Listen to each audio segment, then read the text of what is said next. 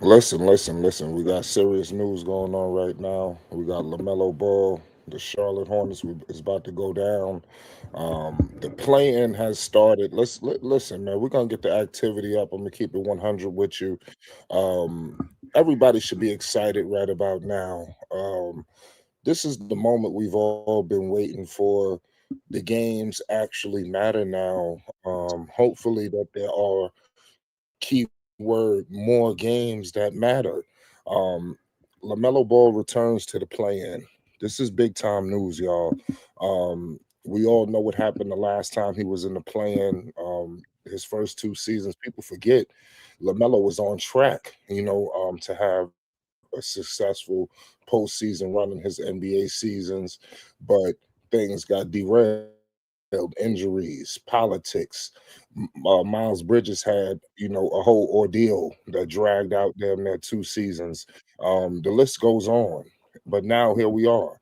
LaMelo Ball compared Charles Lee to his father, LeVar Ball. You understand? It doesn't get any more realer than that. This is the playing, y'all. LaMelo Ball and the Charlotte Hornets are taking on the Miami Heat. Is win or go home, kill or be killed. All access. What's the deal? It's Flight Sports TV. Well, how you feeling tonight? Yes, sir.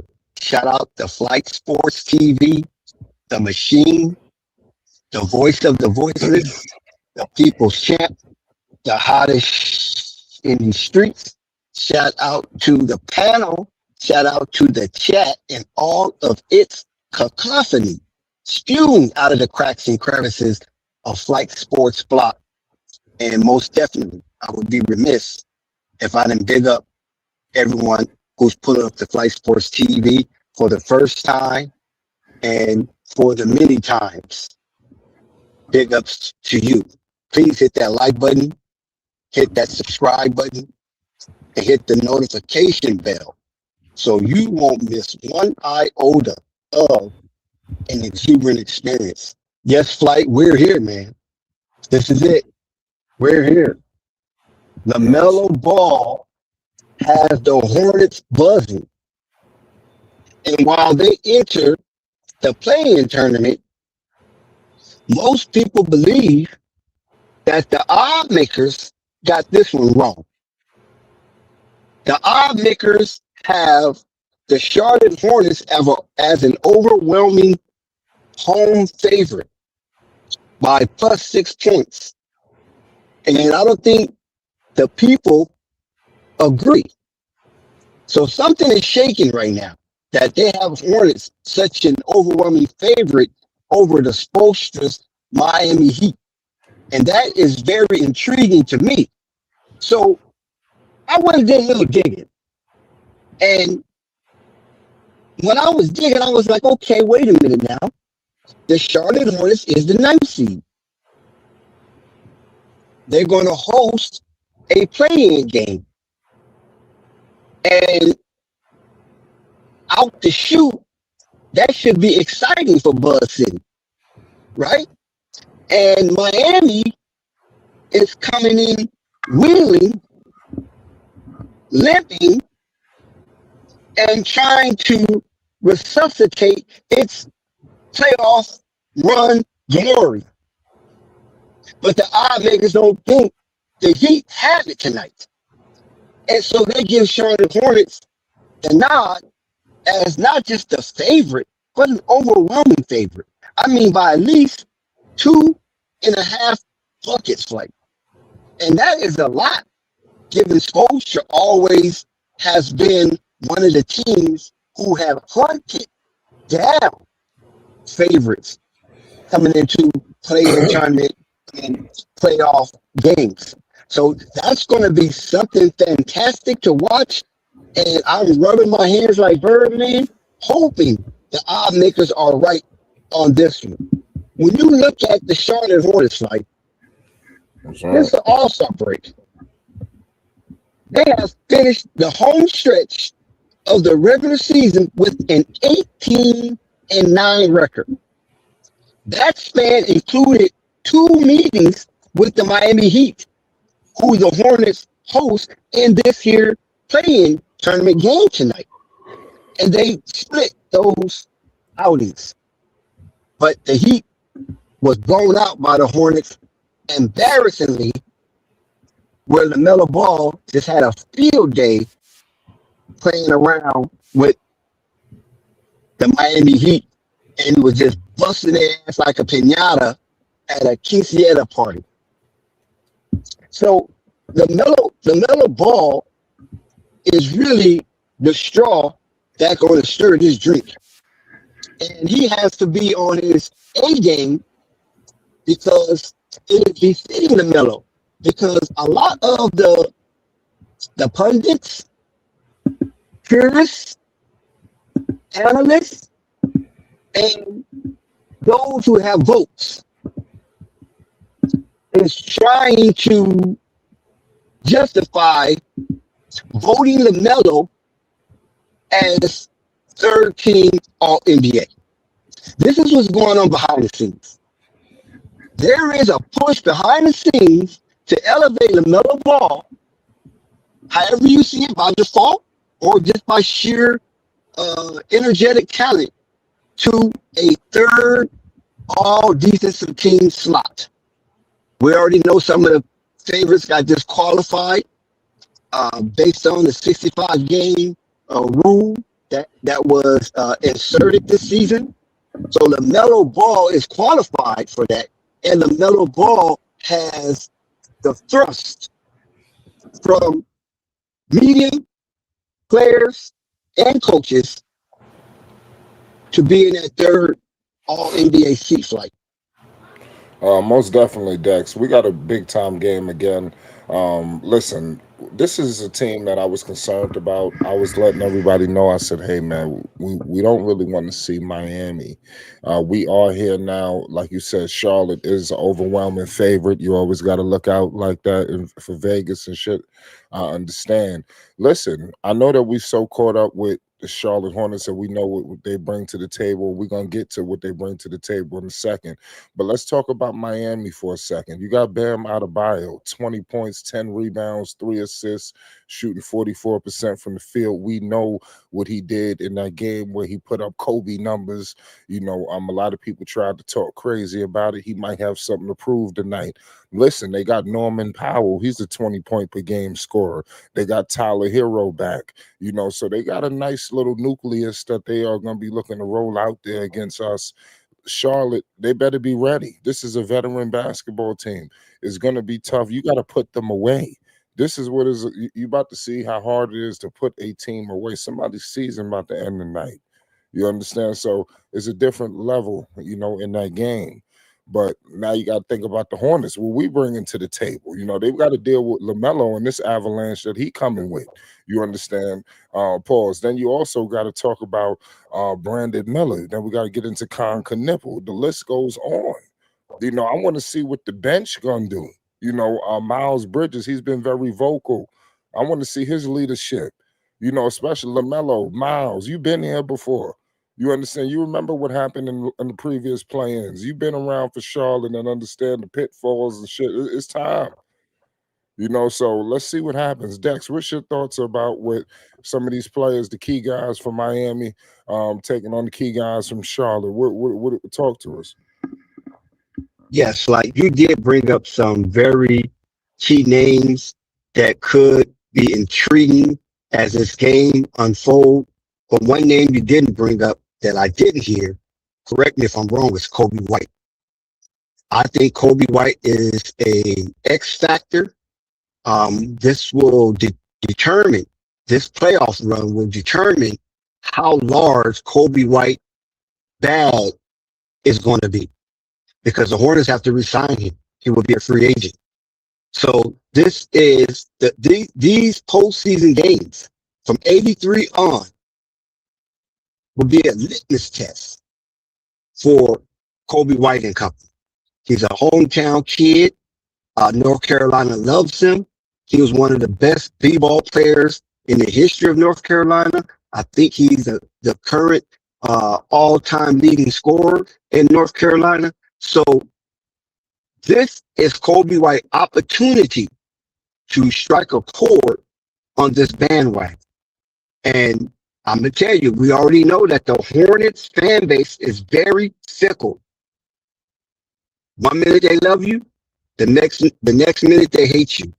1 minute they want you to sign the most lucrative contract, the next minute they want you out of there traded. Not even playing in Greensboro, just out. So I believe this is the opportunity for Kobe White to introduce himself as one of the important factors for the Charlotte Hornets. And not just important coming off the bench, but important period, because Kobe do have the most recent postseason experience on this Hornets team. So let's see how that experience translates into his basketball game tonight. But we're not going to overlook the polarizing presence of LaMelo Ball here, because in one of the performances, LaMelo Ball had 13 assists in the 136 to 106 blowout of the Miami Heat on March 17th. Can he replicate that performance? Can we see a double down on that performance? And then you got to say, since then, LaMelo has recorded at least 8 dimes in 8 of the 14 games, and did so against defense much stiffer than Miami. For instance, Detroit, right? Boston twice, New York twice, Minnesota, and Phoenix. So all of those were top 10 in defensive ratings. And if LaMelo Ball can slice and dice those defensive units, he should have a field day against the Miami Heat, because the Miami Heat is one of the worst defense, are horrendous on D, and this is why Spoelstra have them in the zone constantly. And you already know, when NBA players play zone, that is a significant indicator that the defense is very sluggish. Like, Listen, I completely agree with you. It's gonna be interesting to see. We got a new guy in the chat. What's the deal? Too cool. What's the deal? It's Flight Sports TV. Salute, salute, man. Hey, man. I appreciate you doing the show, man. I got a question for you, real quick, right? Yo, So I've been yo. looking at this series. I've been looking at Charlotte versus Miami, and I think we all know Miami big three. The big three in Miami gonna be Bam Adebayo. You know what I mean? Tyler Hero and Norman Powell. You know what I mean? I think that's a clear big three. Who's the clearly three established players in Charlotte? I think it's LaMelo Ball, obviously, right? Um, Brandon Miller, and then you want to say Miles Bridges or Khan? Is Khan the I third? mean, obviously, Con could nipple. I think Miles Bridges will tell you that. Miles Bridges, prior to the season, he said that he's just here, just to fill in. He's not getting in the way. So I will say that, at any given moment, Miles is a part of it though. But Are then we this is going? the So big hold on. three. Are you You just telling me? want Are to you telling me narrow. Khan is already better than Miles I Bridges? see. I didn't say that.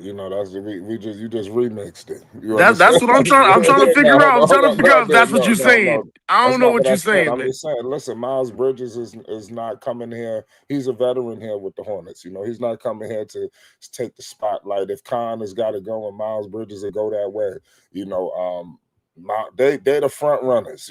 Miles coming in to clean up. In my humble opinion. But listen, Miles, you can put Miles in there. You narrowing it down to three. I'm gonna put those four of the most important keys. But we about to underway in a second. We got guys stepping to the floor.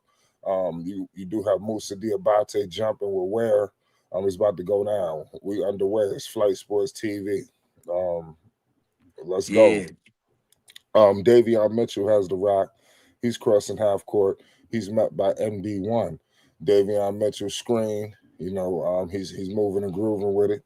Davion Mitchell kicks it out to Tyler Hero. Tyler Hero, with pace to the cup, and he missed the layup. Rebound by Musa Diabate. Here comes LaMelo. Kicks it out to B. Millie. Brandon Miller with the rock picked up by Tyler. LaMelo pump faked it from deep. You got Bam checking Melo early. So you got Bam and Hero blitzing pick and rolls with LaMelo. They sending two. They sending LaMelo with the floater. You know, he just looked like he just glided in there. Pause. You understand? We got Lamelo. It's 2-zip. Here we go. Davion Mitchell shaking and bake. Oh my goodness, that was a charge. He just shoved Lamelo ball. Lamelo got to tighten up defensively. You can't allow that to happen. Lamelo. Oh, from deep. Melo. Oh, in and out. He missed it. Rebounded by Ware. His name is Ware or Wade, bro. Y'all correct me. Here we go. Mitchell. Mitchell has the right, picked up by Lamelo. Lamelo ball. We got a foul off ball between Brandon Miller picks up a quick one. You know what I'm saying? You got to be careful.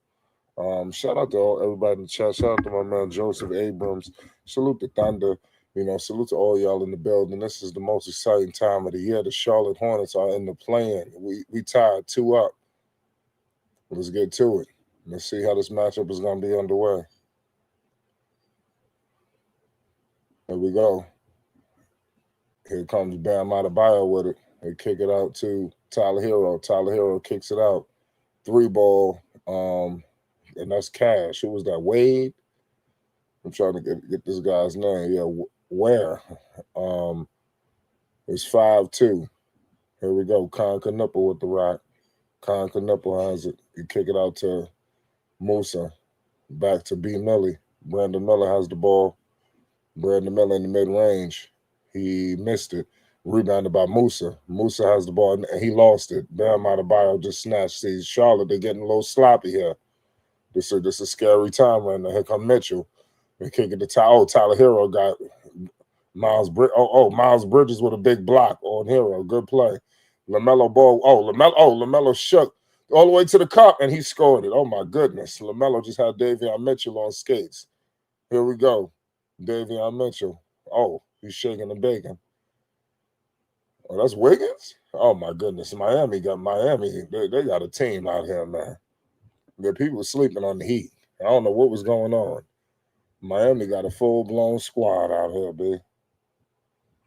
What is going on? This game looked like a roller coaster already. Shout out to all y'all in the chat. Here we go. Bam Adebayo with it. They kick it out. Tyler Hero with a floater. He scores it.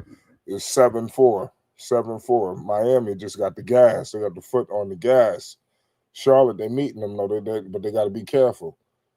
It could be 17-5 in a minute. Here we go. Lamelo kicks it out to B. Millie. Back to Miles Bridges. Miles Bridges for 3, and that's money. Miles Bridges just tied the game. It's 7-zip. Miles Bridges, calm down. You're the veteran. Bam Adebayo. Oh, my goodness. Bam Adebayo. Oh, my goodness. You should have just seen what he did to Diabate. You should have seen what he did to Diabate, y'all. It's 9-7. We got a problem. Lamelo from deep. Cash. The Hornets just took the lead. It's 10-9. Lamelo from deep. Davion all the way to the cup on Lamelo.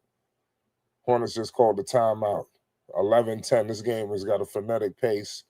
Lamelo's been activated. Miles has been activated. This game is just wild already. Lamelo from deep. Money. You know, so already I see Lamelo and I see Miles. These guys are comfortable. They moving like they've been here. They done that. You understand? This is a very exciting game already. The pace is, I can't explain to you the pace right now. You know, they going to Bam. You know, Bam just hit. I'm telling you, the move that he hit Diabate with, that was just filthy. You know, that was just filthy. You know, I'm trying to tell you, man. You know, Bam pulling out moves that we don't see, you know, from big men like that. You understand? This is just crazy. They got a problem. You know, Diabate looked like he was just slow on the foot. You know, so they might, hopefully we don't have to start sending doubles and stuff like that. Then they got the rookie, you know, so something got to give. You know, what is Kalkbrenner going to do when he get in there? If Musa can't do nothing, I mean, we're in trouble. You know, but what I will say is they may have to start sending a double. We're going to find out. Y'all let me know what's going on. Shout out to Thunder in the chat. He says, Lamelo got limitless range. Yeah, that 3 was just filthy. Thunder says, you know, I don't trust Spoelstra. He turns into a mastermind in important games. Listen, man, you got to watch out for Spoelstra and the Heat. You know, this is what we all know what they bring to the table. And they got some of their guys back. And the Heat, I think they made it to the finals through the play-in one time too. Y'all mistake me. So this team clearly don't give a damn about seeding or nothing like that. When it's Miami, they put that pedigree on you, and that Heat culture. We all know that. So let's see. We're in the midst of a commercial break right now. Let's see if Lamelo Ball and the Charlotte Hornets could continue to keep their foot on the gas in this game. This is a big matchup, y'all. This is the biggest game of the season. This very well it could be the biggest game of Lamelo Ball's career. His young career already. Lamelo, he didn't get the opportunity like some of these other guys. You look at players like, listen, Halliburton, Edwards, all of the players that was in his draft class. Lamelo didn't get the opportunity that these guys have had. And this is his opportunity to seize that, or get close to, where he was supposed to be. Everything don't come around like this all the time. So let's see what happens, y'all. This Flight Sports TV, we got ourselves a great game going on right now. Who shall prevail? Nobody's sleeping on the Heat. We know what they bring. But they also got to understand what Charlotte going to bring to the table. It's not going to be it's not just going to be a walk in the park. Let's see what Charles Lee does. I want to see, his X's and O's and stuff like that. Because we're going to need to see it. Everybody's going to get tested tonight to win this game. This is going to be a big test for him. Everybody want to see. The NBA should want to see it too. You want to see that matchup. Lamelo got to be there defensively. You can't let Mitchell score there. They got to buckle down. This game is serious. They want to go home. We got Lamelo with it. Picked up by Mitchell. Lamelo has it. They kick it out to B. Mill. B. Miller with the ball picked up by Wiggins. Khan could nip. Oh, 3-ball Khan. And he missed it. Rebounded. Here comes Miami. Davion Mitchell pushing it with pace. Oh, they kick it to Wiggins. Wiggins picked up by Miller. This matchup is going to be crazy. Wiggins off the glass. Off the glass, Andrew Wiggins. Oh, yeah, this everybody about to be tested tonight. The Heat got the veterans. Oh, my goodness. Bridges just got his shit blocked. Charlotte better wake up. Charlotte better wake up. Oh, my goodness. Ware for 3. And that's off. Rebounded by Khan Knipple. They kick it out. B. Miller with the ball. Brandon Miller picked up by Mitchell. They kick it to Lamelo. Tyler Hero's guarding Lamelo Ball. Lamelo Ball all the way to the cup off the glass, and he missed it. But Miami, they knocked it out of bounds. So the Hornets got a break right there. Wiggins is off the glass. Oh, he hitting shit like that. They're in trouble. They got that look in their eye, too. Miami, they got that look in their eye. Khan to Musa, right to Lamelo. Lamelo Ball all the way to the cup. Oh, Lamelo. That's a foul. Yes, Lamelo going to the line for 2. Good play. 13-10. 13-10.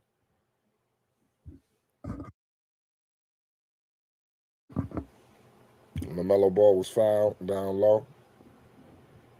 So the Heat got to be a little bit more, cautious down there. This is a great game, y'all. The pace is crazy. Look like we're about to see our first play off the bench. Is that it's not Kobe White. I see somebody running to the scorer's desk. No, I might have been the trainer. Lamelo makes the first free throw. And here comes Sion James. Sion James checking in for Brandon Miller. Brandon Miller taking the seat. Yeah, his name is Ware, so I said it right. I guess get these guys' names mixed up. Here we go, Lamelo. Second free throw, and that's money. So the Hornets down 1. 13-12, 7:39 to go in the first. Here we go. Tyler Hero with the rock. Tyler Hero crossing half court. Sion on him. Kick it to Bam. Back to Andrew Wiggins. Wiggins has the rock. Andrew Wiggins with the ball. They kick it out to Davion. Back to Wiggins. Oh, Wiggins shaking and baking. Andrew Wiggins. They kick it out to Mitchell. Mitchell all the way to the cup, and he missed it. Rebounded by Sion. Here comes Lamelo. Lamelo kicks it to Khan from deep. Khan, and that's off. Yo, this crowd is ready to erupt on a Khan 3. I'm telling you. Bam, down low. Jump ball. Bam Adebayo. He tried to take Miles. Crazy. Miles Bridges get poked the ball. So he got a break right there. Yeah, Wiggins out. The Wiggins look like he in shape too. You know, in Miami, you got to be in shape.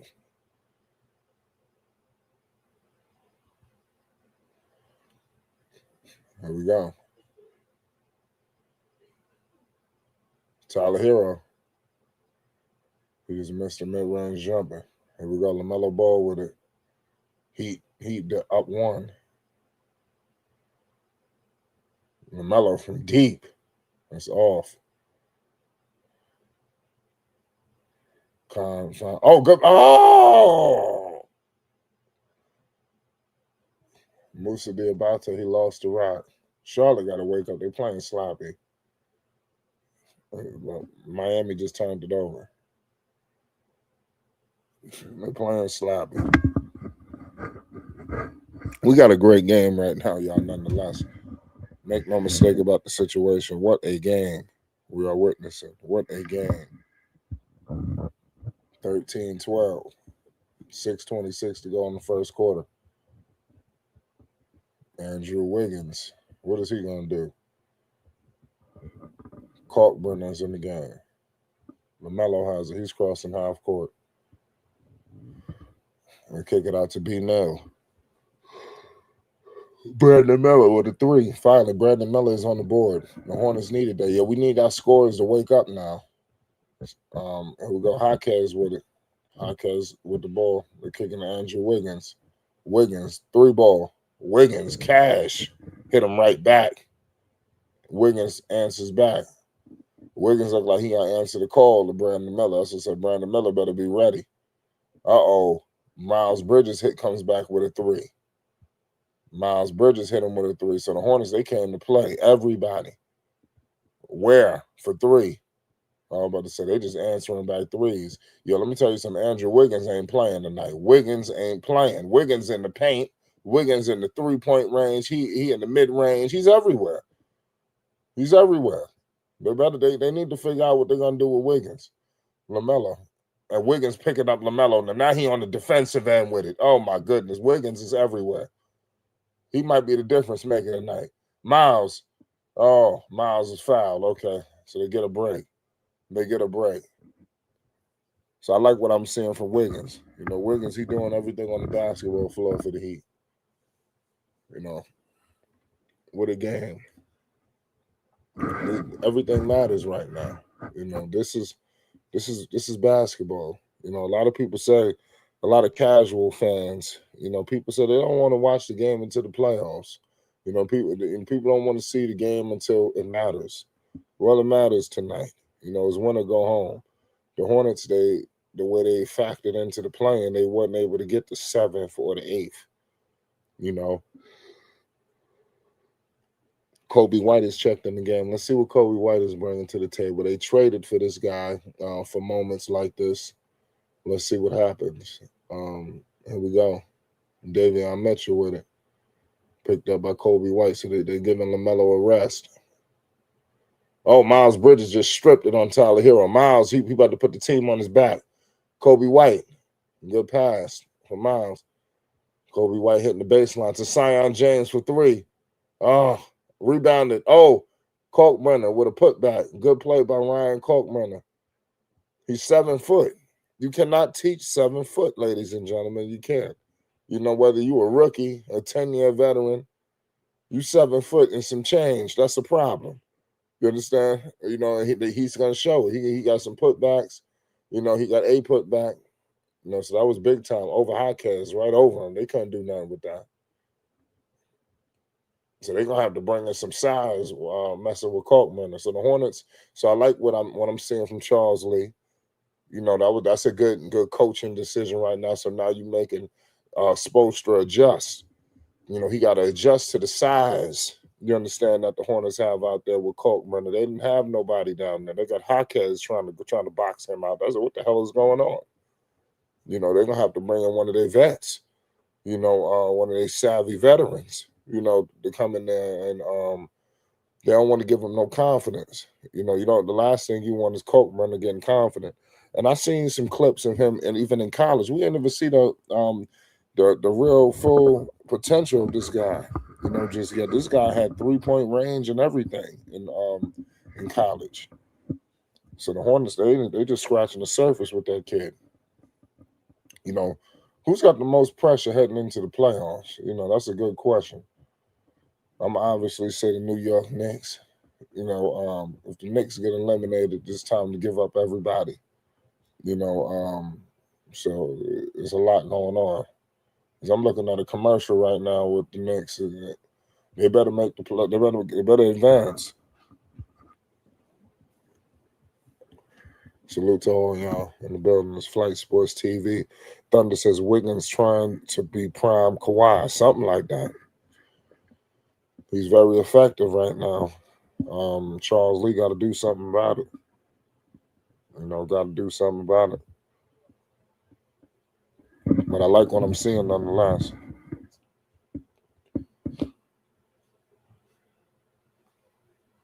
Charlotte played well all season long. I feel like it's just destiny, for them to make the playoffs, man. I don't want to jinx it, but they had such a good season,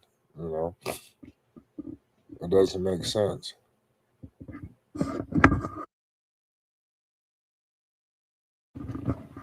I just think that's the proper storybook ending, Getting to the playoffs. Next year, they know not to give up so much ground, because if you look at what the Hawks did, if Charlotte didn't have so many problems, in the beginning of the year, they would have, been able to, possibly get to a further seed. But the fact that they gave up so much ground, they had to make up so much. It was almost no matter they would have had to win every single game, not lose at all. They really had no margin for error coming down the stretch. Despite them really coming down the stretch nearly perfect. They lost some decent big games, but for the most part, they were winning. Just about majority of their games. But they really had no margin for error. Other teams had margin for error. They could lose a little bit. They could, they was able to. Charlotte, no way. They had to win every game. They couldn't lose, and they lost some. I think they lost to the Knicks. Or they lost to a couple of teams that they should have never lost to. We back with it off commercial break. Davion Mitchell with the rock. Here we go. And there's a foul. We got Green coming in the game, so we got a Green sighting. Let's see what he does.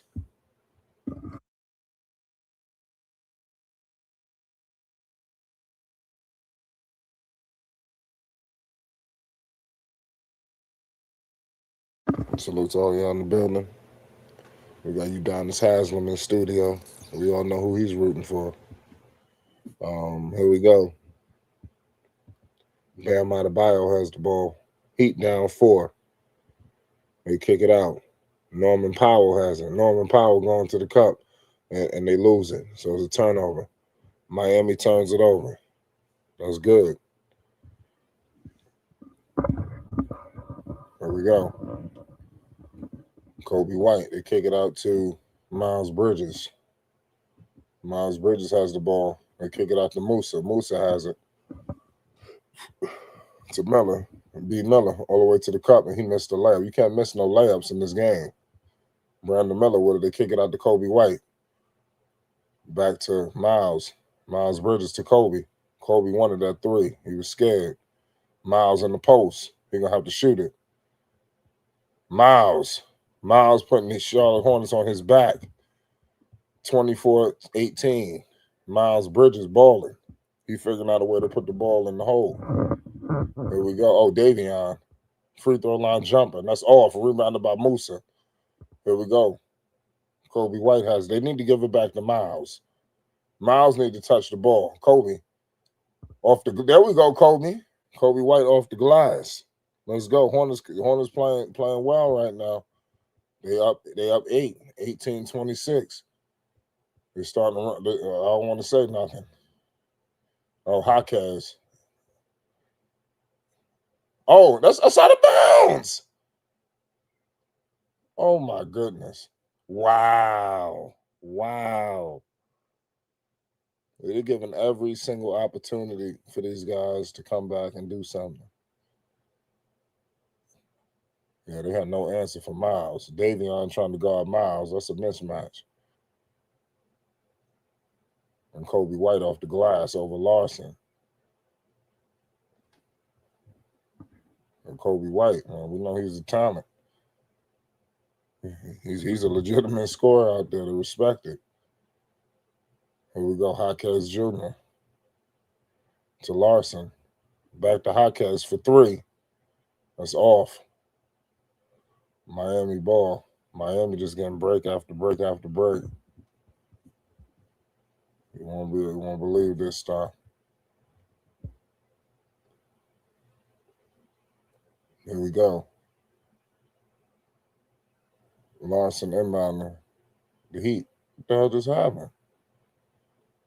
For the refs just giving them all these breaks. 3:02 in the first. 18-26.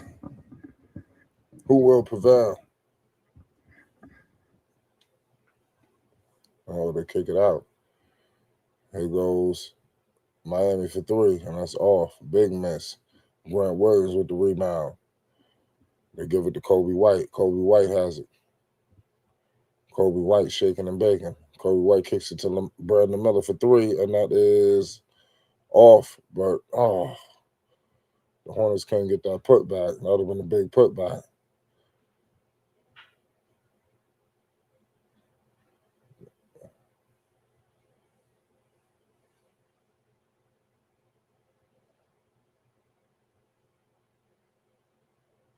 That's crazy.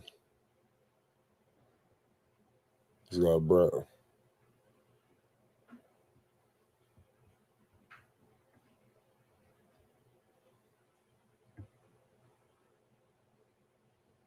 What the hell was he yelling at Brandon Miller? Brandon Miller got 2 fouls. That was a late foul, but he did fall on him. See, the Hornets don't need shit like this. He just gave him a 3-point play. Oh, luckily he missed it, so they got a break. He didn't make it.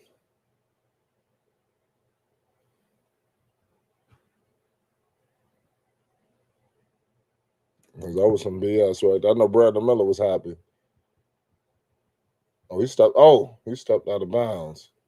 You're Musa out there doing it all.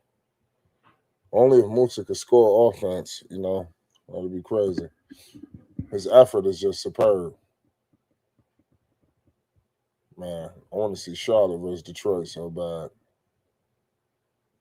Jaquez. Rebounded by Kobe White.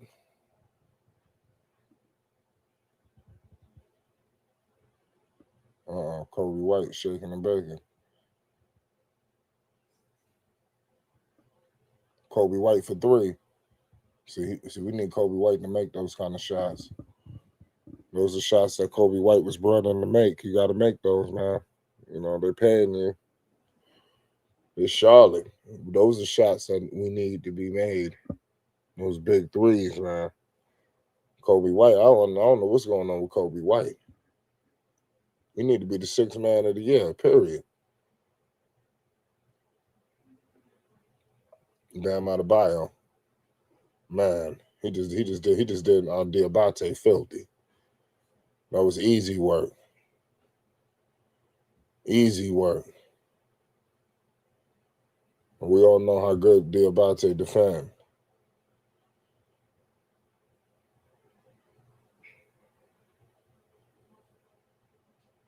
Khan for 3.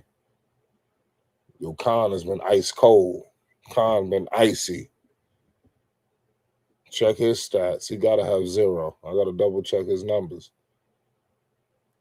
Norman Powell to Jaquez for 3. That's off. Rebounded by Kobe White. Hornets up 4, 22-26. Kobe White. Kobe White crossing half court. Shout out to Slims and Musa. Got energy like Rodman. Let's see what Kobe White do with it. Picked up by Larson. 5, 4. Kobe White all the way to the cup. He got to shoot it. Wow. 24-second shot clock violation. Charles Lewis is very upset. They couldn't even get a good shot.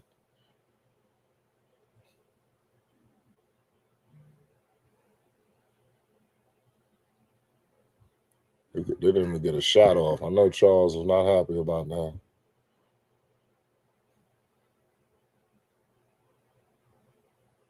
There we go.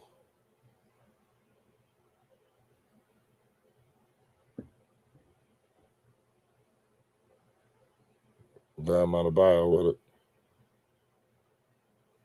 Bam on the post. Oh my goodness. Wow. Yo, you should just Bam going nuclear. Back to back on Musa. Like nothing.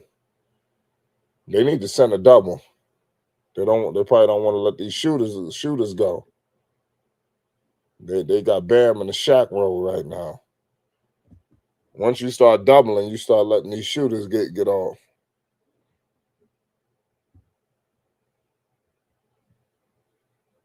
They already know that.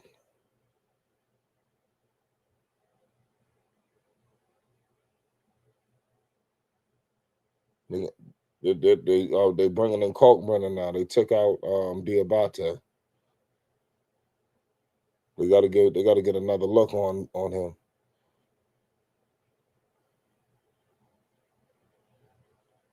Damn, Khan can't hit shit.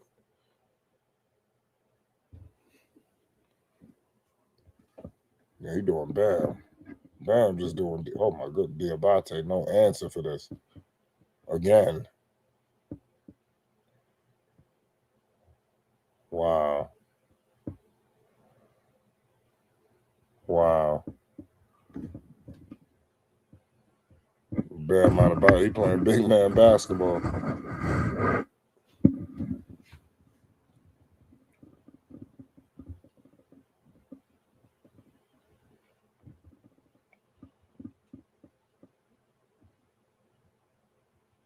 Let's see what happens, y'all.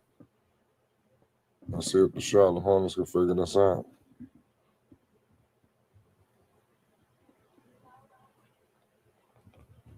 That's going to be key.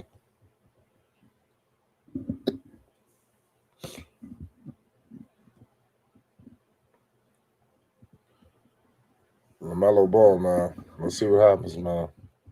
It's a big game in his career, man. Point blank period. I don't care what nobody says.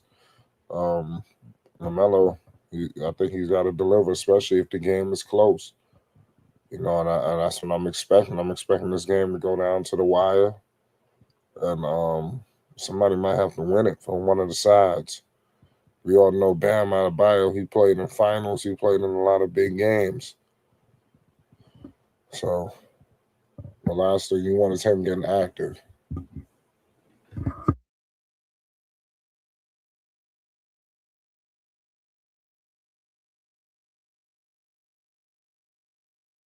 We're in the midst of a commercial break.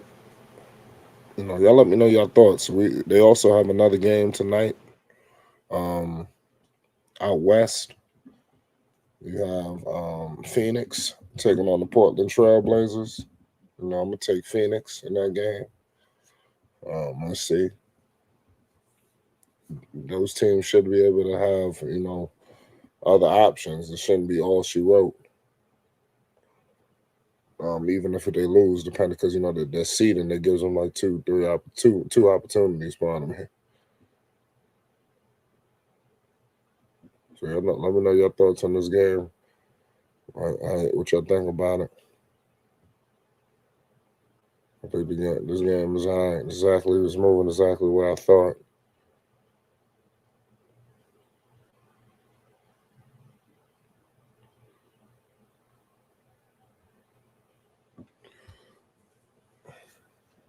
Shout out to everybody in the chat right now. Salute to all y'all's flight sports. You already know what it is. We're back with another one. Playing basketball.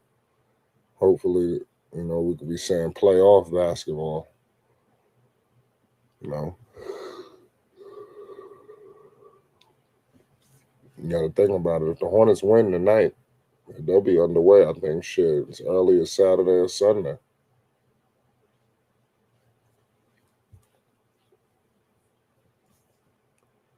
That's crazy. Big sports week. Charles Lee coaching his ass. Pardon me. Crazy game going on right now.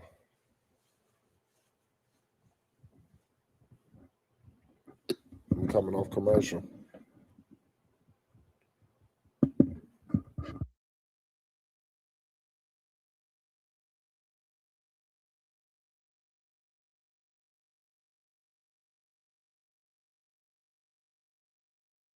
Colin Knippel look like he's on the board.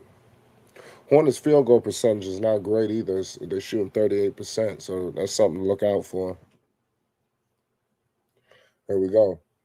Norman Powell, he just lost the ball. Here comes Lamelo. Lamelo with it. Lamelo going all the way to the cup, and he just got his shit blocked. Here we go. Here comes Miami. Larson, he scores it all the way. Oh, Bam has hit the ground. Bam looks hurt. Bam look like he's out. Bam look like he is finished, y'all. Bam's hurt. Oh, Hornets get a break. Yeah, he look like he finished. Something ain't right. He down there in agony. Bam is out. Appreciate you. It was allergy season. It's flight sports.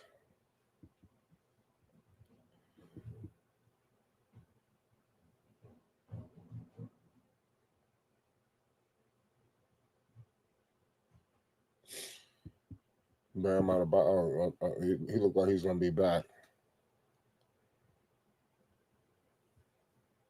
Well, it don't look like he's gonna be out. He got up. The way he fell, you would have thought he was finished. These dudes I don't know what. I guess they'd be doing that for extra rest. Because the way he was down, he looked like he was out for the rest of the season. But before they went to commercial, he stood up. Shout out to Carolina.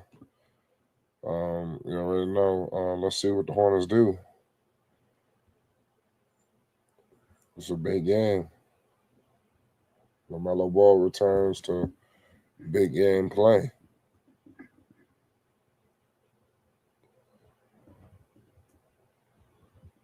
It's been a while. Shout out to everybody in the chat. We're in the midst of a commercial break. The Charlotte Hornets are trying to do the unthinkable. They're trying to take out the Miami Heat. Let's see if they could do it. They still got more and more tests to prove. To be honest with you, I think the Charlotte Hornets could do it. I think that they could beat, Miami and then turn around and have to face an Orlando Magic team potentially and beat them. I could see all of this happening. So I just hope that it all comes to pass. That's all I could tell you. The Hornets got all of the keys. They just got to keep. They've been playing. They've been streaking at the right time. This is a coming of age.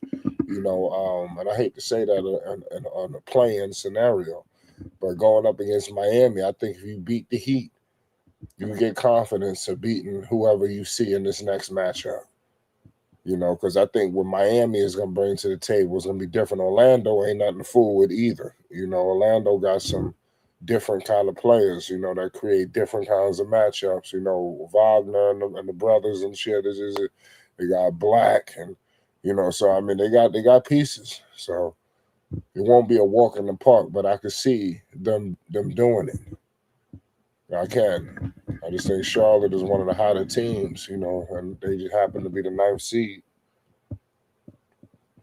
Things could have been worse. They could have been playing this game in Miami. So that's something to think about.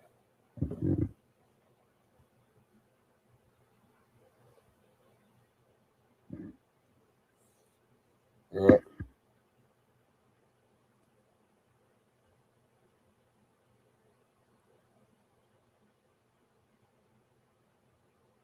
Shout out to all y'all in the chat.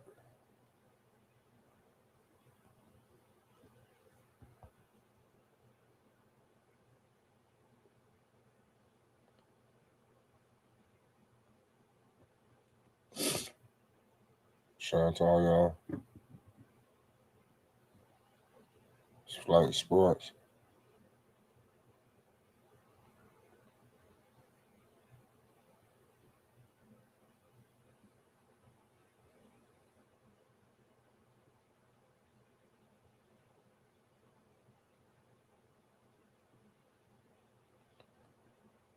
We'll be back with it.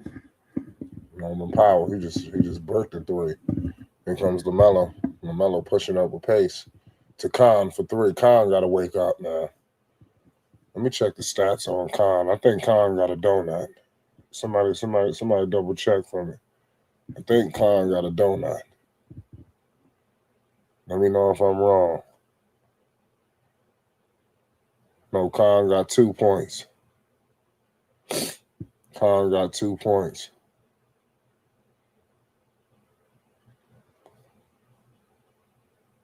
We don't know. The baby's in the crowd too.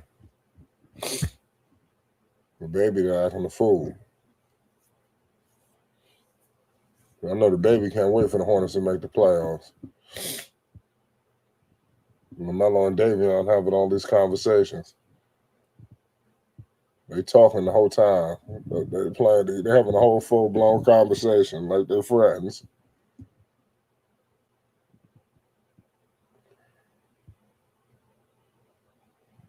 Hold on, they're supposed to get a technical for this. He cursing the damn ref out. What the hell is going on?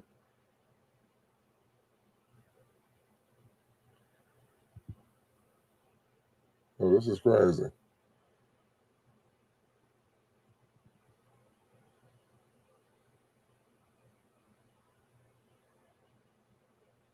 Oh, Norman Powell. Wow, he made that? Oh, that was a trick shot. Norman Powell just threw up some wild shit.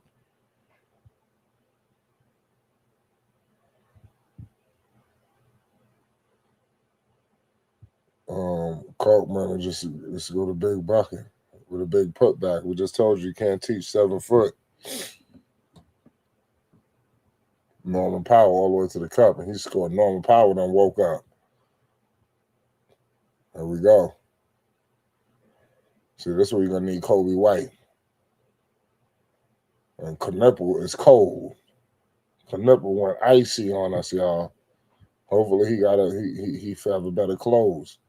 Grant Williams for 3. Yes. Grant Williams hit a big 3. Hornets up 5. Hornets up 5. Let's go. Larson. Baseline. Yeah, Grant Williams, he fouled where? He wrapped them up. Tomorrow you got Orlando versus Philly. In Philly. Philly want to go to the playoffs.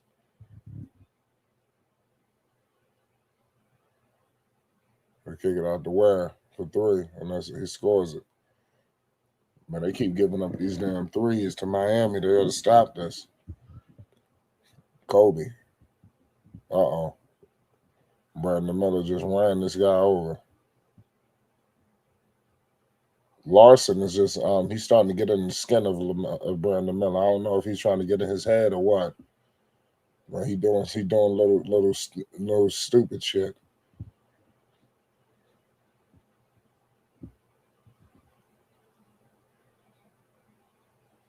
Just to frustrate him.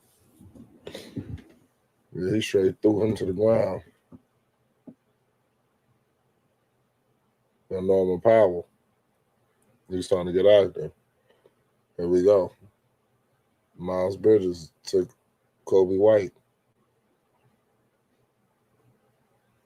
Back to Khan to Bridges. Bridges with a turnaround. Bridges with a big bucket. They just need to go to Miles. They need to start dumping it off to Miles and getting the hell out the way.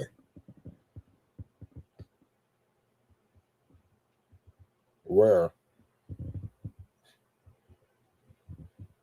Davey, I met you with a step back three. He hit it. He hit that shit. It's 36-37. Charlotte getting sloppy. Sloppy. There we go. White. Oh. Kobe White. He missed it. Rebounded by Grant. He's fouled. Yeah, it was a loose ball. We got ourselves a basketball game, y'all. Who will prevail?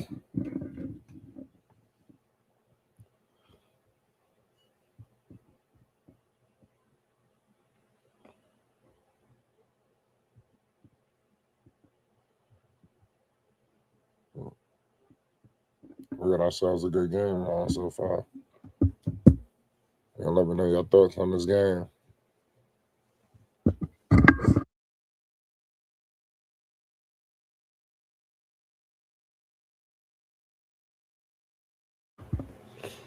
Here we go.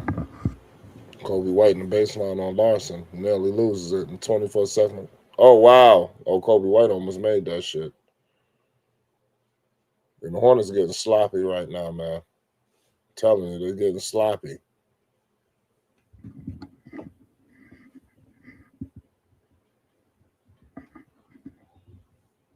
Uh-oh. Wiggins.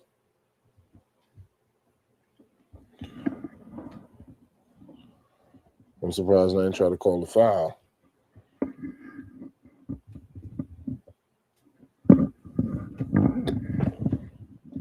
They're bringing Lamelo back in the game. Yeah, it's getting sloppy. What the hell are you? They just need to play Lamelo, man. What's the plan? All the rest, all the minutes, all the shit they was doing was for this. Oh my goodness, they can't get no fucking rebound. Wow. Miami just took the lead. Heat up two. Heat up two. They're allowing this to take place. I don't know what's going on with Charlotte. They gotta wake up. They gotta wake up.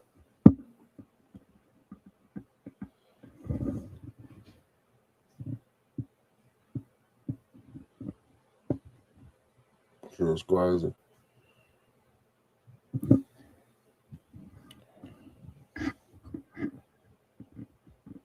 Where? He missed it.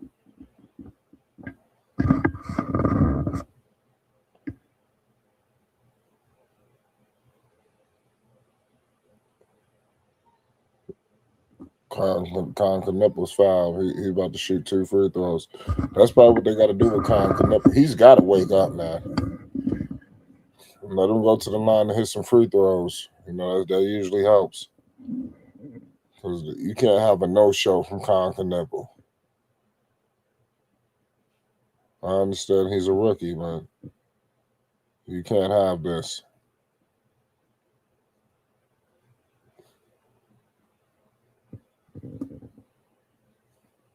We'll see what happens.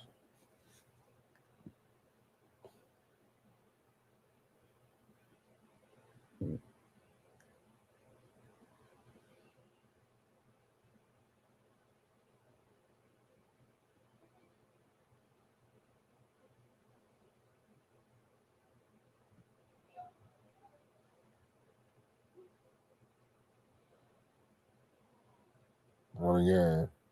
Mitchell for 3. Miami just figuring it out. They just tied the game.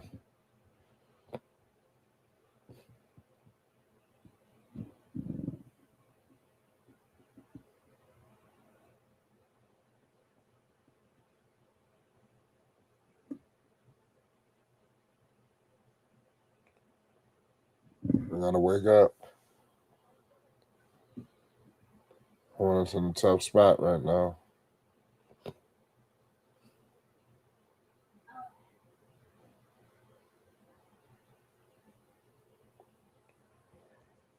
(41-39). Hornets done lost the goddamn lead. Can't make this up.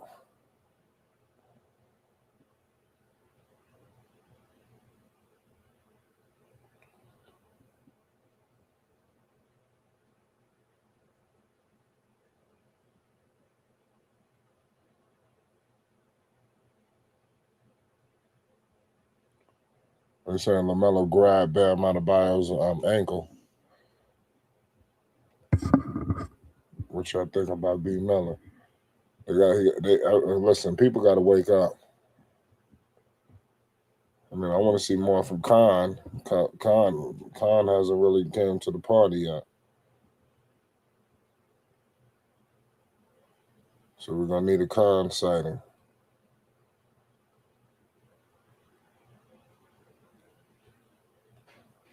If we can get a Khan sighting, we're good.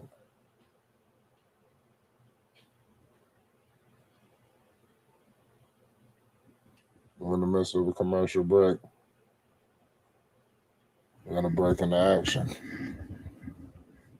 Well, it's been a good game so far, man. We headed to halftime. We got to see if Charlotte can hang in there.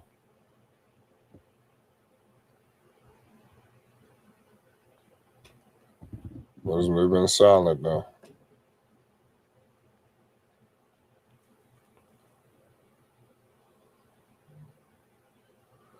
Like I said, reports are coming out that Lamelo tripped Bam Adebayo. So we'd hate to see Miami try to get some revenge.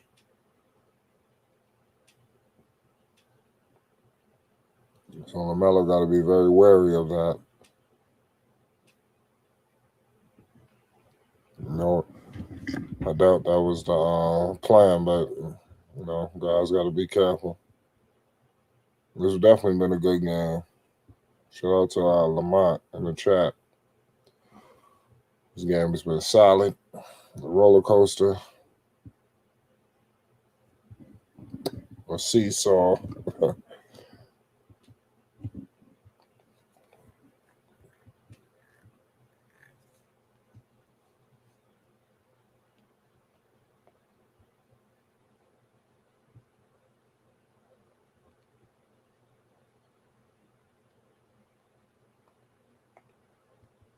Let's see what happens, though.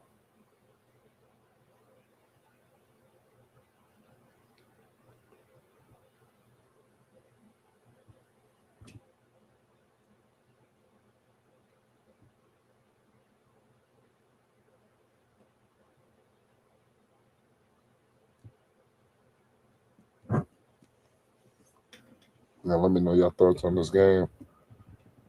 I like what I'm seeing from Miles. You know, he's showing great leadership. He's definitely showing growth. So that's one thing I like to see.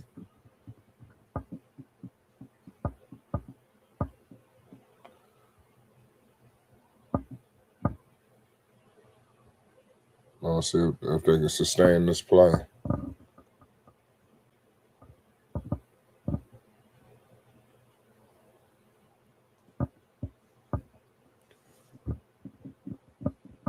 You know, reports are coming out that Lamelo tripped him.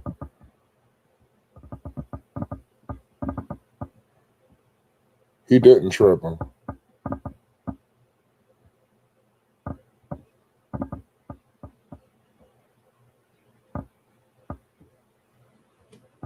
It could have been accidental.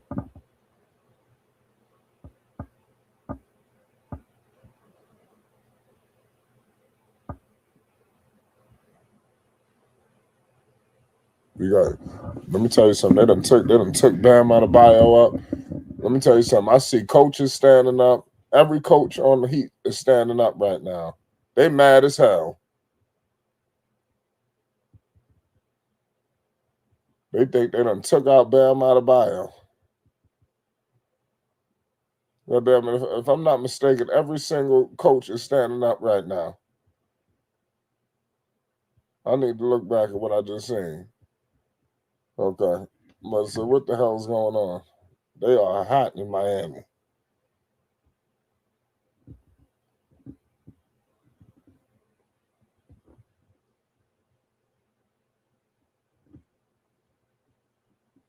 Hawkins. They kick it out to Mitchell. Rebounded by that was a grown man rebound. Lamelo for three. He missed it. Rebounded by Musa. Musa's fouled on the floor.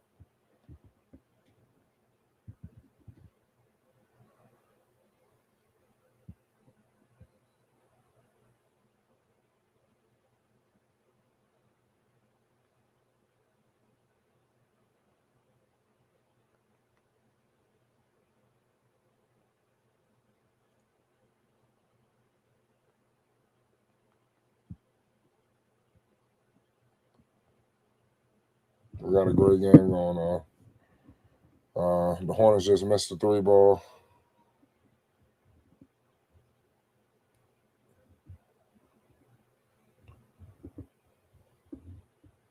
There we go. What a crazy game. It's tied up 41-41. This game going to go down to the wire.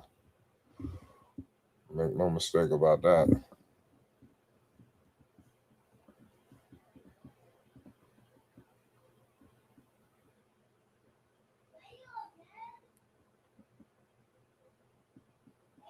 I like what I'm saying, though.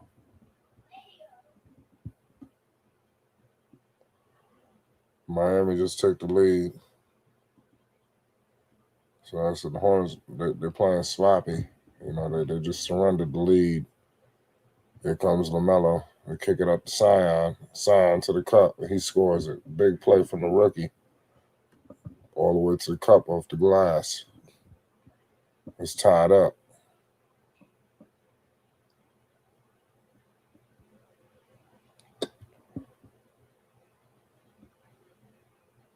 Three ball from Wiggins. Cash. Woo.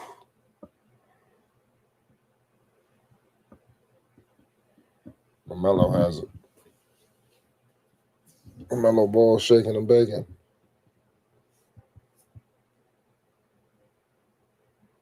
Lamelo off the glass, and he scores. It might have to come down to that. It might have to come down to somebody putting this team on their back.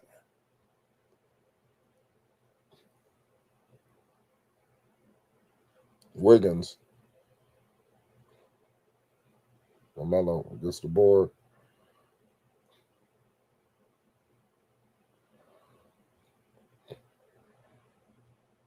We give it to Lamelo.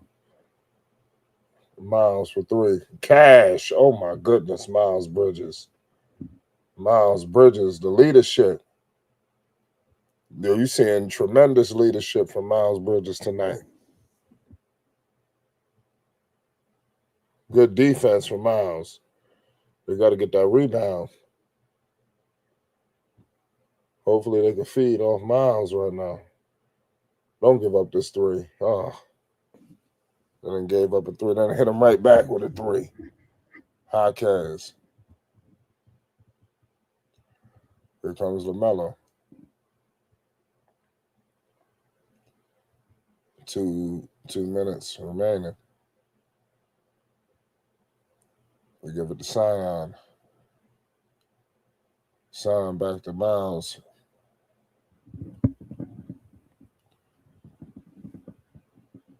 What a game.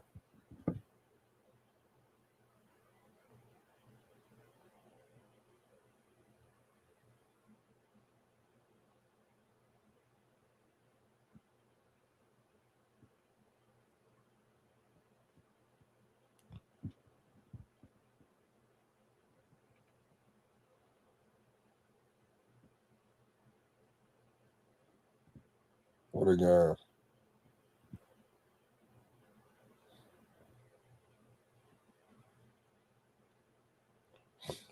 What a game.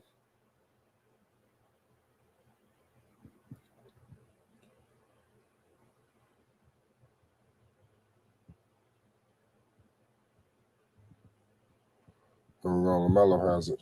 Lamelo from deep. Oh my goodness. Yo, Lamelo just hit a bomb. 49-52. Hawkes to Wiggins. No answer. LaMelo Ball has it. LaMelo just hit a bomb, ladies and gentlemen. A bomb. Oh, don't tell me this. Oh, but so he threw up another one. The Heat just turned it over. I said LaMelo about to have this whole damn gym go off.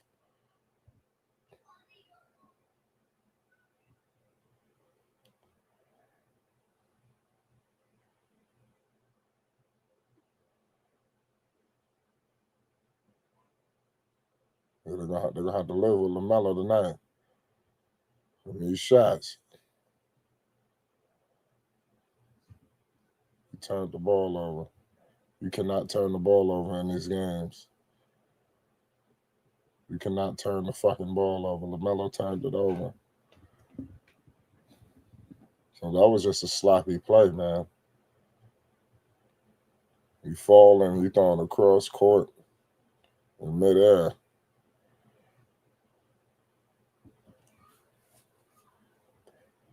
Miles all the way to the cup. Here comes Hawkes with it to Tyler Hero. No, come on, he traveled. Wow, they counted that. That was a travel. Stop it. He traveled. That was definitely a foul. Miles was fouled. How they call the bull some bullshit on that? He didn't even do nothing.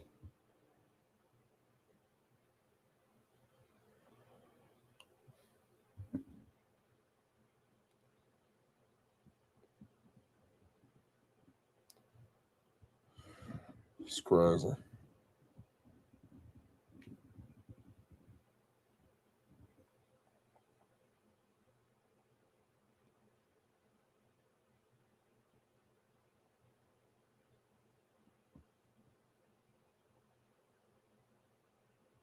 Shit is crazy. Grant Williams couldn't convert the layup. This game getting sloppy, ladies and gentlemen. It's getting sloppy. The Heat is up too.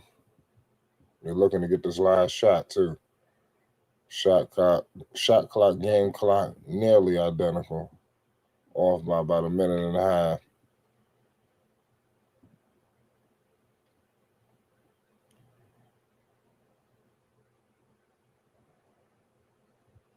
Hornets down 2 at the half. It's 54-52. So we all know this game is going to go be very close. You know, they're not going to blow out Miami. Charlotte, they got to protect their home court. You know, Miami is going to be a hard team to beat, no matter who's on the floor. Now, Bam is hurt. We don't know. Bam might come back highly pissed off and, you know, try to do some things. So we got to see. Charlotte needs to get some tough players. You know, would the season be a failure? You know, if the Charlotte Hornets were to blow this game? I want to ask that question. Would the season be a failure in your eyes if the Charlotte Hornets, you know, that's crazy. If they blew this game, would it be? What would you think?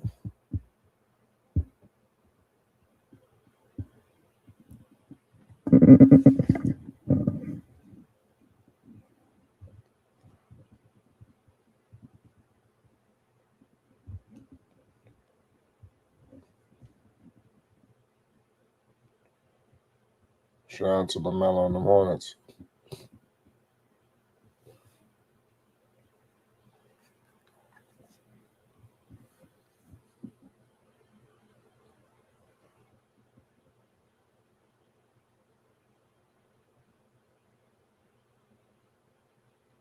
We got a commercial break. I'm gonna break down some of these stat lines for this half. It was a good first half. Now, the key right now for Charlotte is going to be sustainability. They got to come into this half. We got to get some better production from Con Knipple. That's the guy that we need to look out for. But right now, Lamelo has 17. Lamelo and Miles is the only people who have showed up offensively. Uh, I hate to say it, but it looks like the moment is kind of big. Like I said, Miller got 3 points. You got Khan with 6. It's looking like the moment. This game is just maybe it's looking like it's too big. I don't want to, say that, but that's what it looks like. Let's see if they can shake. Was what I'm seeing. We are in the midst of a commercial break. This is halftime. The Charlotte Hornets. They're doing their thing, but there's another level that they can go to. They're gonna have to, because clearly whatever they was doing was not enough. Heat playing yeah. Without Bam. Yeah, I think Bam gonna come back. But you gotta understand they mad as hell. And that's another thing. What if Bam don't come back and Heat still win? Wouldn't that be a failure? But it's tough. But you are right. Everybody's gonna have their way. I just feel like this has been such a Cinderella year for Charlotte. It would suck for it to end tonight. But it's some things that they can learn from. You can't start a season as horrendous as they did. And then try to come back and think you're gonna save the day. Next year you need to start off the way you finished. Continue this. Hopefully, this is the new Hornets. The way y'all playing. If this is the new version of the Hornets could be a top 5 seed in the East. If this is the new version, if this is the new version of Charlotte going into next year, they'll be a top 5 seed, depending on what they add to this whole nucleus. So I like it. I like what I'm seeing. Bam Adebayo is questionable to return with a lower back injury. That's the report. Natik says they need to win. I have no one else to root for in the playoffs. I feel you there. I'm with you. I hope Charlotte gets there, man. Like I said, this would suck if they didn't. I really think they deserve it. Who didn't deserve it more than Charlotte? The way that they played, it seemed like I was gonna say they've been America's team, but they've been a team that people have been rooting for. They want to see succeed.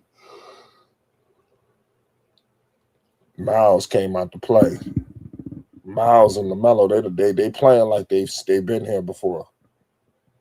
So I give them credit, because this could have been the other way around, where our vets didn't do what we expected. Our vets kept coming out to play. I played Lamelo and Miles, the 2 guys who was on the playing rosters years back. So let's see. They're gonna keep going back to this. They're gonna see, was this an accident or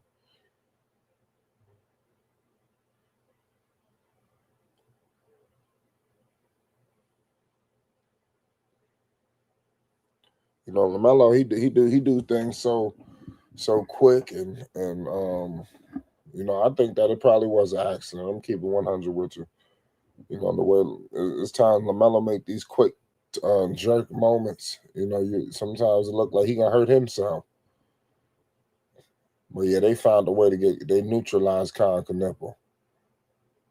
He can't miss all of these shit. He just missing. That's what I'm saying. This is just crazy.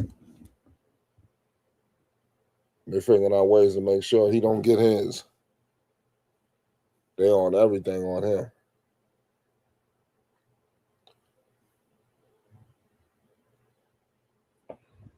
So we got a great game going so far, y'all. Y'all let me know your thoughts on this matchup. Will this be a failure?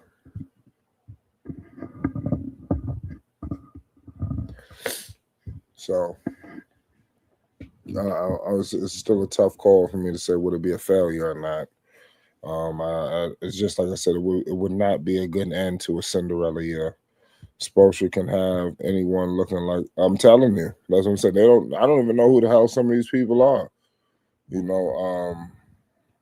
or who they were. I mean, I've seen them play a little bit in the regular season, the Wares and the Larsons, but who the hell are these people?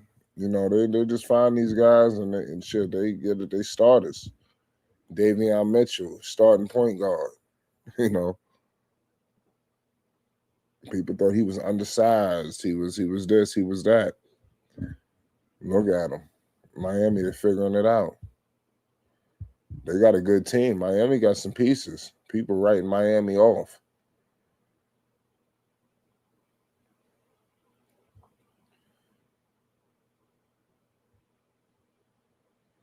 Playing.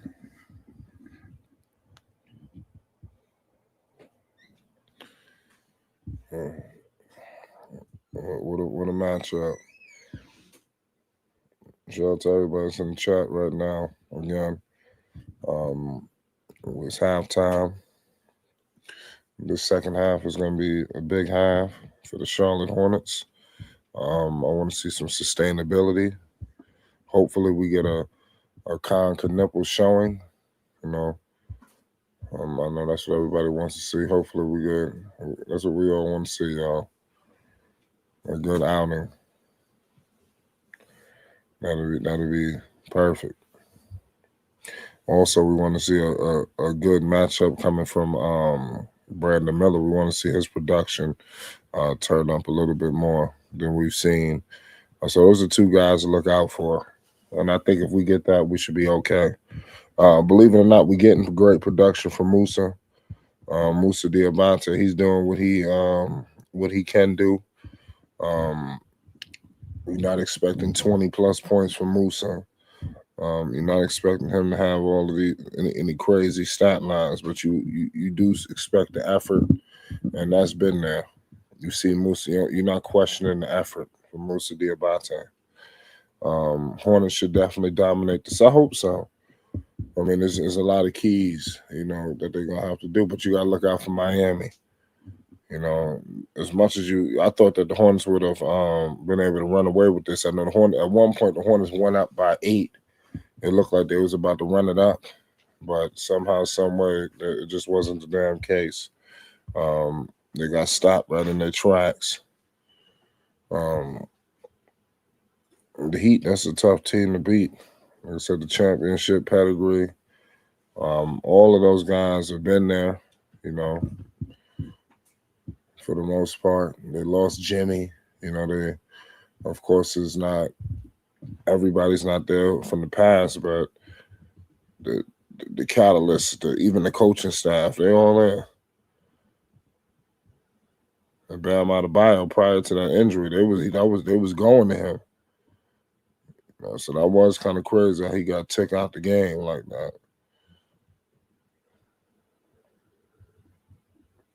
They was going to him.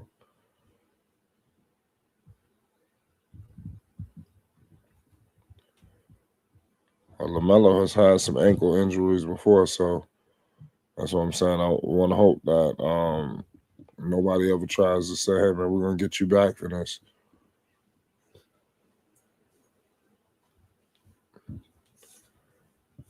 Because, I mean, when you look at that footage, man, it can go a multitude of different ways.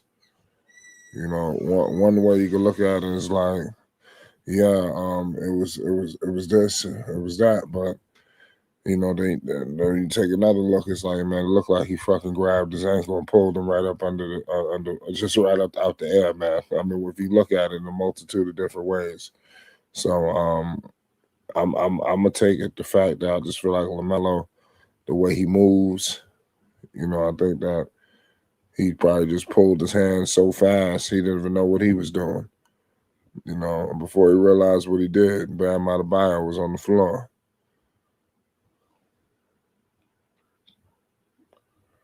So what a game.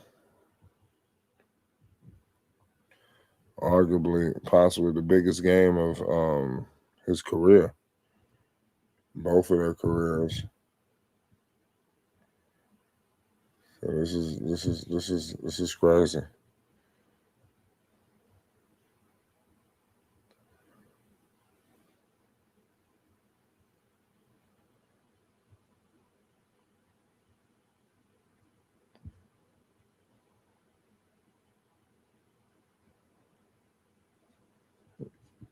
So, salute to all y'all in the chat again.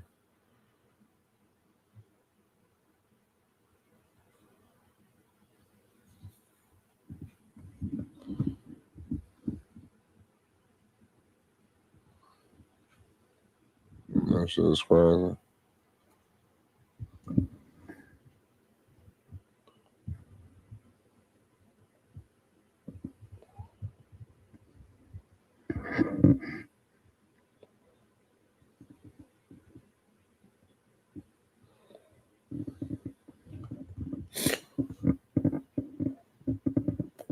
It's just patiently waiting the second half.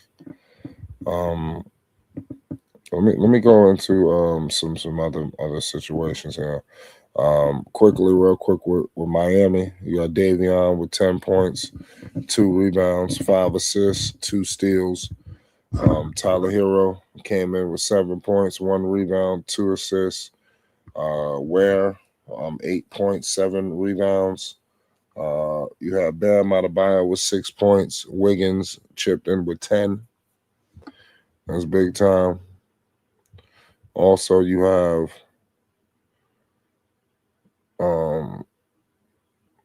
Lamelo. Lamelo coming in with 17 points. Bridges with 15 again. So let's see how the Hornets get this map this out. Now let's go to the next game. You got the Blazers, Suns. Y'all let me know who y'all like in that matchup. Whoever wins that will get the 7th seed, and I believe that's going to be the San Antonio Spurs, if I'm not mistaken. So we shall see. I'm gonna take Phoenix in that matchup. Yeah, I'm gonna take Phoenix.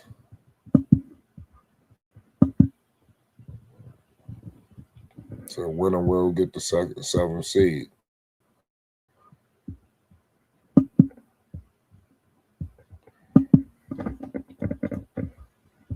So that should be San Antonio. Yep. So whoever wins tonight in the second game will get the Spurs. Tomorrow, whoever wins in that Philadelphia game, Philly and Orlando, they will get the Celtics.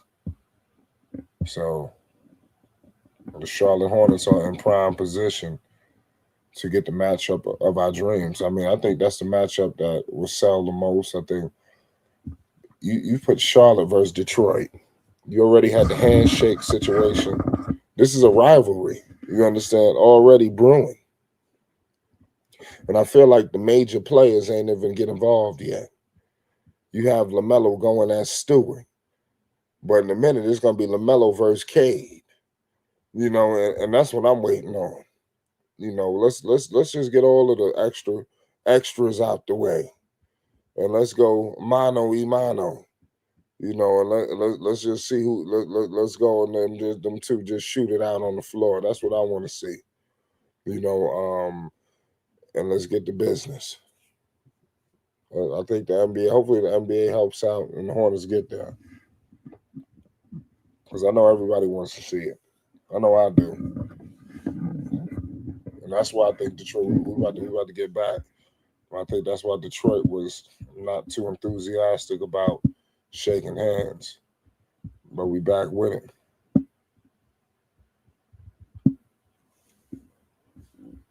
It's 54-52. Lamelo with the rock. Miles Bridges for 3. And that's off. I better be careful. We got to be careful right now. Andrew Wiggins nearly scored it, but he missed it. Rebounded by Musa. Here comes Lamelo. Lamelo kicks it out to Miles. Miles posting up. Miles Bridges to Lamelo. Lamelo shaking and baking. Lamelo ball in the mid-range, and he scores it. 54-54. All tied.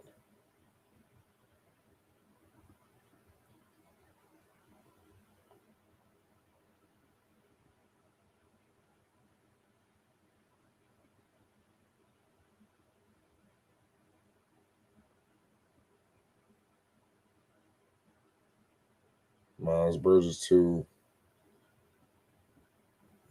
Brandon Miller. Brandon Miller, he scores it. Big play. Brandon Miller, he's starting to wake up. That's a good sighting. That's a great sighting, y'all. Great sighting. There we go.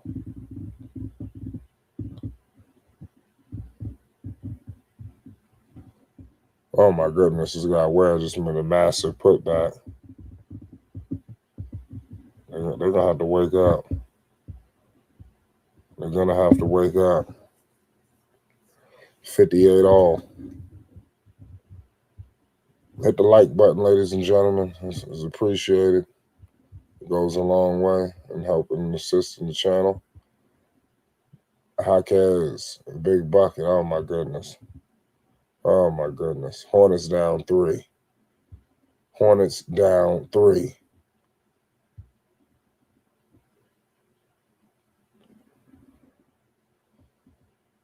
Lamelo off the glass. 61-60.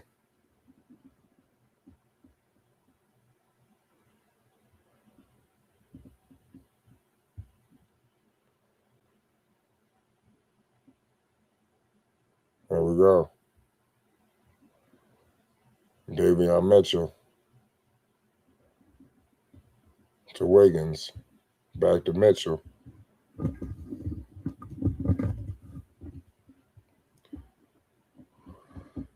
Tyler Hero all the way to the cup, and he lost it. Who ball is it?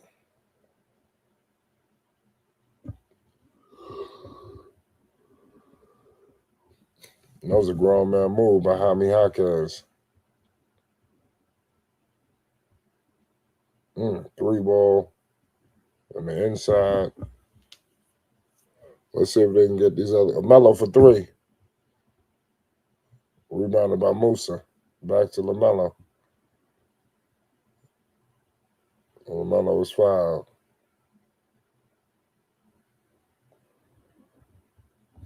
Davion Mitchell said, I had the ball.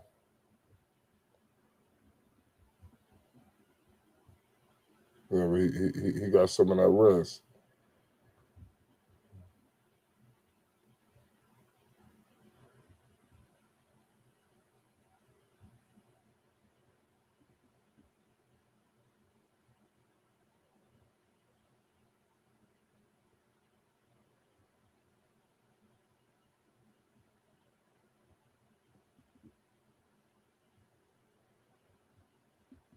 They might be challenging that.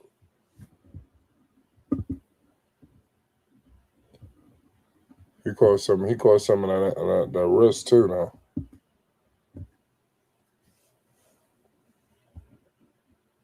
They're just challenging this play right here. Let's see what happens. We do need a good Brandon sighting though. I agree.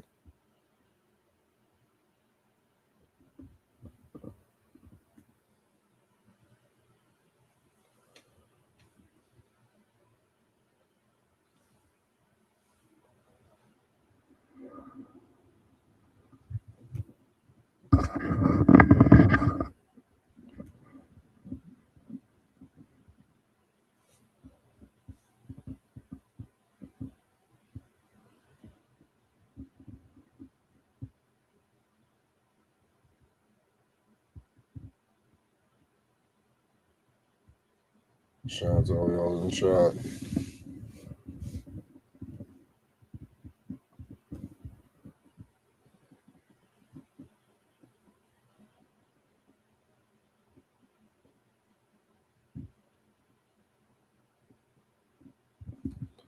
We got a break in the action right now.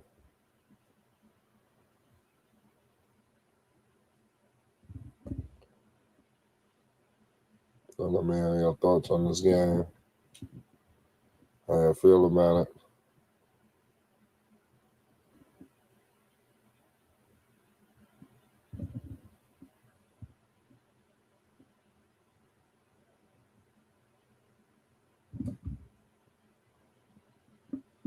a great game, though. Great game.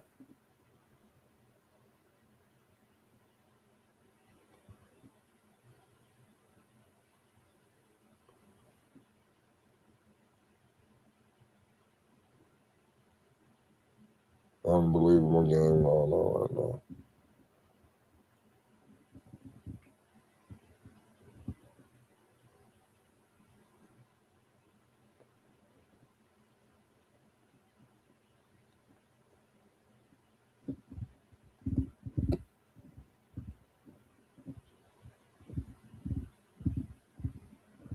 We got a commercial break.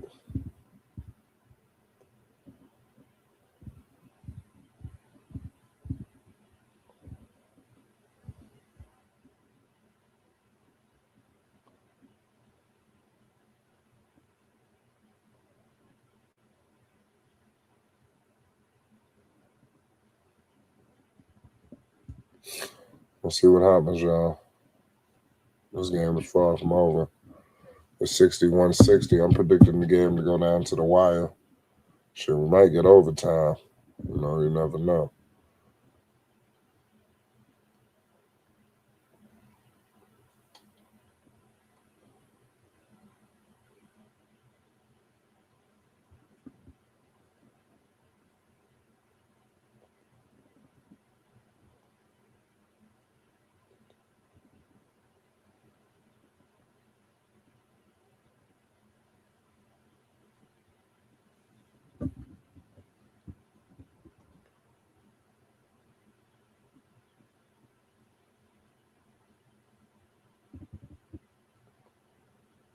It looked like they said it wasn't a foul, so they didn't give Lamelo the free throws.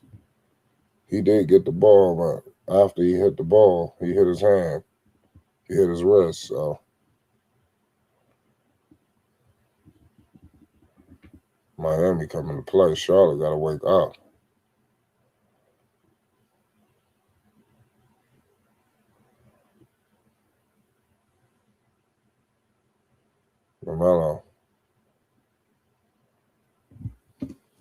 Lamelo going to the free throw line for the 3-point play. Lamelo all in their team huddle.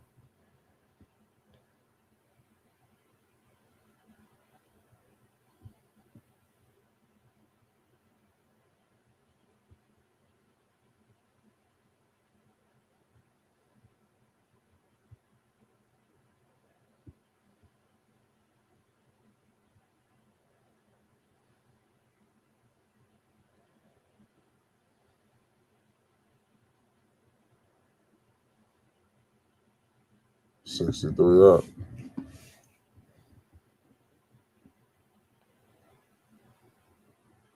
Man, kind of had foul motherfuckers. Kind of foul.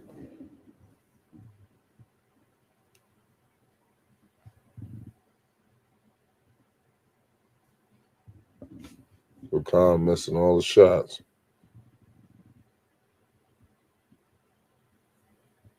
Here we go. To Hawkins.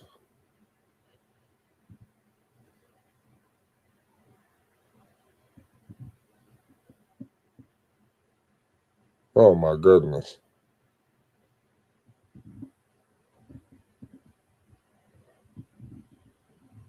Oh, big 3-ball. That was Miller. They needed that. Wiggins for 3. Good stop.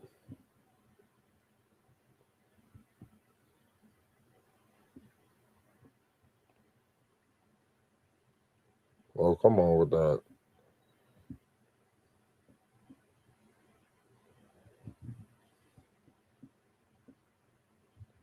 This is crazy. 68-66. What a game.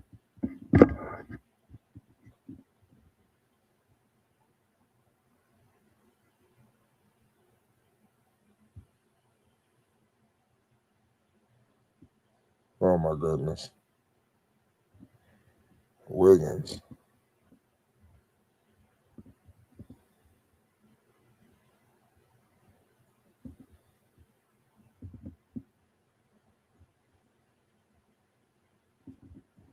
Lamelo for three.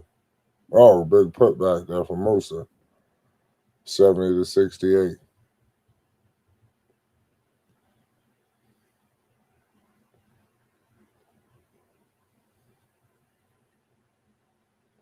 Zero.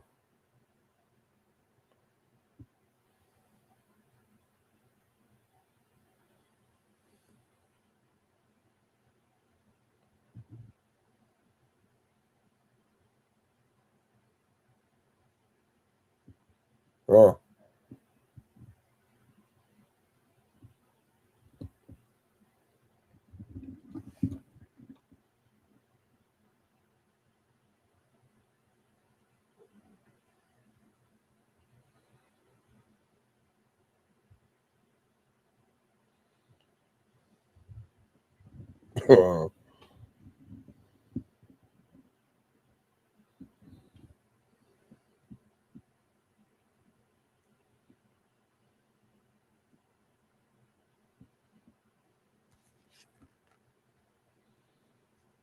that's crazy.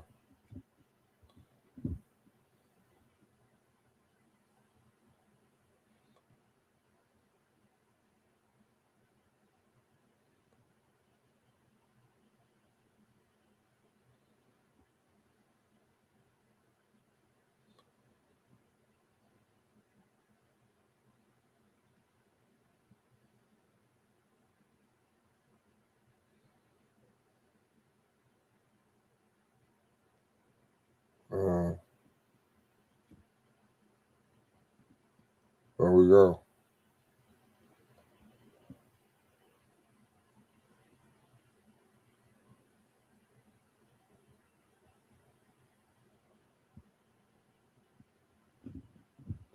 The Hornets out here getting sloppy.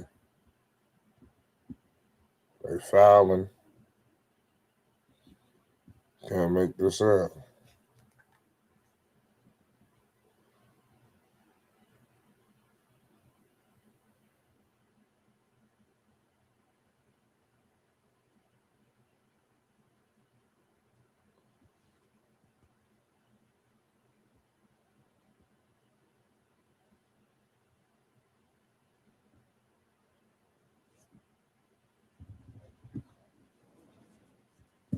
Lamelo and the official having a conversation. And a lot of errors going on.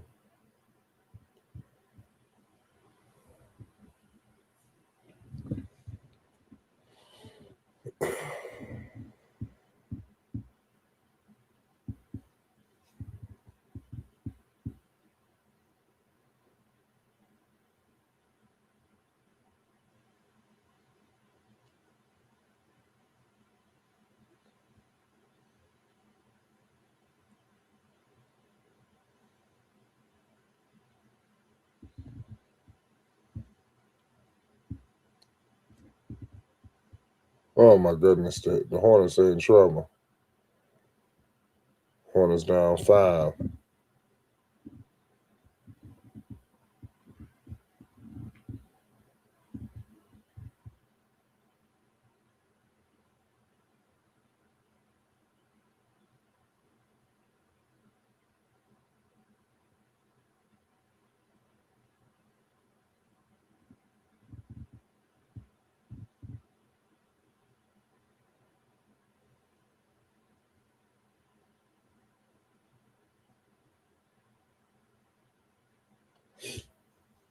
Well, crazy game going on right now. Crazy.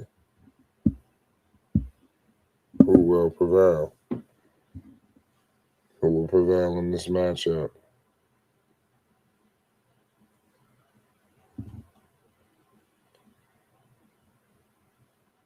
Hornets got their work cut out for them now. They said that the three easy buckets in the paint for Miami, yeah. So these are tomahawks.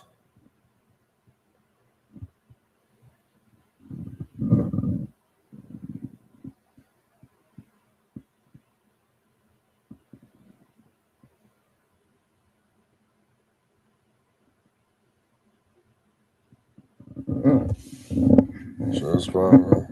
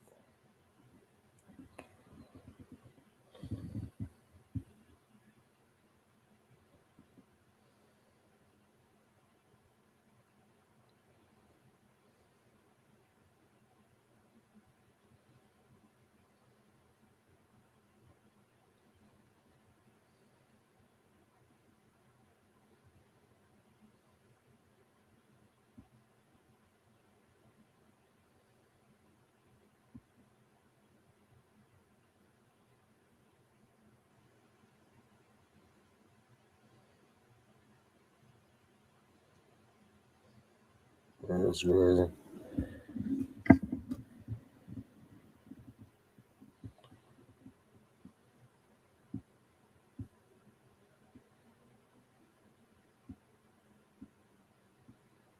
What we got? More playing basketball tomorrow. The Hornets right now, I don't want to say they're on the ropes, but they're getting there.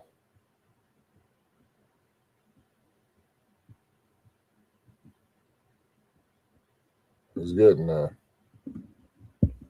The Hornets allowing too much funny shit to go on.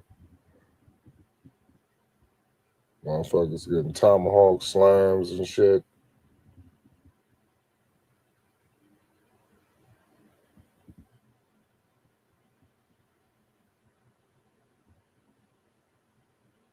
Shit is crazy. Here we go.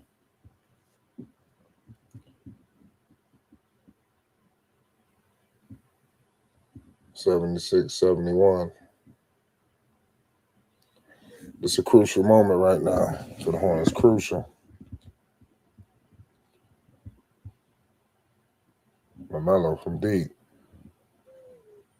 Kobe, good play from Kobe White. That's what they got to start hitting some threes, man. They got to start hitting some shots. They could hit no shots, they're in trouble.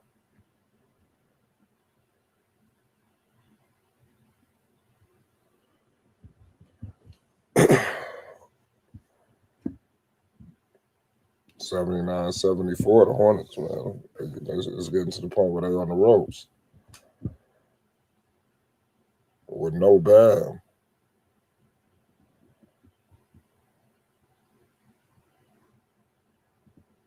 What did they call?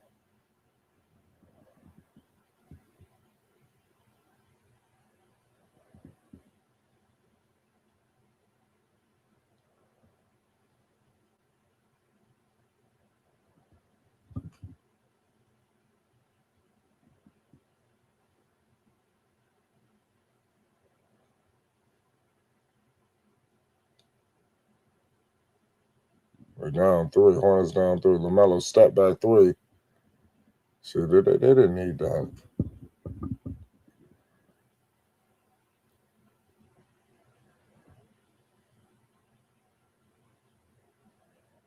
Tyler Hero missed the layup. Lamelo ball crossing half court back to Miller. Miller pump fakes the three. Miller going to the cup. Miller finds Grant Williams. Hornets look like they're just searching for this three. They got to do other things besides try to shoot threes all day. God damn. Lamelo to the cup. There we go with a floater. Hornets down one, 79-78. That's how you play. Melo with 26 points, 10 of 24 from the field. Wiggins for three. That's off. We got Lamelo with it crossing half court.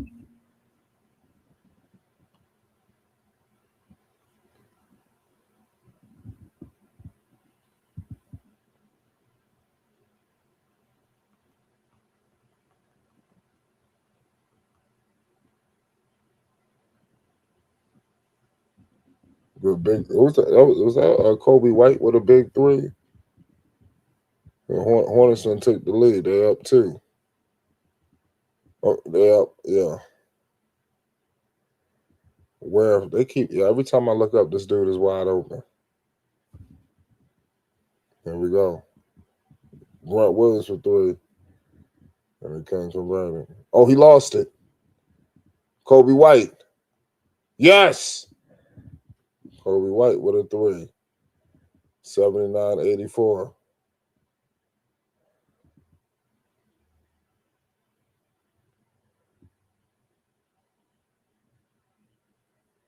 Big play from Kobe White.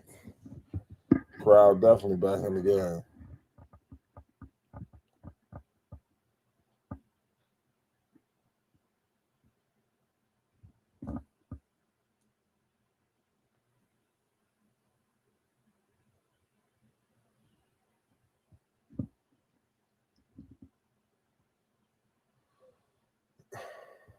Kobe White. Grown man 3-ball.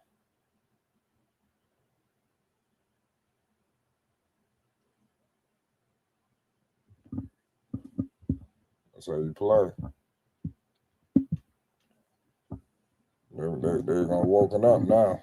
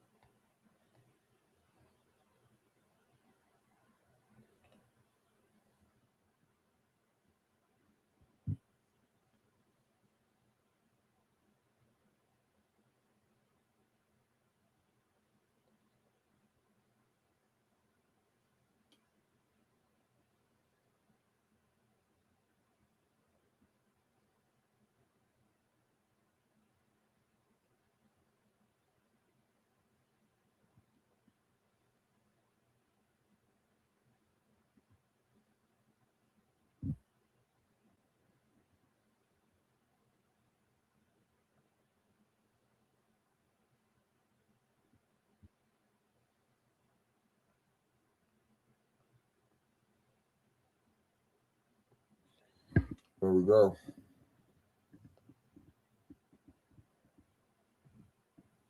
Davion Mitchell with it to the cup, and he scores it. He stopped the bleeding. 81-84. Hornets still up 3. Charles Lee done called out a play. Here we go.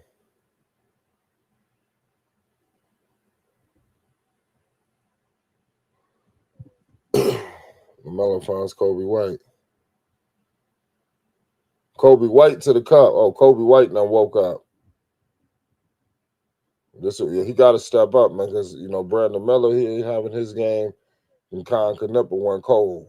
So we're going to need help. Hopefully they can hold us down in the next one.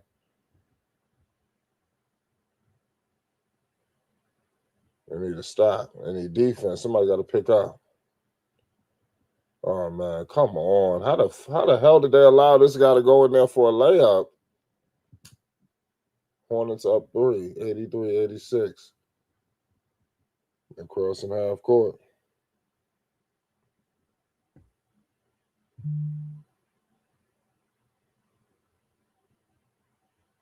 Woo! Kobe White, that was a foul. Kobe White now went active. Kobe White went nuclear. Kobe White just went nuclear.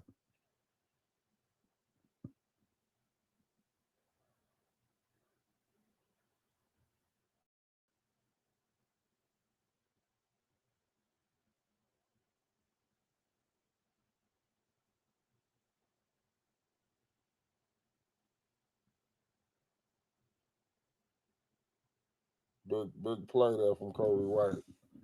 What a play from Kobe White. Listen, man. We got the legendary No Panic. What's the deal, No Panic? What going on with you? You see what's going on, dog? I see them. What's going on? Talk to me. I see them trying to do something. Kobe White been a good pickup. Who? Kobe White. That been a good pickup. Kobe White, the motherfucker just went nuclear. Yeah. Fucking Con disappear. Yeah, that's why I said Kobe White got to step up. Because you got Khan having not a good game, and you got Miller also not having his best game. Yeah, I think Con can nipple like 0 for 5 from 3. Yeah, Khan, like I said, I don't even know how much points he got. I think it's like single digits, if I'm mistaken. Oh, definitely single digits. Brandon Miller. He got 6 points. Brandon Miller got 13, a quiet 13. Yeah. But it's not over yet. But I would keep going to Kobe. I would feed the hot hand. Yeah, Melo got to kind of chill out with some of them step backs, though. Yeah, it's too many, don't you think? Yeah, I think he's spamming them at this point. Even like 2 of them, he about to pull, but at the last second, he kick him out to somebody else. I think that's kind of him learning winning basketball, though. He's still learning. I mean, like I said, he's getting better. This is probably one of his better seasons, especially with the team. So let's see if they can get the job done. Would this be a failure if they got eliminated tonight? Would the season be a failure? I mean, for me personally, no, because I think at the beginning of the season I had them losing in the play-ins, like to being a playing team and losing in the play-ins, if I'm mistaken. So it wouldn't be a disappointment to me. It'll be like this a good building block. The only problem is you're gonna get another healthy season like this out of Lamelo. That's the only thing I see going forward. Even though I ain't trying to talk bad on him or nothing like that, but I don't know. They got to do what they got to do this season right here. I mean, of course, I ain't trying to say they're a championship team, but they remind me of that. Not right now. I don't put that on them. But remember when that season before the Warriors really break out? Yeah. When they've been giving everybody a battle all season, they get to the playoffs. They have, I think, Kobe had put them out. I think. Then they just stopped building on that. But no, they've been playing damn good all season. I ain't gonna lie to you. They've been worth watching. Really? Yeah, man, we're gonna find out, man. The Charlotte Hornets, they got to get the job done. It's fourth quarter play. Kobe White. Let's see what you think about how big is this fourth quarter? It's coming up right now. They gotta be efficient because of the Heat saying he's gonna try to slow them down. Yeah. They got to get some type of They got Melo again. They got Melo. Oh, okay, yeah, that's good. Melo not in right now. Yeah, because they've been blowing by Melo like he been a damn traffic cone. Oh damn. Here we go. We got Kobe with it. It's a Kobe White to the cup. Oh come on, they should have gave him that foul. Musa with the putback. And so now let Musa start putting some points on the board now. Hawkins Jr. with his 83-91. 11-10 to go in the fourth quarter. Here we go. Hawkins Jr. with it. Hawkins putting the moves on Bridges. Hawkins missed it. Big rebound from Musa. Let's go. Let's Wrong go. man rebound. Yeah, I'm saying, if they get a con sight and it's over. Con nearly lost the goddamn ball. He just playing sloppy today. I mean, he a rookie, so I mean, I'm gonna give him a pass, but still, I'm not gonna give him a pass if he costs us the game. I lie. Shit, I'm going cold. This the worst game to go cold. It's the worst game to go cold. This is make or break your season, huh? Shit, he's just firing shit up. He has such a good this all people gonna remember. You blow this fucking game. Like, oh my goodness, give it the Cooper flag. The rookie, exactly. Yep. That's the knock against Cooper flag. It's Cooper flag. Are you crazy? Yeah, they have to give him the hum because he's leading the team. Even if they ain't make the playoffs, he lead the team. Yeah, let me tell you something. Musa out here playing like he Elijah Wan. I'm telling you, this motherfucker doing hooks. It's 85-93. Musa got 8 points. Don't tell me he about to get a double-double on us. If we get Musa scoring, all bets are off. Oh, he stepped out of bounds. Here we go. Hawkins Jr. with it. Picked up by Bridges. Hawkins missed it. Oh, they called the foul. Miami got a break. Miami just caught a break. We got a crazy game going on right now, ladies and gentlemen. Damn, Bam come back yet? Nope. He must really hurt. He must really be hurt. You got to think Miami probably want a draft pick. You don't know what's going on. Because I was looking at some people who follow the Heat. They were talking about everybody wants the Heat. I mean, Heat fans are rooting for them to lose. I don't know what's the method to the madness, but I don't think the Heat fans want to get to the playoffs, as crazy as that sounds.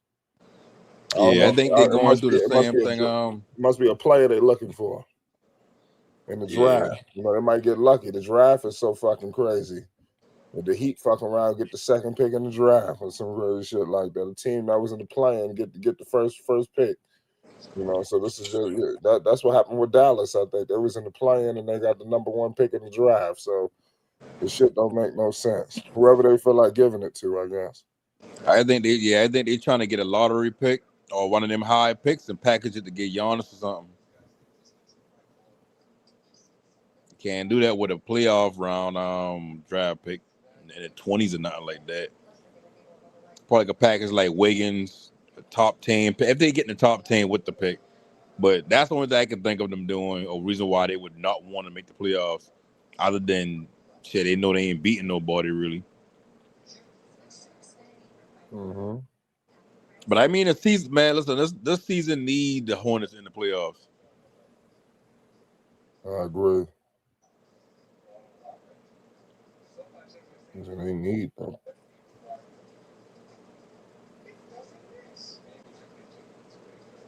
We're gonna find out, y'all.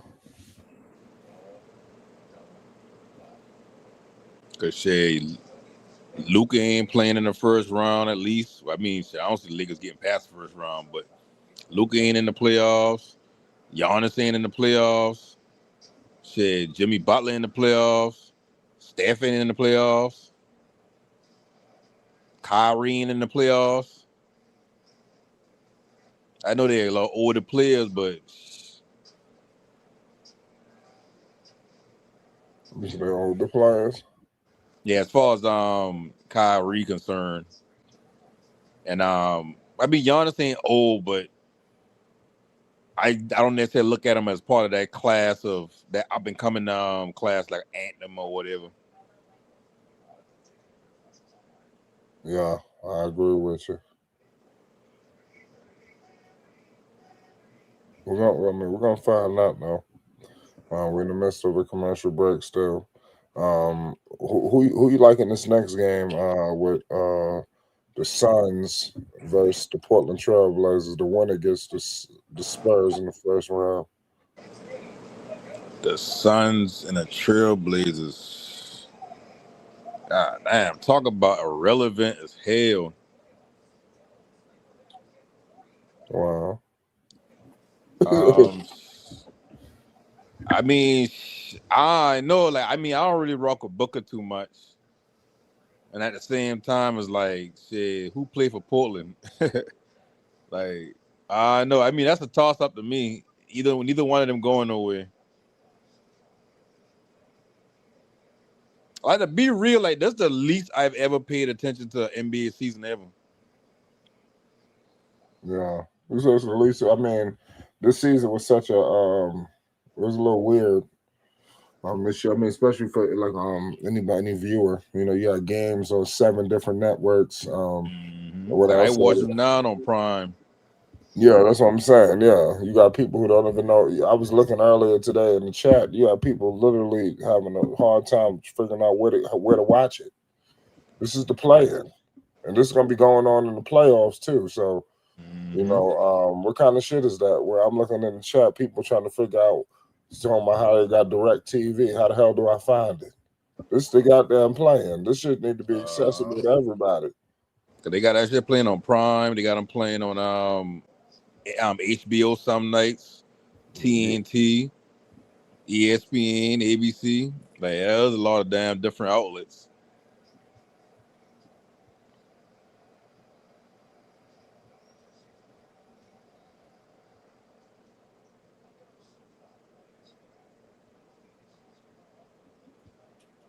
Yeah. There's the Warriors and the Clippers in the playing. Yeah. What do you think about that? Kawhi playing.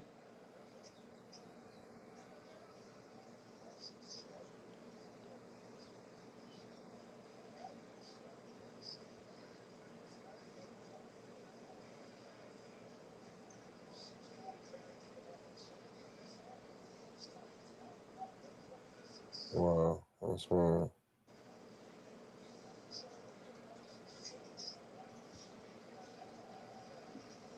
I'm on Con.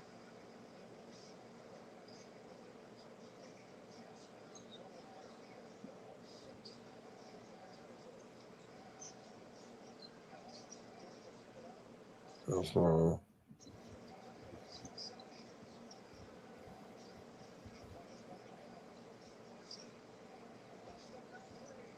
Uh, 87-93. Let's see what the Hornets could do here. Here comes Kobe. Kobe White with it.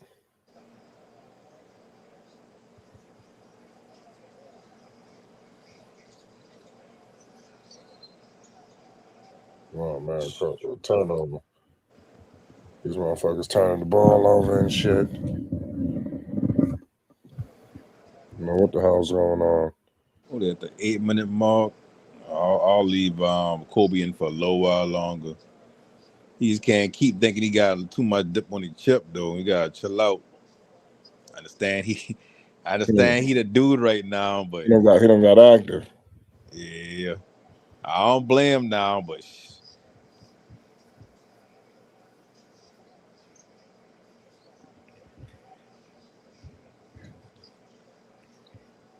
That's crazy. Davion. We got for Davion Mitchell. They're ready to quit. Yeah, this 89-93. Kobe White for Kobe. 3. Yeah, he keeps shooting that motherfucker. Yeah. This time he done cooled down. He And served. see that. Oh my goodness.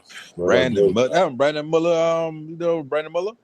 No, that was Davion Mitchell. Yeah, but who he scored that over? I don't even know. I think it was Brandon Miller. The Hornets playing like shit right now, man. Yeah, they got to take Connor. Yeah, they need to take his ass out the game. Brandon Muller mustn't. See, and that's why I be saying, bro. Take Con Knipple out the game. Oh my goodness. Showtime. That boy throwing alleys on the entire game. Where's getting wild? Yeah, where's getting wild? Damn. Niggas throwing alleys. Trying to bring Melo back in. Nothing else, he'll bring some put some buckets in. Yeah, I said Showtime. He said niggas throwing alleys. Yeah, like once I see it, I was like, damn. Yeah, Conker Nipple can't do nothing. You see Charles Lee. And that's why the Hornets need a good long defender. Yeah. Because Conker Nipple, for all he is offensively, defensively, he gonna be a mismatch. People gonna score on him all the time. Lamelo scoring him all the time. They need to think about that in draft. They need to get one of the better defenders. They probably don't need nobody to come in to put up 20. You know, there's points and times where the Hornets trying to get the best available scorer, a guy who can put the ball in the hole. You know, that's what they're looking at. Heat on a 9-0 run, and they take the lead. This is bullshit. So hopefully the Hornets, they can look at bringing in some defensive, intensity. 3-ball, Melo. I think that's what they was trying to do with Sion. Right. Sion going to be defensive for us, in the future. But they're in trouble. Oh my goodness, Mitchell just shook him. Damn. Shook him. Melo tried to play it off. That nigga just got broke. Yeah, he put that ball on the other side of the court. They went to the bench yelling and screaming. Miami looking to put the fucking knife through him. I'm telling you, they better wake up. Davion, and I'm seeing like Davion and Lamelo. They're a little too friendly on the court. I see them they talking a lot. I don't like that. I don't like that about anything about what's going on in today's game. In the play, where it looking like y'all ready to go out to lunch. I don't like that. Shit is crazy. Yeah, they like the Hornets ain't playing with no urgency right now. It's like they just firing up shots. Yeah. What do they have to do to finish and close this game? They have to get to that free throw line. They have to get to that free throw line. Conga have to heat up. Because, he creating the space. Even if he 0 for 50, he's creating space. Because you ain't going to leave him open now. But got to get to that line. Like, at this point in the game, high-risk shots. That's all you got to look for, high-risk shots. All that fun. Like, I don't see Kobe White fire by 2-3 threes, Muslim. Conker Nipples fire up 2 Muslim. Brandon Miller's fire up 2 Muslim. Lamelo just get back in the game, 5-1 Muslim. They loving by that 3 and they dying by right now. That's why they need another thing. They need is an inside presence. Yeah, man, this shit is crazy. They need a good, solid wing defender, like somebody who, hey, when you on the court, as long as you shooting 30% from 3 and you playing elite defense, you can stay on the court. And they need an inside presence who can give them 10, 15 points, like offensively, from a big position. Yeah, I wonder who the hell that's gonna be. That's why they looking to the draft. Yeah, I mean, they should be an attractive team though this year. You know, people Yeah. might be able to get a free agent. I'm not saying the top one, but they should have a little bit more success. You know, in that department. Yeah. All over. You know, this organization shows something. You know, and let alone they make the playoffs. But I ain't gonna lie, man. Miami got the momentum right now. Yeah. They're rolling with the momentum. They looking to close. So Charlotte got to be very careful right now because you know you don't want them to open up a 10-point lead on you right now. It's almost the home. It's the home. It's getting to the home stretch. They let them go on a fucking big run. That's just crazy. Worst time imaginable. What a game.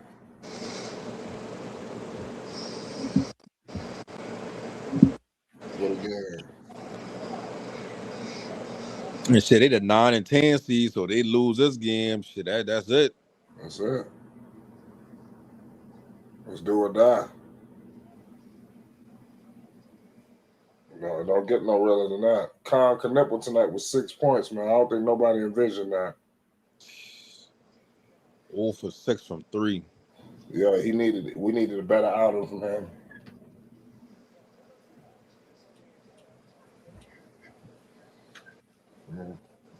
That wasn't good.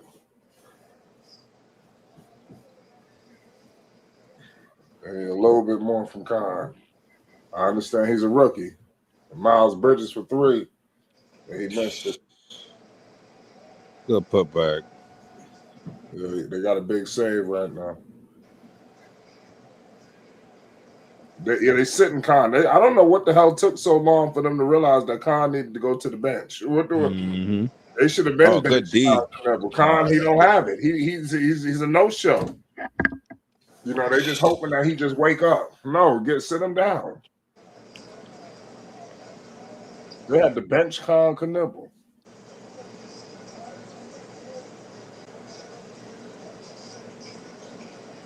Need us. These niggas mustn't up. You can say whatever you want now. Lamelo and them lose. That's 3 playing games lost in his career. Period. I mean, I don't give a shit. You understand? That's 3 playing games. And Norman Powell just they fucking killing them now. It's like they don't got no defensive presence in the paint, bro. Like everybody get blown by and lay up. You got Spoelstra on the court. He on the fucking court. They in trouble. They're in trouble. They're in trouble. Yeah. You got Spoelstra out there on the floor. On the same side as the fucking with the play going on. Like he one of the players. They're in trouble. And that's right, y'all. It's okay, that's good must. This clutch time. Less than 10 points, 5 minutes left in the game. Like that's where they grew up at. Like you gonna eat it, swim or sink. Lamelo missed another 3. I'm gonna miss another one.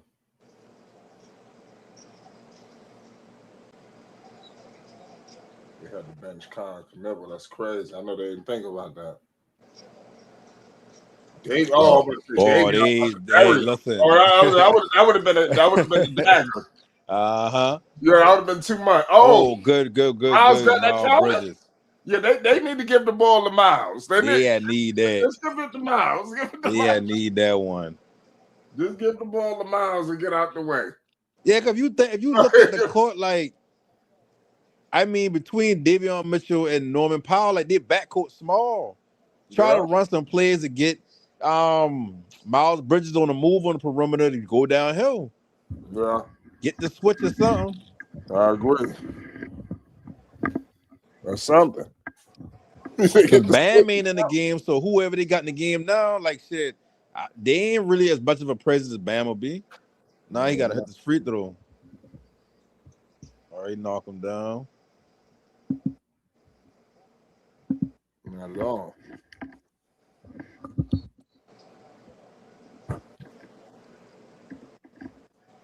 Let's see how this shit gonna end. And then he's doing all this with damn Their best scorer been on the bench. You're right about that. Who you talking about, Bam? That's what I said. If they had No, Bam, I mean, it would have been a different game. You know, a I lot talking of people. about what your boy name was. Oh, Bam, No, not Bam, the white boy. Hero. Yeah. I'm surprised they ain't playing him. They probably gonna bring his ass. That's what we're gonna Oh bring yeah, him they in bringing him last back second. in. Like give him. They probably could bring him when he seems like he getting out of hand, or like closer to like the 3-minute mark. And trust me, you know, Spoelstra got tricks. Yeah. And Davion got hot. If he ain't like get hot and No, Hornets that stay up with that low 5-point lead, Hero would have been back in the game. no. That's when the Hornets supposed to take advantage when they star offensive player out of the game. That's when you maintain your lead. So even when he come back in, it's an uphill battle for him. No. Yo, you got Pat Riley up there. You got Morning. They're standing up. Alonzo Mourning should be ashamed of himself. He act like he didn't play for the Charlotte Hornets. Right. I don't like that. I don't like that about him. Yeah, that's the first time I remember hearing about Lonzo Mourning. It was with the Hornets. Yeah, I don't like that about going to the Lonzo. East for them little couple of seasons and get that chip. Yeah, that's messed up that he act like he never played for Charlotte. Good T-John. Yeah, they need to let his ass go. And McMillan. Well, I was gonna say, yeah, they standing up. Rallying them. That's why I said they ain't playing, yo.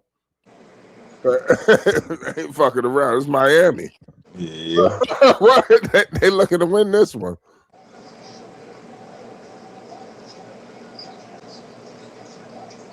Oh, good D. Oh, yeah. Hey, Lamelo has some good D this now. That's what he got to do every possession down. Melo need to close this game. Fuck all that. It's your home court. It's the play-in. Game is clutch. Close. Gotta take that step. Close. You down 2. No Bam. It's games like this where you can change the narrative on your career. Close.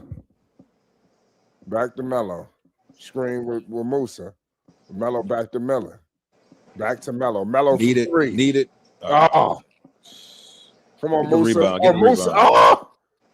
Musa hustling. There you go. Yeah. Reward Musa. Musa out there hustling.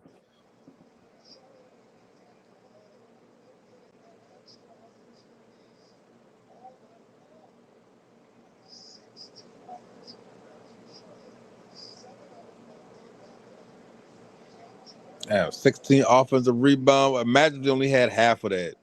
Man, Hornets wouldn't even be in this game. Oh, okay. Tie game. I should have been so quick. I didn't even see what happened. I just know Miles dunked him.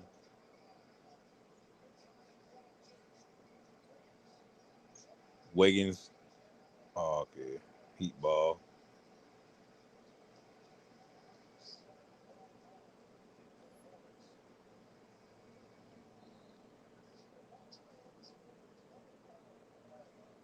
Oh, Melo throw the alley back door. They're starting to wake up.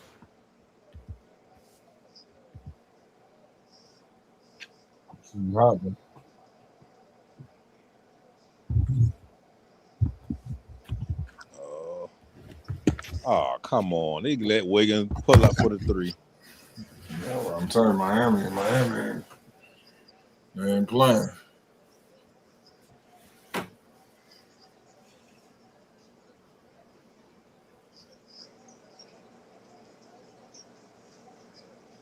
Why even shoot that?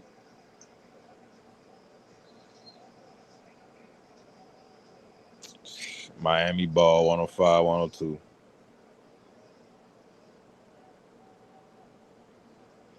Musa look a low ginger.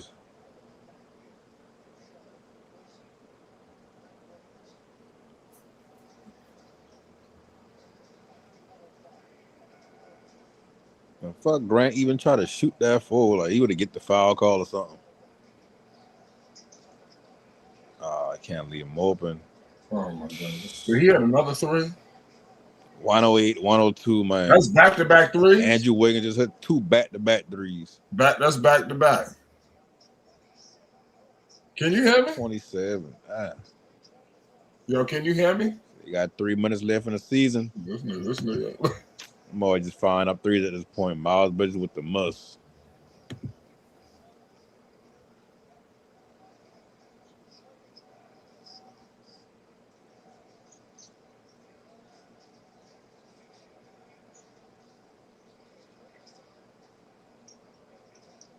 All right, good rebound, good rebound.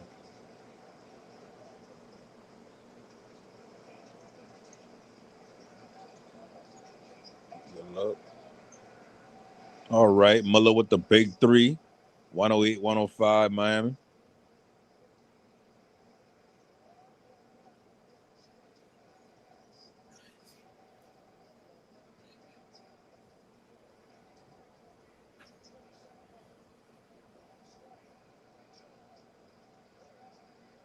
Yeah, ball. Get the ball back. Hero. Hero with the three. 111, 105, Miami. It's not looking good.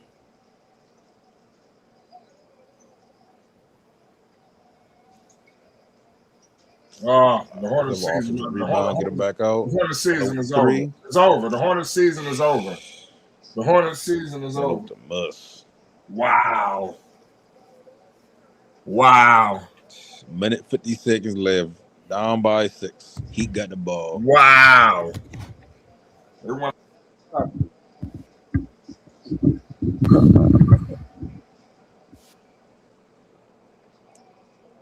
Now this is unacceptable.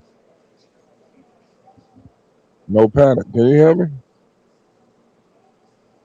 No panic. Let me know. It's crazy. The Charlotte Hornets, they done blew this fucking game. You can't make this shit up. You cannot make this shit up. It just happened. The whole season went down the drain. You know, so many reasons how this happened. First things first, you got to start off. I'm gonna come back. I'm gonna go out and come back in. I can't even hear nothing. All right, dude. Con Knipple just went cold. They had to bench him. That's how bad he was. Game.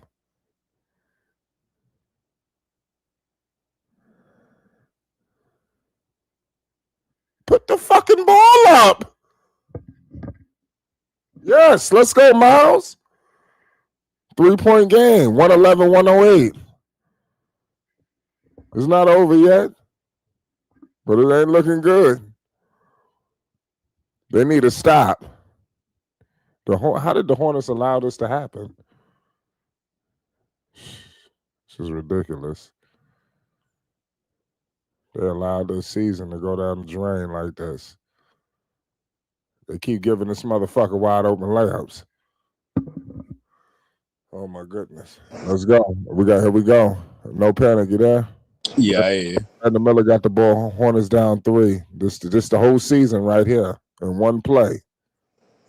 And they still searching for threes. They could have went to the paint. They didn't need to shoot no 3. This is bullshit. They did not need a 3.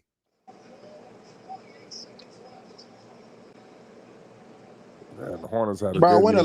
the last 2-point attempt that they take when Grant Williams that bullshit he shoots. Well, I'll tell you what.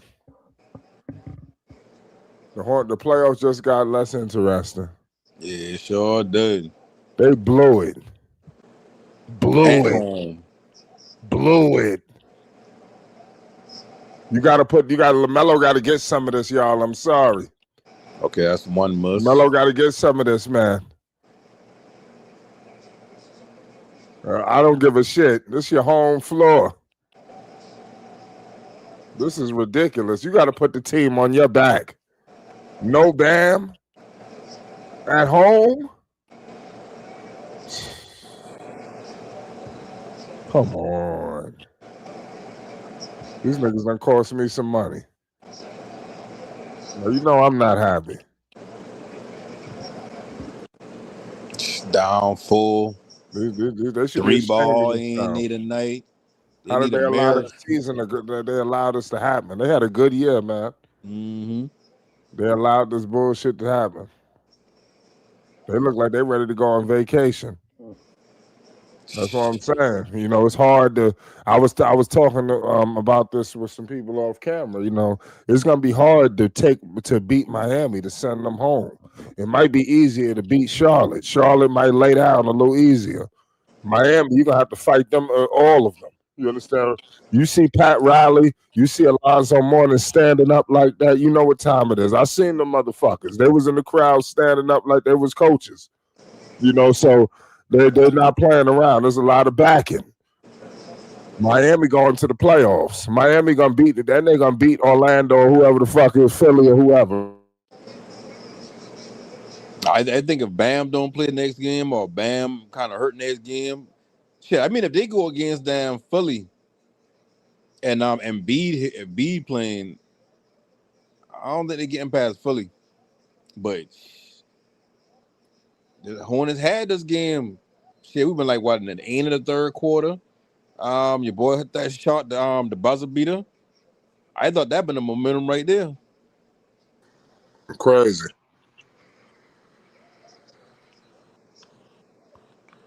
It's a crazy game. Now they want to bring Con Knipple back in. Oh my goodness, it's over. Is he back in or they just got him Nah, watching? I don't know. Well, the Hornets should be on. They should be ashamed of themselves. How did they allow this to happen? They blew their whole season just searching for threes. Good shot, Brandon. Brandon hit that one. So they down one. Down 18 seconds. Even if they hit both free throws, they got a chance to tie. Like hey, listen, I trying to tell you. I ain't trying to tell you, but the Hornets, if they lose this game, like they gonna be in a conundrum because they gonna have to go from having this season and thinking, okay, cool, we had a hell of a season. Let's build upon this. Let's try to go get this player. Let's go get that player. Or they gonna be like, you know what, like shit, we tried. Best we can do is a play in.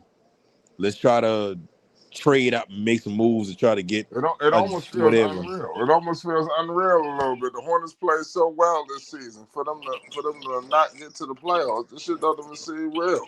Yeah. I feel like it was their destiny. Cause they've been belting motherfuckers all season. You know, it was their destiny to get to the playoffs and for this to happen. Pat Riley still standing up. Pat Riley, they're trying to get there. They're gonna be happy to take out Charlotte. Miami's a crazy team, man. They're a team that's pretty much, you know, in that middle of the pack. You know, they never completely bottom out. You know, and go for the draft. They always compete, and even though they need to, you know, the Heat really could use a draft pick, man. Well, the Hornets in the lottery if they lose this game. They get a lottery pick. Hopefully they can get some luck. Man, I'm about to say what they luck. They always damn getting that one spot behind who they need to get it. The Wemby draft. They're gonna have a 14 pick. Man, that year Wemby come out, you couldn't tell me they ain't even gonna get the number one pick that year. Yeah, that's what I'm saying. Every other team, they luck up and get there. It's over. Why they taking Man, so Hero long? had a wide open shot just now. Yeah, at some point you just got to foul. You can't waste time, man. Yeah. Just foul, man. They wasted way too much time any fucking way. Yeah. They blew it. They still gonna have an opportunity though to tie it, but it's gonna come down to a 3 that they have to make. Mm-hmm. And Miami might fucking well say, you know what? No, you don't. We're gonna foul you. No, you don't. Exactly. No, you don't. Exactly. No way. If Kondo hit not one through the night, this better be the one he hit. I'll tell you that much. They had to bench Khan. They had to bench him. He had a horrendous game. Damn, was they bringing Melo back in? Shit, they need a 3. You must be calling I wonder time if out they're after gonna call the this. timeout. Yeah. Or they just gonna see they blew that opportunity to call that timeout. They wasted so much time. That's their last timeout. That's it. Final timeout. They better get Grant off the court. Only people need to be on this court right now is Con, Lamelo, Brandon, I'm going in the game. Bridges, and one big man. Khan had a no-show, man. Straight disappear. He had a no-show. Even if he had hit two out of the six. Yeah, he had a Even if no-show. he only had hit 2 out of the 6, bro. Oh, damn. You should see Curry. You should see Dal Curry in there. Dal Curry look upset. Yeah, like, this a magical season for them. Nah. Even though it's just the play-ins that they only get hit this far, but it's like, shit. Imagine if they had started the season off decent. That's what I've been echoing that shit forever. They got themselves to blame for this. Or bottom line is this: next year they need to start the season the way they finished it, and they'll be a top 5 seed in the East. The way that they played is just ridiculous. The way they started, you know, I was like, here we go again. That's when I looked like they quit on the whole season. I was ready to quit. I was like, fuck it. Right. They don't give a fuck. It is what it is. And then before you know it, then they'll flip the switch. You know, so it was just they looked like they was coming to lay down again. It looked like it was literally they were about to trade everybody. I don't think people realize how close it was. Lamelo was in talks of being traded. Yeah. Shit, he was in the Ja Morant and Trae Young whole saga. Now, I truly believe if they ain't had this season right here, he was going. going. They probably would have either traded. I don't know if they would have traded him by the deadline, but he definitely going in the offseason. Man, he was going. Now they done got their keep. They ain't going nowhere. Yeah. Yep. Everybody will be back. Yep. It's over. And they give it to Kobe White to shoot. Oh, he made it. Oh, we got a tie game. We got a tie game. How much left? We got a tie game. 10.8. Hey, Kobe out there doing some shit. Kobe out here doing some shit. Now they got to play defense. I like their chances in overtime more than I like it down. Oh, yeah, they need a reset. Get to overtime. Yep. You should look at Kimber.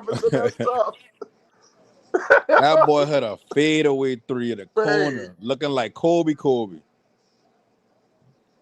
Clutch.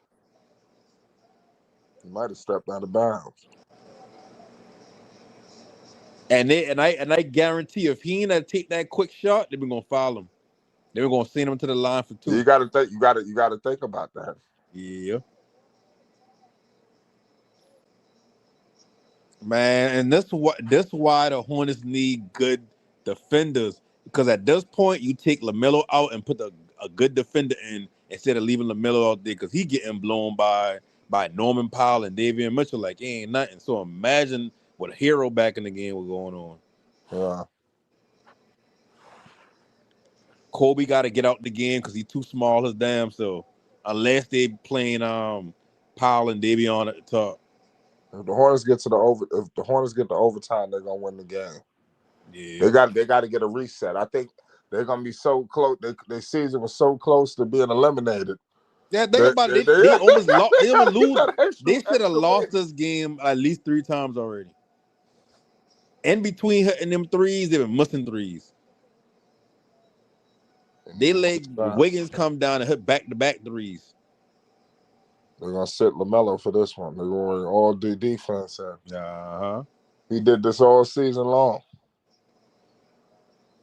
And that's why. And Lamelo need to learn from this. If you want to be on that superstar level, you can't be taken out the game at the end like this. Oh, here we go. This for all the marbles. Tyler Hero has it 10, 9, 8, 7, 6, 5. Oh my goodness. The ISO. Oh my goodness. Oh. All right, good rebound. Overtime. He had Brandon Miller isolated. I ain't gonna lie to the way he been so calm with that ball, I thought he was gonna pull that shit and hit him. Nah, that was a good look. Calm. Even too calm, like, man, listen, let me do this real quick and get the fuck out. Trying to tell you, boy, like this game was proof The Hornets need a defending wing. Oh my God. He don't need the 30% from three and What a elite game. defense. What a game. And that been a good look too. That shit was money. I tell you what, you give him that shit again, that shit is icy. He ripped in that motherfucker. This overtime need to be all about Conker Nipple and Lamelo Ball. Yo, Lamelo better wake up. Yeah. They almost finished you. Yo, they just got a new lease on life. We got a new lease on life. Good boy, listen. At the fucking 3-4 minute mark, he was like, yeah, they did. Yeah, man, that was good play. I don't think we're gonna see Conker Nipple no more. I'm not playing. Man, Conker Nipple need to grab one of them basketball in his timeout and start shooting right now. If I see him missing like 3 or 4, like, nah. Yeah, because man, listen, I understand shooters go cold, but bruh is 0 for 6 from 3 alone. He freezing. It's getting windy. He probably like 2 or 3 for damn 11 right now.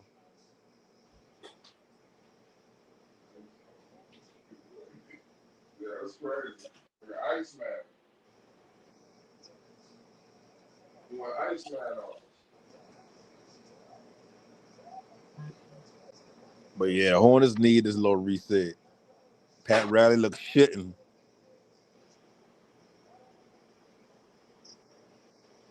That shit's crazy.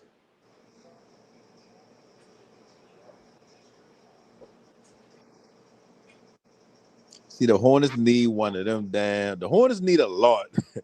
But right now, they need somebody. They need somebody who won't be on some man. Listen, give me the ball. Brandon Miller looked like he just out there.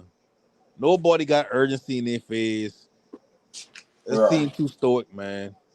It's like the team play in the crunch time too mellow. One like, Iceman on us. Conker Nipple, one Iceman. Nah, I'm telling you, they're gonna all the motherfucking people who love what's the name. They're gonna have an indictment on this nigga. He was benched. Yep. They can look at a boy like Duncan Robinson. Cooper Flag. Watch, the talk's gonna be they gonna say, "Oh, he ain't nothing but he must. Why he take that?" That was just silly. I still feel like Lamelo need to take this game upon himself. I'm sorry. Yeah. I'm sorry. I'm sorry. Melo, you can't leave your feet right there, bro. You must though. They done brought you to the promised land. Kobe. It's like I ain't see Lamelo attack the basket at all in the full quarter. See, like why the ball need to be with Melo? Yep. See, we live. Good move. Good move. Okay, I listen. Just get the job done. Yeah, no, you right. Even though Brandon Miller hit that, you right. You need to be in LaMelo hand. Let him initiate wherever he need to initiate. Yeah, like let's go out with him. Mm-hmm. Let's go out with him. Let's get eliminated with his decision. Like he's $1 million man. Yep. Shit. Here we go. No damn stops. These motherfuckers just getting any and everything.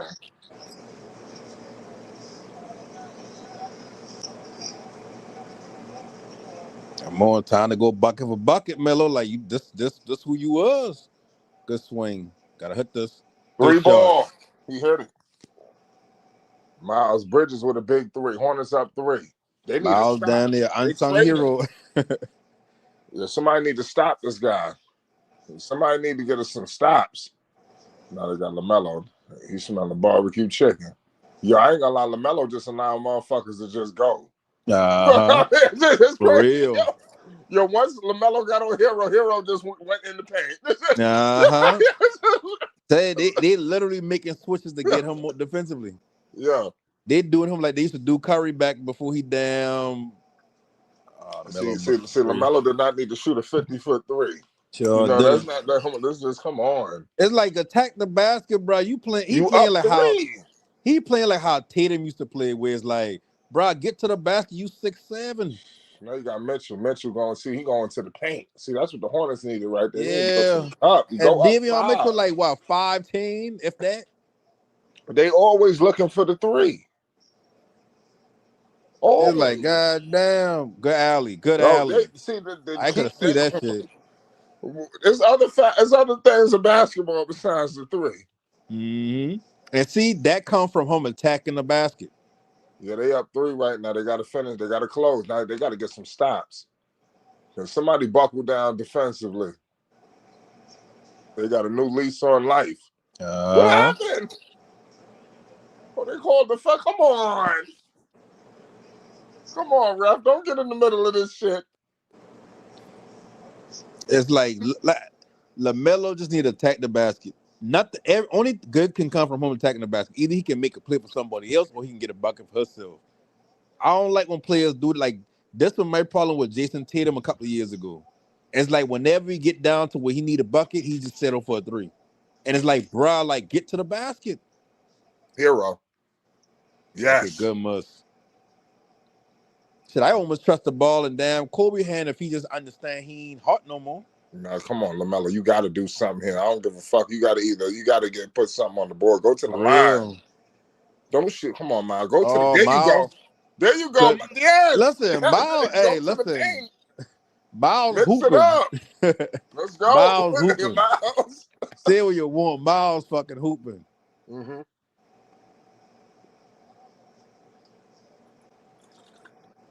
Yeah, the Hornets needed that. If they ain't go to overtime, they was done.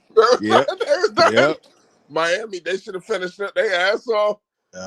See, and if you notice, the last couple of possessions, they've been getting to the basket. That's what you got to do. You can't rely on that 3 all game like that. Y'all is not the Celtics. Like every team can't do that. Every team can't live the entire game from the 3. Nope. Especially if you the Hornets who ain't no elite defensive team. Like at least the Celtics can. Okay, cool. We missing 3s, or we just stop them until we start hitting the game.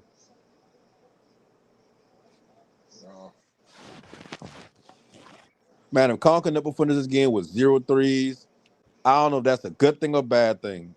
It seems like it'd be a good thing for the team because like at least we know that's the baby. At least we know they can damn win a tough game with they best shooter struggling.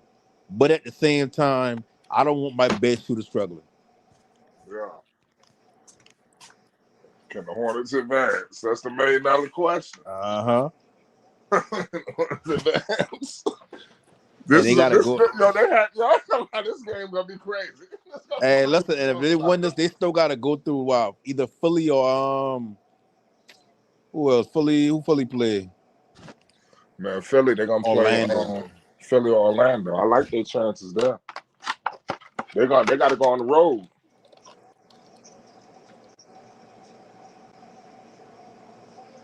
Tyler Hero, yes. Must get the rebound. Get the There you go. rebound. You got to get the rebound. Okay, they up 5 with a minute left. Milk this clock. You shouldn't be taking those shots before the damn 10-second mark. You're nothing stupid. Get to the basket. Get to the foul line. They're gonna have to foul you at some point. Have to. No, all that get 3s to the and paint. shit. Swing the ball. Swing. Why are you shooting that? Well, I mean, even down. That's an understandable shot right there. They got to start swinging the ball with purpose with this minute left. Swing the ball and get the ball in your best attacker hand. Get to the basket, get a foul. You don't get a foul, shit.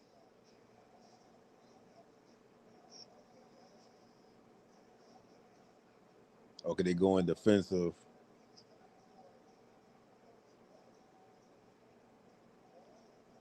Grant Williams, though.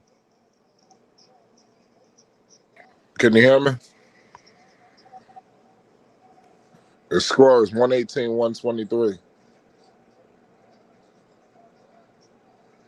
Oh, come on. What the hell was that? They keep giving. Every time I look up, Mitchell done scored. Shit is crazy.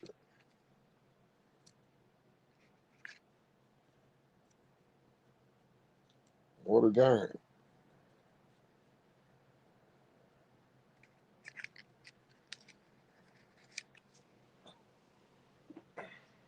What a game, ladies and gentlemen. The Charlotte Hornets are cooking. It don't get no better than this. Don't sleep on Charlotte. Look at them. I thought they was done. I ain't gonna lie. I thought they was done. I was like, yeah, they look like they ready. They look like they're ready to give up. I thought they was done. Nah, see, now they got to get to this free throw line. They got to have these free throws.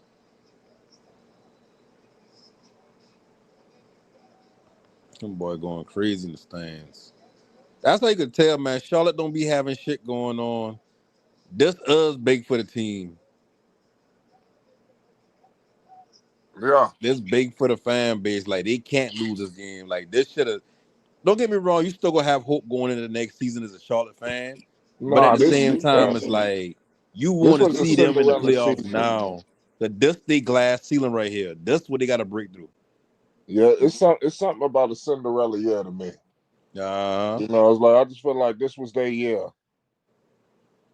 Like I said, even if they don't get far in the playoffs, Well, what the get hell that just happened? learning right now out the way. Fresh Prince was good. Yo, bro. What a game. Tell me something good. How the game looking? Man, this shit like they having technical difficulties. Oh, What the this fuck? what the hell? What the fuck is this? Man, they tripping. What the I fuck? said they thinking something wrong. My team, I like with them. I Shit thought going something was black. wrong with my shit too. I That said, shit say oh hell technical difficulties in the playing game. Like, no. come on, you can't be doing that, Come on, Prime. Silver. Prime tripping. Niggas paying for this. Word. Right. They tripping. This ain't free cable. They tripping. Man, I hope this shit come back or they pause again for a while. Nah, they ain't gonna pause shit. We're gonna come back, the shit gonna be over. Well, they winning, right? Miller gonna be on the ground crying. They down one, game over. We trying to figure out what the fuck happened. No. But I mean, the Hornets up 3 with 48 seconds left. They got the ball. I think they got it. Overtime. Yeah. Give credit to Charlotte, man, because Charlotte looked like it was over with, and It Yeah. sure did. I was panicking, bro. I got off of work early. I was like, man, I'm like, damn, bro, the game is over, about to be over. They about to lose. I'm like ordering me a sandwich in the deli. Bro, I see them come back. I'm like, what the hell? Kobe White? I'm like, oh, nah. I run home. I check all the stations. I'm like, yo, it's not on no local nothing. I'm like, oh, shit. I'm like, oh, no, I got to go to Flight. I know Flight got this. I'm like, I got to go to Flight. Oh, they up 5 now. They're back. 125, 120. What, 28 seconds left? Scored. Yeah, either they score or free throws. I hope it's a bucket so somebody can say they did some shit instead of getting just sent to the line. Yeah, let's hope it was a bucket. Yeah, it's crazy. Hornets, man, it's playoff Lamelo. time. Oh, Yo, Lamelo get the layup. Detroit versus Charlotte is the series, man. I'm sorry, I just want that series so bad. Yo, me too. And you know what's crazy? So bad. Yo, me too. And the Hornets are gonna pack them up. Yo, that's gonna be the series. I know the Hornets gonna pack them up now because you gotta think about it. Like they got a real elite defender over there, yo, and they bro, got a I'm bucket. not hearing none of that. The Hornets are home. I like Conker Nipple over 7 right now, over 6 right now. Yo, listen, the Hornets is sending the Pistons home. I mean, don't get me wrong, I don't go against that.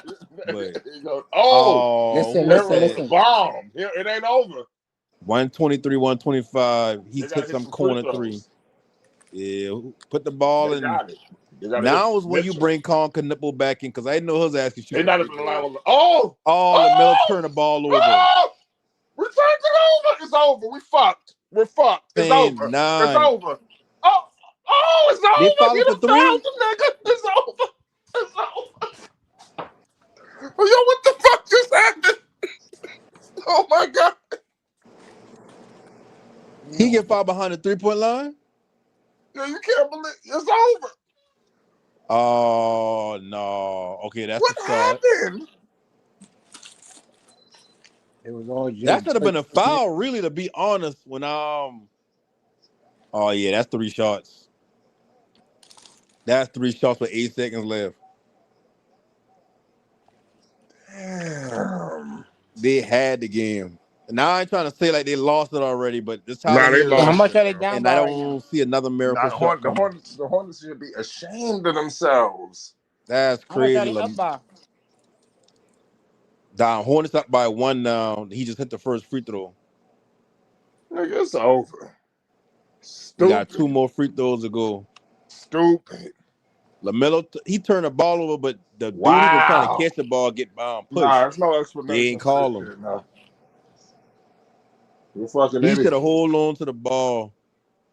Call time. Do Stupid. they No, got any they timeouts? lost. They blew this game. As a tie game, here at the line for the last free throw. He hit this day up 1 with 8 seconds left. Crazy. They had this whole game in the bag and let them come back and win.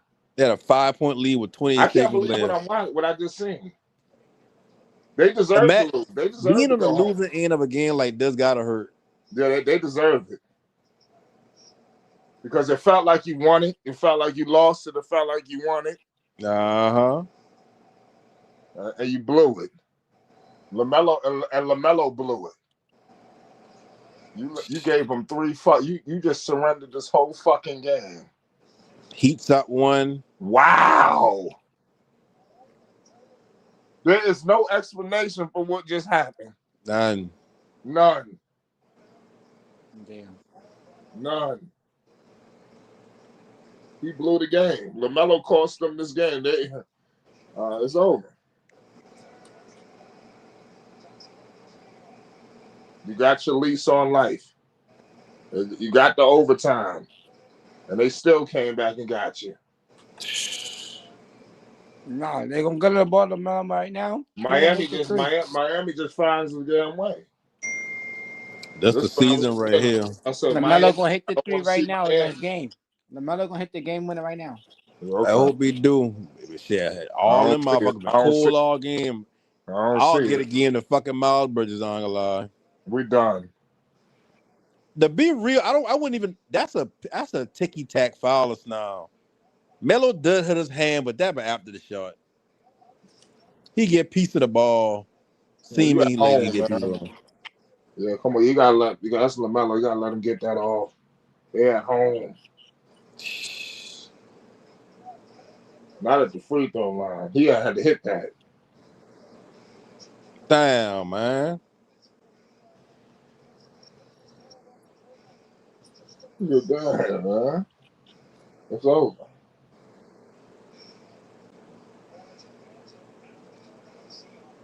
Melo need to attack this basket. Lamelo gonna hit the game winner right now. I don't see it. We had a good year. All they need to do is attack the basket to draw a foul. All right, here we something. go. Like, Here they we ain't go. gotta. LaMelo with it. Oh, he made it. LaMelo with the layup. LaMelo with the layup. 4 seconds Oh, left. hold on. Here we go. 4, 3. Mitchell. Good block. Good block. Game over. That was goaltend. Game over. Was it a goaltend?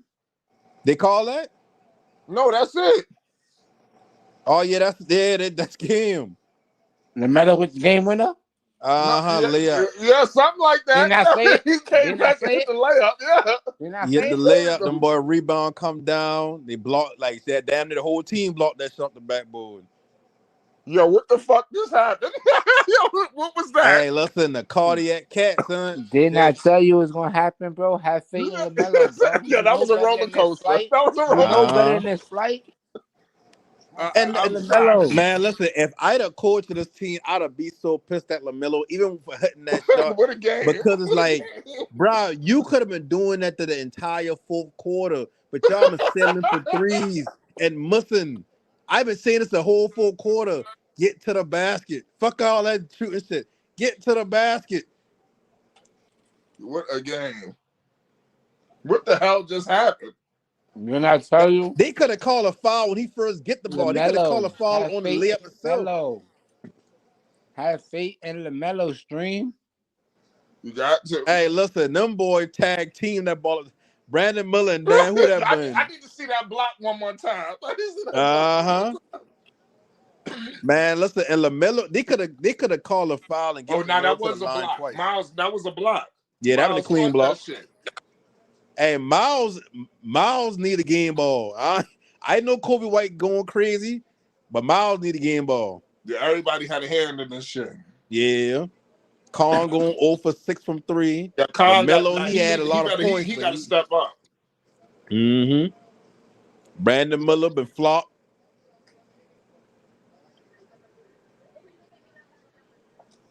Have faith in the Lamelo, boys.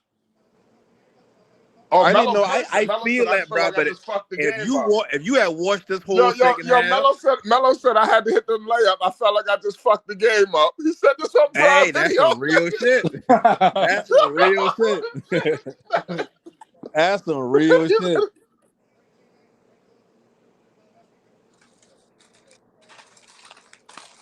Oh, they put the chain on him. They put a chain on him.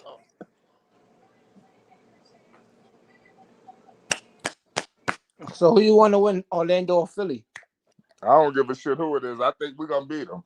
This was the toughest. Hey, I want to see Orlando. I got Philly. I got Philly winning it, and we're gonna see Orlando. That's what I truly believe is gonna happen. All right.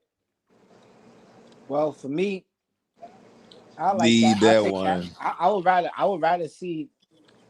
That's Jackson. What's his agent? What's the dude name? Jeremy Jackson. Jermaine Jackson. I just say Jermaine Jackson. Yo, what's up with his son? Where his son at these days? Jermaine? Yeah. Oh, I don't know. I don't follow him like that. His son used to play for the 1-for-1 academy. Yeah, we'll have to look into him, man. I know that Lamelo, man. This guy, they're gonna be playing for the playoffs in a minute with this. This was a roller coaster. 1 win away. What a game! That been a hell of a game. That been a hell of a game. My man said I had to hit the layup because of what? I blew it. He down because he almost fucked the game up. He thought he fucked the game up. Yeah. He needed that. Lamelo needed that. Like I said, now he understand what the playoff basketball feel like. Nah, he been in the plane before, bro. Nah, that shit different. This was a game. This is different. That's different. If you watch this, everybody been struggling in the second half. Conker Nipple couldn't hit nothing all game. Lamelo ain't could have hit second half for the most part. Like I say, watching the second half versus just seeing the ending, you will understand why. Like, hey, look, this been the coming of age type of game. This been Lamelo growing up game. Even though he ain't had the best shooting percentage or whatever like that, like he had need that turning the ball over, almost fucking the team up, knowing he almost fucked the team up. All that, I just mellow, everything will be okay. That shit out the window. Now he understand the urgency of the shit. Yeah. Yo, Dex, man, what the hell just happened? My goodness, I call good money. This is mad crazy, right? Because they didn't cover. Listen, man, people would be rich if they just listened to me sometimes. I said Charlotte wasn't going to cover this one. I said that's a lot of points. Even though there was an overwhelming favorite, we wanted the odd makers to be right, but unfortunately it wasn't, and I didn't trust them. And Lamelo got a 7 over 7 assists. Did not say that. Oh my God, this is mad crazy. But listen, enough of that, right? I don't need to toot my own horn. Y'all know I'm good at this. This is why I be having so much money in my pocket, because I know what the freak I'm talking about. But listen, flight, panel, everybody. Hey, big ups to No Panic and who else is up here? Fresh your boy Belize over here, boy. Oh, Fresh! Oh my God, this is a great moment right here. Fresh, did you see what just happened? Did you witness this momentous drive from the Lamelo ball? I called it. Listen, I saw the man on the sideline, He said, man, just give me the ball, man. My bad, just give me the ball. But it really wasn't LaMelo's fault. I'm gonna tell you what happened on that play where he turned the ball over. What You happened, gotta Jack? expect you gotta expect the Miami Heat to trap sooner or later, right? And we all know with basketball, that's what you call a disguised trap. Everybody lollygagging, towards the front court and everything, and then all of a sudden they blitz you. Zion James supposed to came back, Brandon Miller supposed to came back, and Miles Bridges was supposed to be at the logo when Diabate's supposed to be in the paint. That's how you do that. And nobody did their job. They waited till they blitzed LaMelo. Then James thought, man, matter of fact, I gotta get over there. And it was too late. Melo had to get off that ball. But nevertheless, Melo should have called it out though. He should have yelled out, somebody come back to the ball. If he did, cool. If he didn't, that's what he should have did. And that's what happened with the turnover. And listen, you got to give Miami Heat some credit, man. Got That to. damn Spoelstra. I Oh my told you. God, that's Spoelstra. Riley That in guy the is morning. incredible. That guy's incredible. Without Bam Adebayo, most teams would have just fell on their sword, but like, you know what, we ain't got our guy. Forget it. It's over. Let's go home. You know what I'm saying? Nobody would be mad at us. But they fought to the bitter end, and Charles Lee and company didn't give up either. So even though Miami played a hell of a game and they showed up, and this was great for TV, Charles Lee outdueled Eric Spoelstra. Oh my God! Listen, I cannot say enough about Charles Lee in this game. He put Clark and up on the bench. How much courage do you have to do that? That's not crazy. The lead three-pointer you put on the bench when you had three different moments where you needed a three-pointer, but yet you didn't go to your guy who led the NBA in three-pointers. That is mad crazy. Listen, Charles Lee gonna have some big ups coming next season, going into the season with his coaching, because that was mad crazy right there. And they take a heart of a gunfighter to pull the trigger on keeping calm on that bench in these crucial moments when everybody know in Charlotte that he's the guy to shoot the threes when it comes time to shoot the threes, like. Yes, you're right about that. I totally agreed. I did take a lot of courage, and I was saying that before he went to the bench. I don't know who was on the panel with me. I think No Panic. I said this. Yeah, they need to bench Con Knuckle. I don't know who I said it. I don't know who if anybody heard me. I said it right before it happened. And I'll listen. That took a lot of courage. He gonna do whatever it takes. Give credit to LaMelo Ball, man. He showed leadership. Miles Bridges. I think the next game ain't gonna be as hard as this one, believe it or not. Miami, they're gonna fight you to the death. You've seen it to this game. You've seen it in this game. This is everything I was afraid of. But And Charlotte that's survived. and that's crazy that you mentioned that, Flight, because Charlotte is really in the driver's seat, even though it's going to be a road game for them.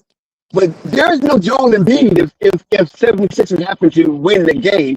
And then if Orlando wins, Charlotte's not scared of Yeah, I the like season Orlando. series in the I'm taking tiebreaker. Orlando. So either game, Charlotte is in the driver's seat because there's no Joel Embiid, and the 76ers is not going to beat Charlotte without Joel Embiid. I'm going to tell you that right now. No, they're not. They needed him in the last game.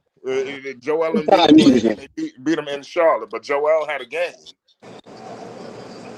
on one leg. So listen, Orlando, nobody's scared of Orlando, and Joel Embiid is absent. So whoever comes out of that game, Charlotte still might be a favorite on the road when it comes to the next game to start have to play to win in advance.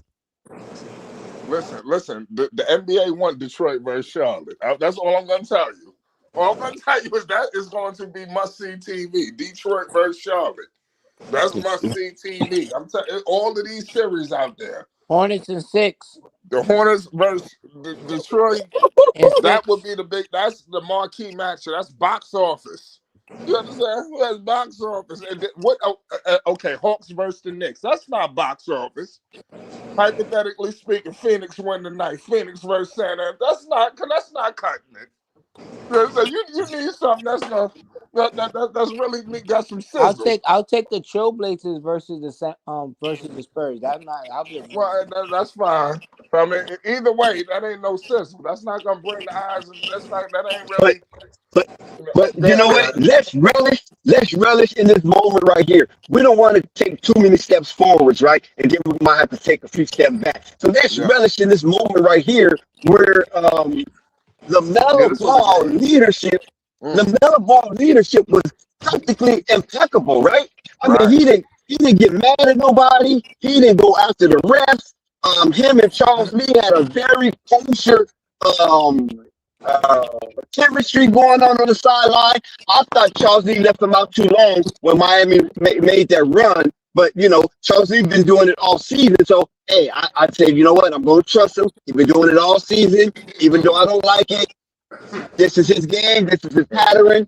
And it almost didn't work, but it did work. I'm glad LaMelo Ball showed up and LaMelo Ball showed out. 30 and 10. I mean, he shattered the odd makers on the player prop for this game. All you have to do is take LaMelo across the board, right? They had a 22 points, 7.5 assists, and 5 rebounds. And Charlotte the Charlotte Hornet was favored by 6.5, and I said nope, they're not going to beat Miami by 6.5. I don't even know if they're going to beat Miami. Period. So if you're going to just take Charlotte on the money line, you're going to take Charlotte. You're not use those points. Those points are dead in the water. They were dead and stagnant. And then lo and behold, it came out that way. So anybody that listened to me earlier in the stream, thank you, and you're welcome. Because I just help you pay your mortgage. Another thing I want to say in defense of Khan, I guarantee you, it's only about up from here. You gotta understand. You understand. You can't go no lower than he had. You feel me? So That boy been I'm 0 for 6 expecting from I'm three. expecting a Khan Knipple outing in the next game. We will have a Khan party. Remember I told Well, y'all. you know what? I'm not going to even wait for that. Because I told you who was going to be the X Factor. Who did I say was going to be the X Factor? Like, You said Khan before Knipple? they tipped the ball. Hell, come on, so you don't even be fucking listening. I said Kobe White.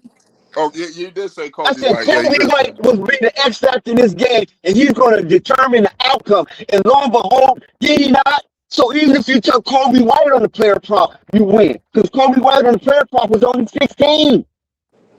I mean, God, it was so much money all across the board for the Charlotte Hornets. And I know people down in the Queen City, they're just living it up right now. And Vegas is crying on their knees, might be talking about bankruptcy because of what the Charlotte Hornets did. They killed the player prop. Miles Bridges, even Brandon Miller, for crying out loud. I was looking in the chat while I was watching the game. I was like, look at these guys talking bad about Brandon Miller. Brandon Miller was only 50% from the field. Are you freaking Man, kidding that me? shit been pretty quiet. And he shot over his average. He's only averaging 20 points a game. I think I like 24. So I mean, I don't know what people be looking at when they be talking about Brandon Miller. I think it's just the Scoop Henderson hang up thing. I think But it's people the still context, trying to. though. It's the context of his points.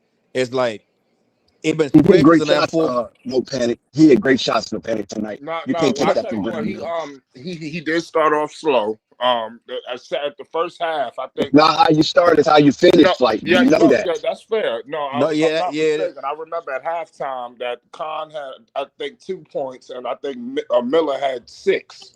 And I was like, oh, I said, hey, we might want to keep an eye on these two, but Miller did start coming to the party. Khan never came to the party, Yeah. But so he's a I'm gonna rookie. give I mean, Khan you some can't. credit. He's a rookie, Yeah, y'all. he's a rookie. I mean, don't go so hard on Khan. You know what Yeah, I'm saying? He's a rookie. No, He's a it rookie. ain't even this go. was a It's not big even so game. much of going hard on Conker nipple. The problem What you was think, like, Belize? I think you're right on point with it. I think Khan as a rookie definitely is like what I He hit wouldn't his rookie expect much, wall. but I do think no, I don't think he hit a I'll give you wall credit now. with Kobe White. That was a I'm a veteran. I'm here. I'm not trying to go home right now. I He feel hates like Miami. LaMelo. Kobe hates Miami. Yeah, that too. And I feel like LaMelo showed up really well, and Miles Bridges too. Ooh, LaMelo. Dip was like, give me the ball. Did you see what the sideline? He said, just give me the fucking ball. That was my bad. Give me I the do ball. feel That was like my I do feel like he, sometimes his shot selection is kind of like questionable, but it works sometimes, like because it works for like offensive rebounds. It works for like little things in those nature. So sometimes it works out in all little ways, but and it helped with the momentum. And I also feel like because he was shooting so much threes earlier, that in at that last play specifically, they was expecting a three, so that he had the Mhm, lane to drive. mhm. Man, listen, Yes. if y'all watch that fourth quarter, the way y'all talking about LaMelo game overall don't match what we've been watching in that fourth quarter, or even in the second half. In general, Okay. yeah, Okay. Talk about it. he hit the big shot at the end of the game, right? But there's a lot that going on in between. Like flight, we watched the game. He had Even two big so, shots. even so many points in this game where Charlotte had the game won. And what he did, Hmm. settle for threes. Let them back Hmm. in the game. Settle for threes. Going down six. Settle for threes. Hit a big Hmm. three going down. It's like, you got to remember, Miami had Hero on the bench for like a 5, 6 minute stretch. And Norman Powell and Davion Mitchell been going off. Yeah. Wiggins hit back to back threes. So when you look at the context of the game, Brandon Miller had points where it's like, come on, bro, you gotta hit that. Come on, bro, you can't shoot that. Yeah. LaMelo had many points in the game where he been just I know. pulling up fadeaways. Like, don't get me wrong, but 2 times he checked himself when he passed the ball out of the shot. But a lot of the times, like I've been saying during the game, it remind me of why I used to hate Jason Tatum. Jason Tatum used to be like, okay, cool, I 6'8", 6'9", or whatever, but I'm gonna settle for a three. LaMelo been doing that all fourth quarter. If LaMelo just been attacking the basket at least 4 to 5 times more than he did, I guarantee Yeah. you they wouldn't be in a position they've been in where they going down a bunch of points. Don't get me wrong, it was a point in the game where LaMelo ain't been in and Davion Mitchell start going off, and then that's when the Heat take the lead. I think it been like what was it? Like 6 minutes left in the game or whatnot. But at the end of the day, when you watch the game, this been a bad game played by the Hornets. The Hornets ain't play their best game. Forget the stats, forget the percentages. Brandon Miller, um, LaMelo Ball, Conkinipple, they got to show up more efficiently. And I ain't talking about like overall percentages. I talking about looking at the entire game and looking at the context of the game. It been plenty of times they could have put their foot on the Heat's neck and they could have take off, but they've been settling for threes. They've been settling for Hmm. setbacks. That's my problem with what the Hornets did. Yeah, they get the But, win and but all can I that. share I this get with you that, though? but that's the problem. And the turnover Can I, with LaMelo, I agree with you. They should have come down more to LaMelo, and at the same time, that should have been called a foul on I can't remember who he been, but that should have been called a foul Larson? when LaMelo passed the Larson? ball. He pushed the dude into the ball or whatever, but they ain't call him or whatnot all of that. But that should have been a foul. That foul on LaMelo with the three in the corner, that shouldn't have been a foul because I think LaMelo get a piece of the ball Who's the and he did hit ball? his Yeah. hand, but he didn't affect the shot. Yeah.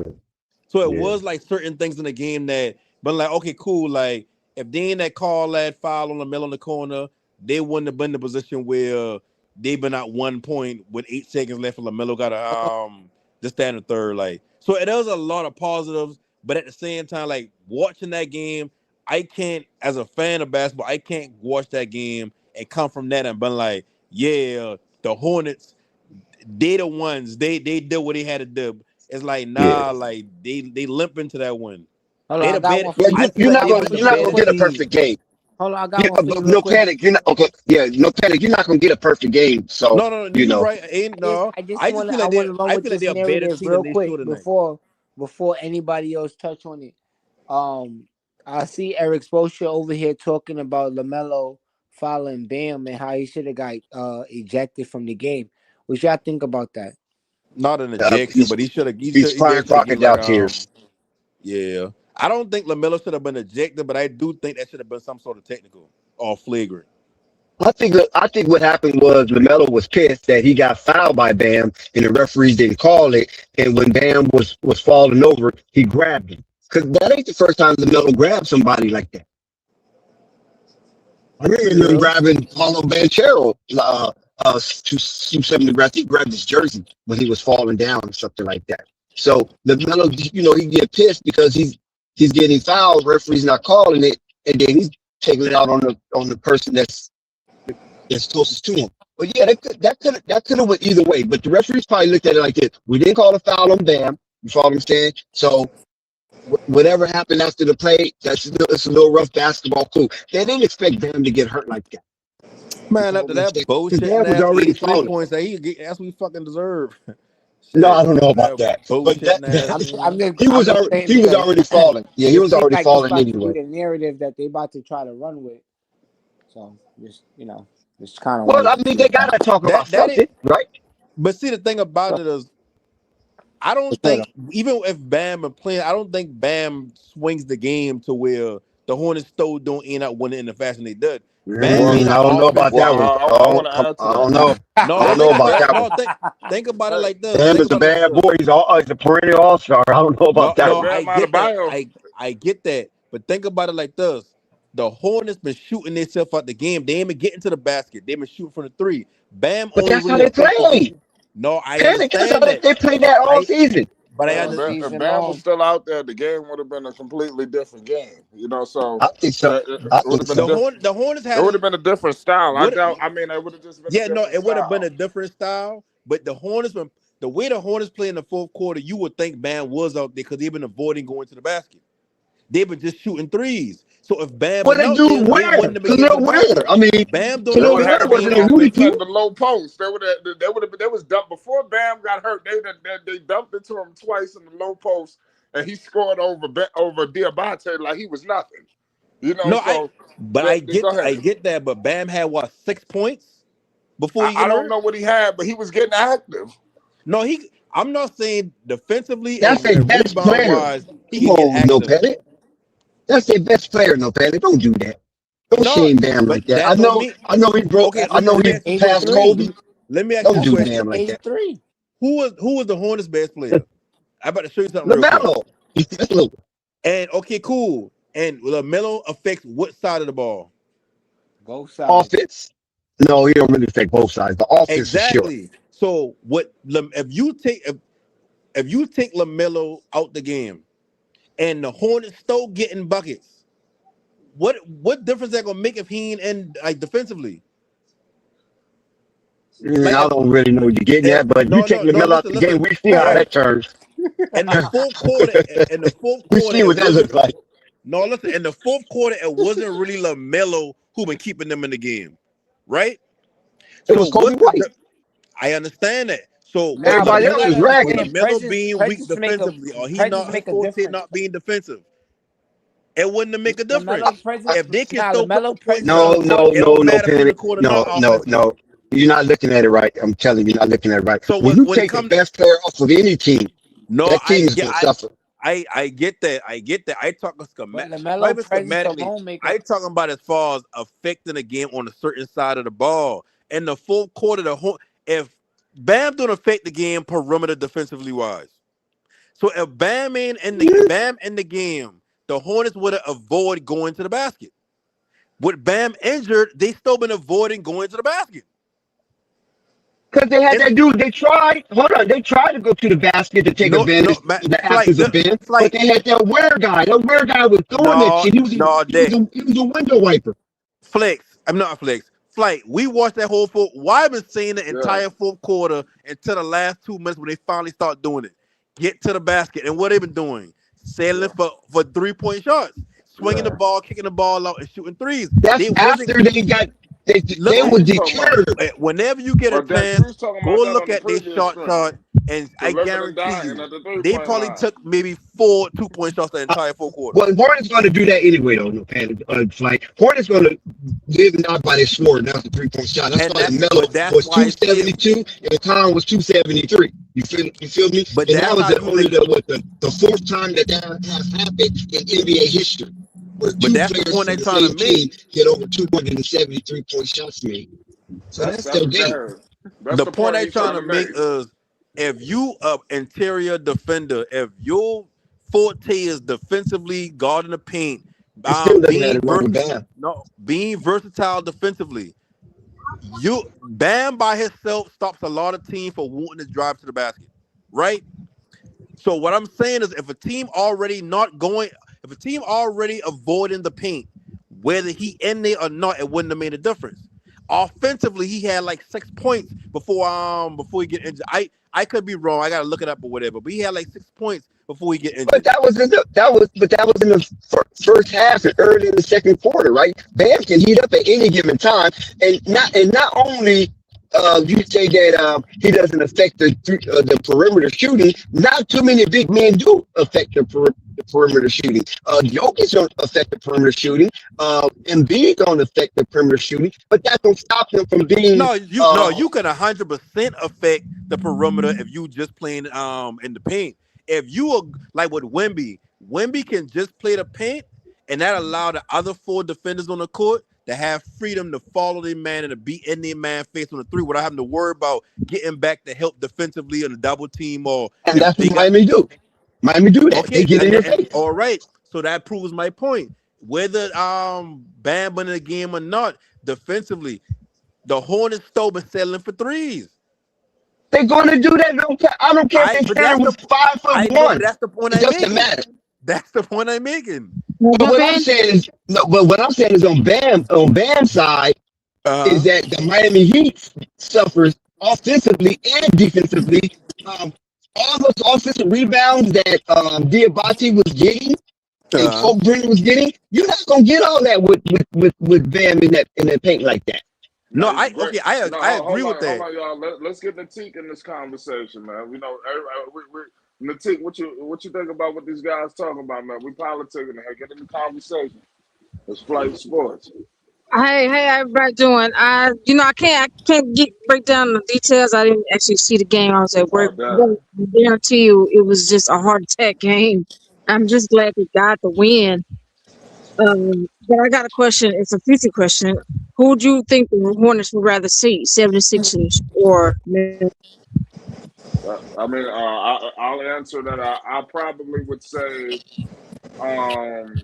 that's a tough call. Maybe Philly. I'm gonna say Philly without Embiid. Orlando, I think everybody's sleeping on Orlando. Orlando got some pieces, and at any given night they could make the shit work. But I think they could beat Philly without Embiid. I They think so should. too, but Yeah, when yeah. it We comes got you. to Got DJ those. Wilson, that guy he's on a tear right now on his rookie season. But I saw him early in the season; he was just taking off. But is Paul George still? He gonna play, right? As far as I know, Paul George will be there. I'll be we'll be taking a look at those teams tomorrow because we're gonna get the loser. So Mhm. we'll be able to see what they look like. The Charlotte Hornets, man, we back, baby. So let's get to it. They can get the win. I don't care who it is. Just get Oh in the yeah, heavy mindset to just go in there and get that win, so we can get to the playoffs. yeah. This is gonna be a busy sports weekend, y'all. I'm telling you, if you're a sports fan, this shit is gonna be ridiculous. There's too much happening. Too much. Brother, no panic. Back to what we was talking about with these Hornets, man. What's going on with the next game? Who do you see? I was asked the question, who do the Hornets want to see? I said that possibly Philly without Embiid. What do y'all? Who do you think? Answer that question. But before I answer that, this Lamelo 3 point not 3 point. This is stats. 12 for Break it 31 down. from the field, two Talk for that. 16 from 3. Talk that. 2 for 16 from 3. Think about 2 for 16 from 3. The only person that people really shoot well this game, but Miles Bridges and Brandon Miller.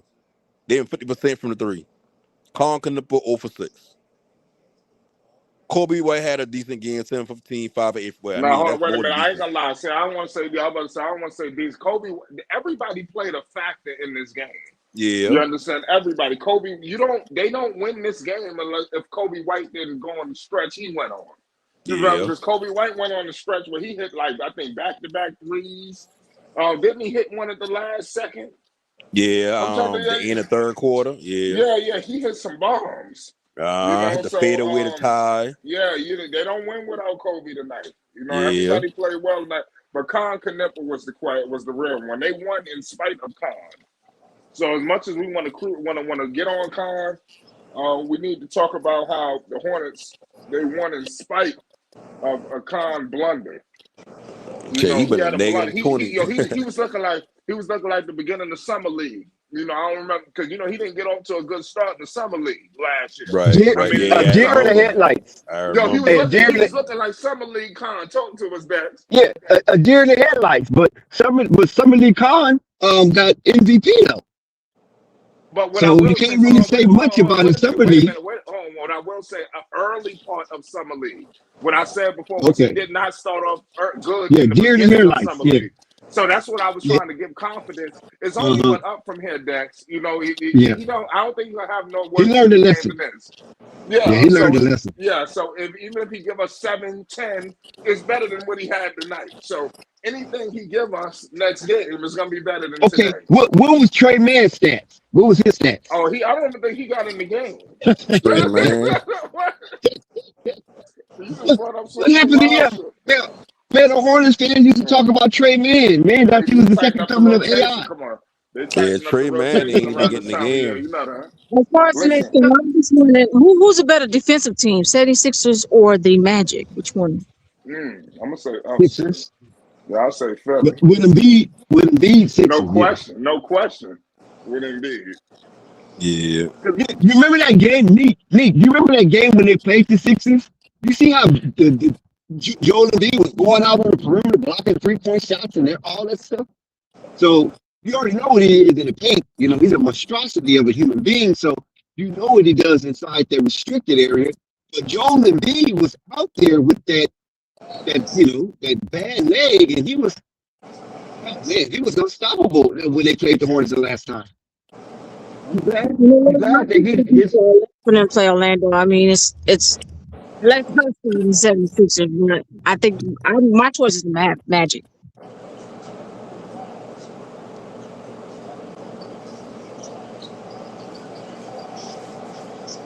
You okay? Yeah, I heard you. You said what about the Magic? Say that one more time. I think my choice would be the Magic. Their style in Philly than in the Orlando Magic. Listen, I think Charlotte is gonna have they're gonna have their say so no matter what. But what I will say is they're going on the road. So the previous playing games that Lamelo Ball was in his first 2 seasons, he was on the road, and they got blown out. So we gotta hope that now they gotta go on the playing now on the road. It's not gonna be in Charlotte like this game. Now you gotta ask yourself, now put your basketball caps on. If this game took place in Miami, is Charlotte walking away with the win?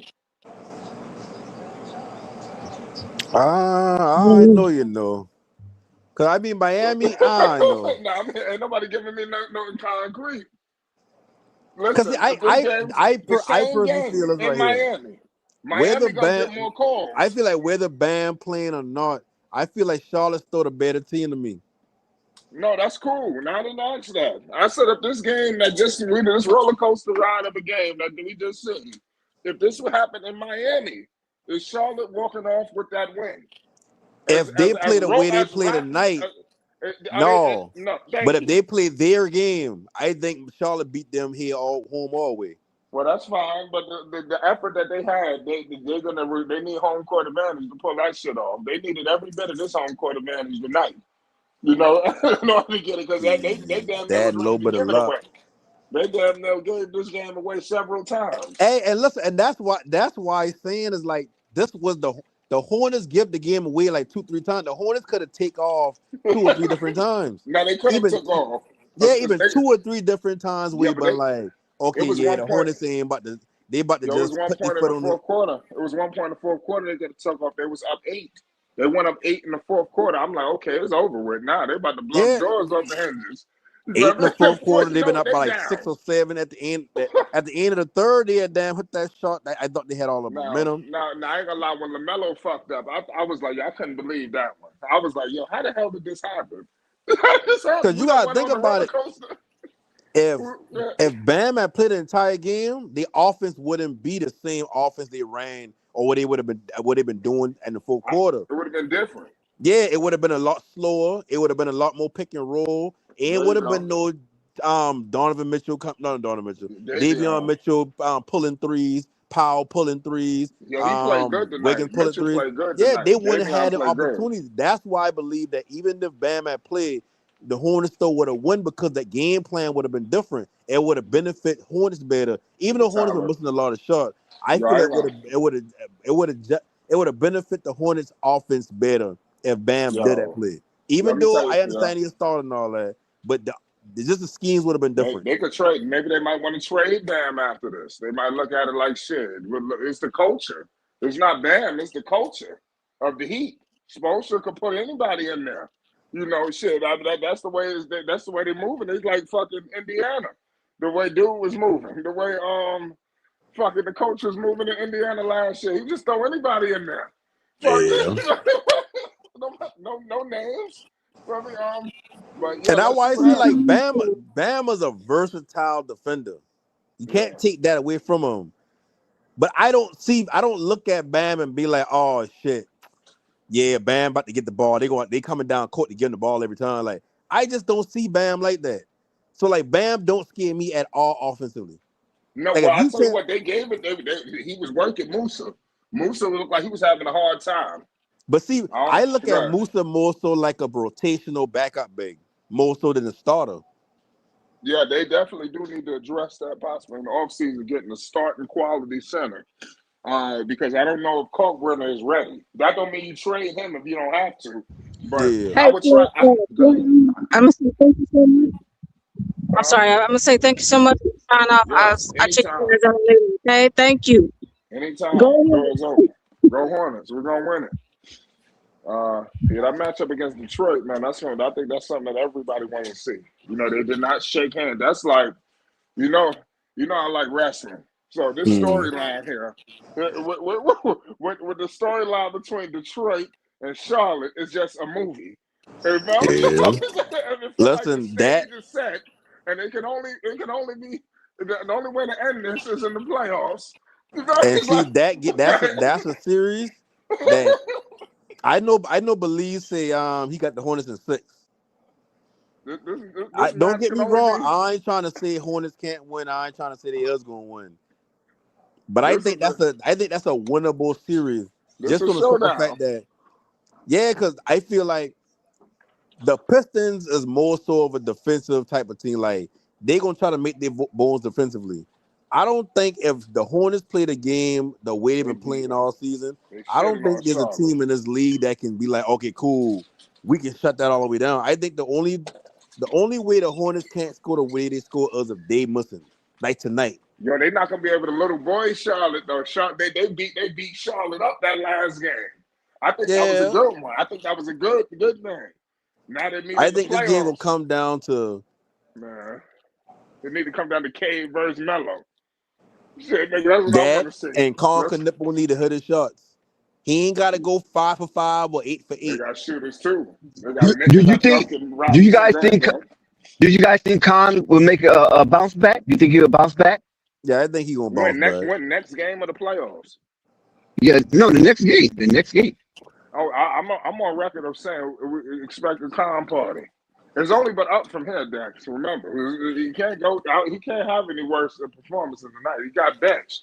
Yeah, it ain't gonna get worse than that. Okay. Yeah, that's my opinion. Any worse than this, but they're gonna definitely give it to him. You know, but the Hornets winning, that helped out a little bit because they would have lost. Con would have been front page. Well, they were gonna crucify Con. Yeah, they could have nailed his ass to the cross. Yeah, this the same guy that they tried to say should have won it over such and such. That's messed up because he had a hell of a rookie season, but it all would have boiled down to this game. The whole rookie year. Yeah, you gotta think about it. Like the 2 leading 3-point shooters, as far as makes in the league, only combined for 2 threes a night. They combined for 2 for 22 in a pivotal game. That's some Rockets from 2014. That show you the style, the different style in postseason play. What the hell you think is gonna happen when they face Detroit? They're gonna be running their ass off that 3-point line. You think they're gonna just be And shooting see, threes that's whenever the they feel scary like it? part about it. Because you can't ask Kong to do nothing more than that. Kong can ball handle, Kong can initiate plays, but Kong ain't giving you nothing outside of that right there, shooting. Like defensively, like we keep it a buck. The reason why they got hit all them threes is because Kong ain't a corn, but Kong too small, like not too small, but Kong ain't no defender. He ain't you put somebody athletic on him, he ain't stopping that. Like he don't know what to do with athletic play. Lamelo, don't get me wrong, Lamelo been trying. I'll give him credit. He been trying, but he can't. Like he been getting run around all game. Brandon Miller, he's a long player, but he ain't necessarily a defensive long player. Miles Bridges, he's a scrappy defender, and I don't want Grant in the That game at no defender is point. Musa Diabate. That's the best defender. He exactly, and that's the center position. And he undersized. Yeah. Exactly. That's why the Hornets gotta put up the buckets that they put up. But you know what? Overall, they did it. They won in grand fashion. It was a thriller, a nail biter. I'm quite sure some of the Hornets fans went on that roller coaster ride. Really appreciate it now and juggling their emotions throughout this game was just fantastic basketball, and it was so satisfying to watch. I love what I've seen tonight. I think the next game, the Hornets will be a little more smoother. I think Khan will break out of that rookie bubble because I'll say he hit a rookie wall, but no panic said no. But we'll see. Yeah, I don't think it's a rookie wall because it's like, I mean, he's a shooter. Like he just had like, I don't know. I mean, you could be right. I ain't saying that what I said is the end all be all. I am right, but I just don't think it's a rookie wall thing when it comes to conquering. I think he one of It's them one players where, game. yes, I think he just kind of like, No, you gotta think 10 about it. games. This a No, playoff that's 10 games, atmosphere not for them. one game. What, in a row? He's been struggling for 10 games. Yes. Yeah, you go do research. He's been struggling for the last 10 games. Maybe I need to Oh go well, I look mean, at now what that you said like I said, like just in it wasn't like this. He ain't get benched the last 10 games. yeah, like this was No, This bad. should no, this no. should He reach didn't this get this benched. reached Yeah, his high. This was he yeah. had to It make a just shows you decision. Charles Neal bench anybody. He don't give a damn. That was respectable. Like you sat down the golden goose. Yeah, yeah, man. Yeah. I know the F-150 crowd was cussing Charles Lee out. Not putting Tom back in I that game. had to. You had nothing. Don't bring him back, and that shows him what you need to do next year. We're gonna bench you again. Yep, Because we're gonna it, bet That's you what again. we'll bench you because you gotta again. think about it, ain't even that he ain't get benched just because he been 0 for 6. He get benched because not only is you 0 for 6, you ain't giving me nothing defensively. No, yeah, that is true. He wasn't giving Yeah, nothing else. They had to keep. he He checked. was getting He a lot of checked out. grace. Yeah, he It's had like with checked out. it's like Duncan Robinson when with the Heat for all them years. Yeah. The Yep. only reason why he get benched is because it's like if you ain't knocking shit down, then what are you in the game for? Calling Trust him? me, he gonna Right. go to work. I want Yep. to ask you a question, Dubs. I know you don't like to Yes, look sir. ahead, but Uh-huh. think about a matchup between the Hornets versus Detroit for 1 second, man, because we're getting close. That's For classic 1 second, material.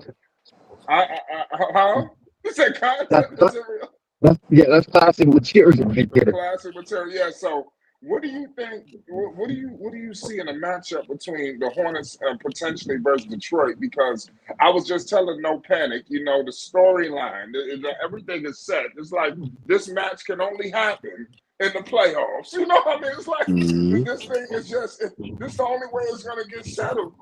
The rivalry is there. The end of the game, the last game, they was told not to shake hands. You understand? The Yeah, that was coaches said the crazy. coaches involved.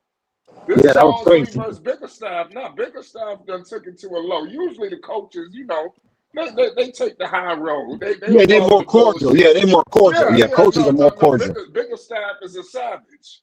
You understand? You understand? And to give He's a Bickerstaff some slime props, ball.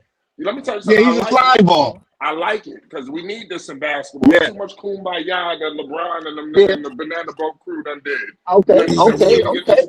We need to get. I Okay. like this kind of shit. I come from hitting the courts. You understand? Okay. Trying to lock a motherfucker up with my life on the line. I'm shutting you down, Okay. and I'm telling you, I'm shutting you down. You understand? So Okay. I come from that kind of style. Give me the ball, Yeah, get I out was the way. we You come understand? up on So we come up I on like Kobe. this Like shit. the last time Okay. basketball been good was Kobe era to me personally. Well, That's the last time I remember basketball being good to so me. so Is so when Oh, it's you check like like this I out. Golden don't fuck State? with you. Yeah, like I said, you got Charles Lee. What I meant to say, I was got cut off. I'm sorry. I wanted to talk about Bickerstaff for a second because he got this mean streak and he's nasty. Pause. You got to think the dude come from the assistant coaching tree. He was an interim. You know, he never was looked at as the guy. You understand? This guy, he came up through the interim, through the assistant, the interim. You know, and then then the man became the head coach, and he will never be another interim or probably another assistant again. You know, they kicked him out the door. I think in Cleveland. Was he in Cleveland? Yeah, it Yeah. was in Cleveland. It was in Yeah, Cleveland. they kicked him out. So I'm just saying, this guy, he went through the ringer, and he found a home here in Detroit, and give him props because this is the same team that dude had. The motherfucker they paid $70 million for Monty Phoenix. Williams. Yeah, Monty yeah, Williams. yeah, yeah, yeah. So this is damn near the same team. So they should be ashamed. He should be ashamed of himself. Bickerstaff, he really came here and coached his ass off. But Yeah, I that's what just I'm think. saying, Dex. So I think that will be a classic material. It'll be a glorious matchup, but they got to get past the next game first to see where they're gonna match up To in be the future. real, I think, and like I said, I like fairness in sports, but I don't believe the NBA allowed the Charlotte Hornets to miss the playoffs. I think this game is more of the 83-point man or Lamelo and the Hornets. Whoever win, we pushing them through the next game. I just think I don't know about pushing Bam. and no, another thing no. I Think want to about say, it now. Think about it. What Bam did this season is even though it's already forgettable because people ain't really talking about it no more. That's still us one of Yeah, the highlights of the season. yeah, listen, let me tell man. you. Listen, I want to say one more thing. The next I game, think they love to push the metal okay. ball though. No, Yeah, yeah, I think they're gonna push them through this. I think Yeah, we gonna be watching this game and we gonna be like, damn, the ref low key bailing our Hornets out. I yep. never seen no, Lamelo get these type of calls. I But I think so wasn't. too. Yep. Listen, man, I want to talk about even at the national scene. The next game they're gonna talk about this roller coaster tomorrow too. This game was worth front page Yeah, news. It was Stephen A. worth was it talking was about worth the price of admission. That's how you yeah, say that. Stephen It A. was worth the Yeah, price of yeah. admission. they Yo, gonna look first at take was them talking Hornets. Amazon Prime ratings and they gonna be like, damn, everybody watching this tonight, isn't it? No, And they can say we first gotta take. get this on. We Listen, gotta get this on TNT. First take was talking Charlotte Hornets today. They got a segment in there. Lamelo, Stephen A. talked about Lamelo. He said that he had Lamelo Ball like going off tonight. I think Perkins said Bam and Stephen A. said Lamelo Ball. He had some good stuff to say Mhm. about him. He talked about people thought it was going to be Lonzo, but no, it turned into Lamelo. I was listening to what Stephen A. said. Stephen A. said some shit on there. But what I wanted to say is the next game, even at the media circuit, they are going to be teasing this Charlotte Detroit matchup. You understand? Mhm. They already the stage is set. You understand? When they Is said don't shit. Dexton? Yo, I'm trying to tell you, man. All I could think of is like this reminds me of some WrestleMania shit, man. It's like this match can only happen in the playoffs. Like Yeah, this think is about like it. Who was a big this is draw? Who was a crazy. big draw in Orlando? Like on that team, who was the person Nobody. that people like? Nobody. Nah, this was Nobody, right? Nobody. Miller. Now let's Nobody. look at the Sixers. Who? If Embiid out, who? Showing No, Paul Well, George, Pandemic P. Paul Kyrie still got some Maxey. fans though. But Paul still got some fans. Paul still got some fans. No, Paul may have Paul some because George. like he may have yeah, his fans. that's Like shit, he right. got a fan on the He got Charlotte his Hornets who fan. think he the GOAT. But at the same time, it's like nobody. If somebody say you want to see the Hornets play tonight, or you want to see Paul George and the Sixers minus The Embiid, Hornets. nobody's going Yeah, that fully game. I agree. Ooh, he hit that and one three. The Hornets is must see TV right now, no doubt. Yeah, and think about it, just like how Flight said on with media, they gonna see Lamelo Ball 30 points, game winner. That's all. That's the only headline they That's need. They don't crazy. need 2 for 16. They don't care about No They question. don't care about him No sailing for question. three. All they Don't No want care to see about is him question. 30 almost points blowing the fucking and game game for winner. fouling No for question. Lamelo. Yeah. Yeah, No question. No question. that's why I Yeah, he said did two. He had two fallacies, right? He had the one where he turned the ball over, and then he had the foul on Tyler Hero. Those yep. two fallacies, and all that's That's forgotten. All that's and that's forgotten. gonna be the Yeah. story. Oh, he All that's always turned forgotten. the You're right, ball though, over no and he better. put the That's a good team on his take. back, and That's a he damn scored the good take. game winner. Like I, when we don't watch the media our entire life, they love a good story. Hold on, no panic. You're on the roll right now. Hold on, right, no panic. How many people wanted to see this come from the Mellow Ball? You feel me? I think so. How I many think people people want to want. see this? Of course, it's millions of people want. All you gotta do is look at this fanfare. It's millions of people, especially youngsters, wanted to see the Mellow Ball play meaningful minutes and do Mm-hmm. something heroic. You feel me? They We would have saw it though. cried. I'm telling you, if the Hornets would have lost and the Mellow did that goofy foul on Tyler Hero and did that egregious turnover at midcourt, those fans of the Mellow Ball would have cried tonight because they knew the media was going to exfoliate the Mellow Ball That's if that's he like didn't what come you get out of with this. Melo. That's what you get. You get the good and you get the bad with Melo. Mm-hmm. That's how they try to make it seem. As good as you get with Lamelo, you get plays like this. Yep, that's So I true. was like, So So, they and so look you and know how happy. I'm sorry about that. So no, you go know how ahead. happy people are, especially those that put a wager on this. So many people put a wager. Wait, the biggest wager for this playing tournament tonight with Phoenix and who are they playing and the Hornets Portland. is Phoenix and Portland and Hornets and who did they just play Magic? I mean Miami. The biggest wager was LaMelo Ball over 7.5 assists. And one of the top five wagers was LaMelo Ball over 22.5 points. How about that? You know how many people won money? And then they won. So everybody's gonna be talking LaMelo Ball because they won money off of him. Plus, LaMelo Ball won the game in a real fashion. It's gonna be mad crazy, man. I'm telling you. Can the Hornets? No panic. Can the Hornets go? Can the Hornets go into Detroit and steal game one? I mean, it's possible. I tell you, like the Hornets when they at their best, they remind me of that young Warriors team before they finally start clicking. Like when Kobe put them out and they going home and then they come back the next couple of seasons, it's like, damn, like where the fuck they come from? The Warriors or the Thunder? The Warriors. Okay.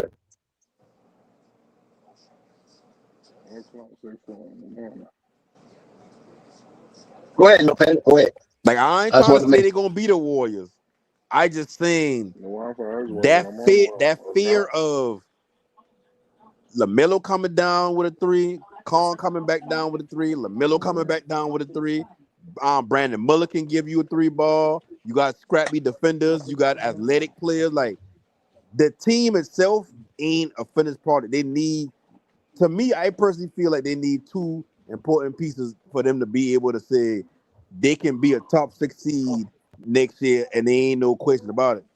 They need a wing defender, and they need a big that can give them 10, 15 points, can be a factor inside offensively. Defensively too now, but they need some type of threat in the interior. But as far as going to Detroit and stealing game one, I think they can. I think they're gonna be a career. I think they're gonna be a career defining. I don't want to say defining. I think it gonna tell you who Lamelo is. I'll say that. Man, you guys just looking over the next matchup, man.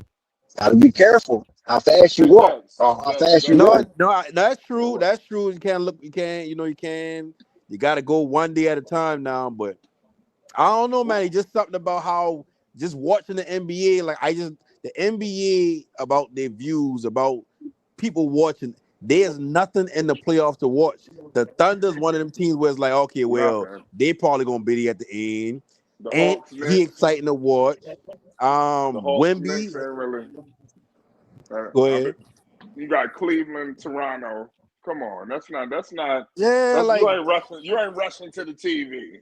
Exactly. Exactly. Ain't nobody gonna rush to want to see damn Brandon Ingram in Toronto. Like, you know what I mean? Yeah. You ain't gonna start setting your schedule accordingly. Exactly. Exactly. Man, if this been Toronto and Miami playing tonight on Amazon, nobody would know this game on, other than their fans. Like I tell you, like this is the. So you said people will put Fortnite down to watch the Hornets play. Man, listen, I know it ain't just me, but I know it's a lot of people that feel the same way I feel. This season probably is the least watched season of basketball in people's lives. The Hawks versus Detroit got everything you were asked for. Like you just brought up another element where Dex just like jokingly threw out Fortnite. You're gonna have look at this matchup, this potential matchup. I know Dex don't like to look ahead. That's why I keep going, Panic. What I will say is this potential matchup has everything.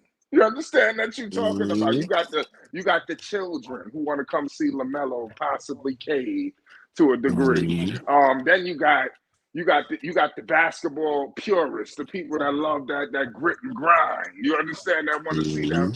They see that ferociousness, the rivalry. They done had a fight. Motherfuckers got suspended. You understand?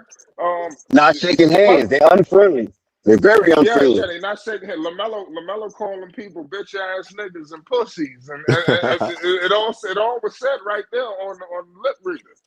Shit, I didn't say it. You understand? That was what was read. That when you read his lips.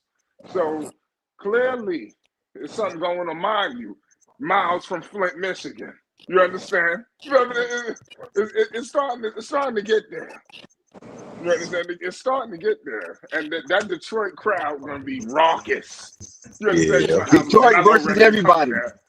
Yo, it's gonna be Detroit versus everybody. Detroit basketball. Yo, when Detroit is winning, Detroit crowds is up. I gotta get and then another element of that too. This the Hornets fan base first playoff game in how long? That's not a playoff game. No, playing how long? It's similar, but I mean, you get the atmosphere. 4 years, right? I ain't talking about today. I'm talking about if they make it past this next game and they get into the real playoffs. The Hornets fan base ain't see a real playoff game where they probably got a decent chance of getting up the first round. 2019, I think, right? 2019, 2018. No, 2018.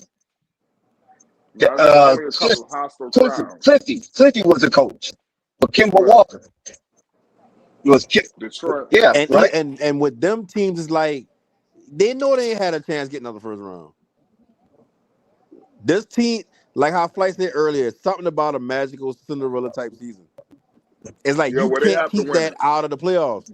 That's what makes the NCAA tournament good, because you know it's gonna be a Cinderella team. If the Hornets don't make the playoffs, who is the Cinderella team? That was the NBA. Charles Barkley would look foolish because Charles Barkley put everything that the Hornets would make the playoffs. You know he bet it. You know he went to Vegas and put his money on it. This became the NBA's little darling because they was promoting the Charlotte Hornets, especially at the second half of the season. The Hornets got a lot of light. They got a lot of light. You understand? So the NBA may have chose them for all we know. Look what Atlanta did right in the second half of the season. Look what Atlanta did. Atlanta did better than Charlotte. Yeah, well, but they didn't get the light. They did. Yeah, they didn't get the light. They don't Charlotte got got the to like. star. They don't got the. They don't. They really don't have a Plus, star they player. didn't dominate. They don't got Atlanta a didn't box office dominate either. attraction. Yeah, but they didn't dominate either, though. They won games. They won a lot of games. But Charlotte won in dominant fashion. That's what people want to see. They want to see you win and win with dominance. I mean, no, Atlanta. fans Johnson, want to he see ain't two box things. office. Fans want to see, yeah, you're right. If if the Hornets go into the playoffs or the Hornets for the rest of their time this season, they just blowing people out, hitting a bunch of threes, doing what they've been doing all season, that's made for No. TV shit. Yeah, I'm gonna But be honest with you. also, Atlanta gonna beat the Knicks. Atlanta gonna beat the Knicks, man. Remember I told y'all this, man. Atlanta gonna beat New York, and they're gonna fire everybody and trade everybody. I'm telling you right now, the Knicks in trouble. You know, So the Knicks Big would have Cat probably coming to the lost to Hornets, huh? Charlotte. Yeah, it might. Charlotte may have beat the Knicks. The Knicks just look like they're ready to collapse. You understand? damn, You don't I understand. tripping. You know, The the whole Knicks. time you've been saying Atlanta beat the Knicks, I've been like, Atlanta No, ain't in the playoff. They only yes, they down win are. 17 games. Atlanta, they're gonna No, face I the think Knicks in about the the first round. Wizards. I think about the Wizards because your boy get traded there. I forget Atlanta actually was hooping the season. No. What I want to talk about, Dex, you are right. I ain't gonna take credit. Atlanta did play better than Charlotte, but what I do want to add is Charlotte didn't start. Atlanta didn't start the season as bad as Charlotte did. Charlotte had such a hell of a good close. It was up there with Atlanta's. Atlanta surpassed them. Atlanta don't got a Lamelo Ball on the squad. No, yeah, but the thing is, Charlotte they gave up so much ground they couldn't make it all up. Yeah. In any other event, in any other season, the Hornets, the way they came out and played, they finish they get in the playoffs. They do what Atlanta did, but they had such a hell of a finish, but they still ended up in the ninth seed. So they that needs to show them that next year they need to start the season off correctly. You Yeah. know, don't start the season losing horrible, and your record is like you about to be over, and then you out of nowhere you just start winning. You know, that's what happened with Charlotte this year. You know, they was about to trade everybody, and then they had to beg, "Hey man, let us see what we made of." And then before you know it, they kept everybody. It was worth it. And this is the highest seed that Lamelo Ball and Miles Bridges, two of the oldest veterans drafted by Charlotte, did. Like Miles Bridges was talking about being the ninth seed. That's not high for like regular perennial playoff teams, but for them that's the highest they've been, and they're able to host a playing game. You know what I'm saying? A game after 82, they're able to host that. That's was something big for Miles Bridges and Lamelo Ball, because the other teams when they went to the play-in, they was on the road. It was a 10 seed. And without those other guys, now they finally made the ninth seed as a healthy team. And not only was it a ninth seed, it was the most exciting team. I'm talking about Spurs. I'm talking about Boston. I'm talking about Lakers. I'm talking about Houston. I'm talking about Minnesota. I'm talking about the Thunder. Out of all those teams with the Brady superstars, the Hornets was the most exciting team throughout this playoff and play-in scenario one to finish the last leg of the season. And that's why I Yes, said sir. the league is not about to let the Charlotte Hornets miss the playoffs. If they miss the playoff, and I ain't trying to predict the game or try to say they going to win, but if the game remotely close, the refs taking over and they putting Charlotte in the playoffs. Now they ain't gonna go out their way to try to be like, oh yeah, like just call every single thing until Charlotte damn 50. But They if Charlotte can. going to They run can, though. or You know that, the right? game close enough, the refs taking over. But the Adam refs Silver can gonna do make the that. call. And like I said, like But no panic. The I refs can believe do the it Hornets is a regardless playoff because there's team no at this point. Embiid. Don't get me wrong. At the beginning of the season, I remember I was talking on the junk and I've been saying like, man, I see the Charlotte Hornets being a playing team and getting put out, not making the real playoffs. That's how I always look at them the whole season.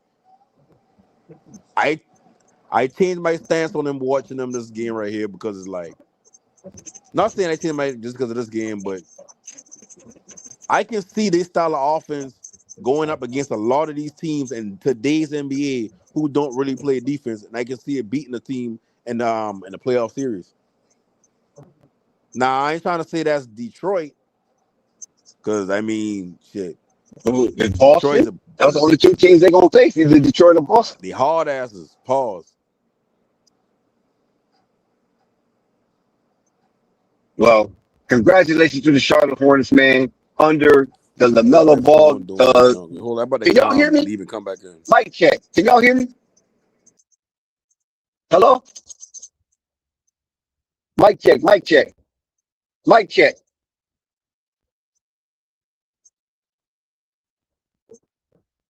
You're on the stream.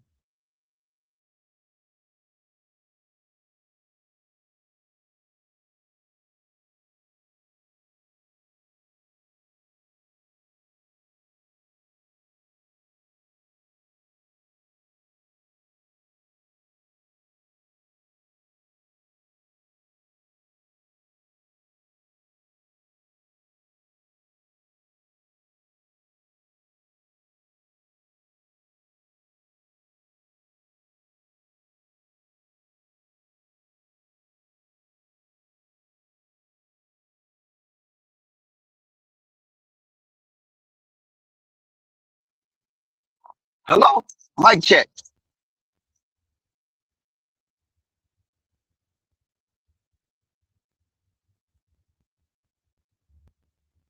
Mic check. Can y'all hear me? No, Yeah, can you I hear can me? hear you. Oh, what the hell happened? Yeah, I don't know. My phone been doing it a couple of times. I don't know if it's my phone or this channel, but I'll be talking and I'll see like your circle like bubbling, like you saying something, but I can't hear nothing. And then I'll be thinking that I only talking to myself. And then when I back out and come back in, everything be straight. So I don't know if you could have heard Yeah, me that's talking that whole time, but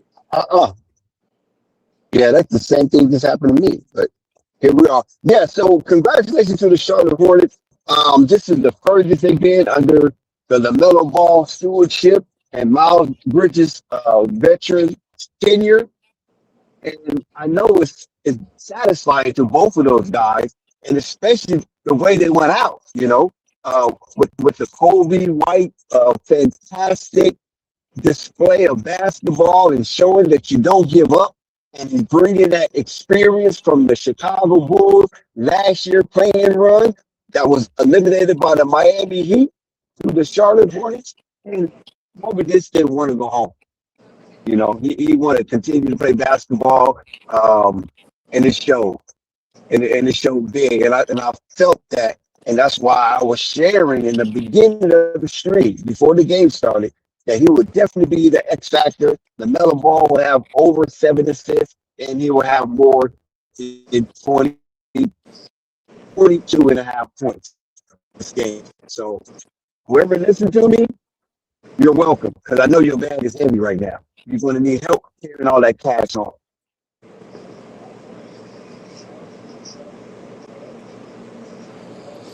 yeah, but there's a big win for them. I'm not gonna lie. The Hornets had them put away 3 different times. That's why I don't have no kind of like real doubt in them winning this next game. I feel like they give the game away a couple of times, but I mean, shit, win is a win at this point. Yeah. Salute to the chat. Most definitely. I appreciate your engagement. Keep up the fireworks. Encourage us and influence us here on the panel with some of your takes in the chat and some of the discussions that you're having, so we can further elaborate on some of the good stuff that you might bring to our attention. So salute to this chat. Yeah, it's just a wonderful taste to see the Mellow Ball. Not only did they win the game, right, which was was in question, of course, and very suspicious, but he jackracked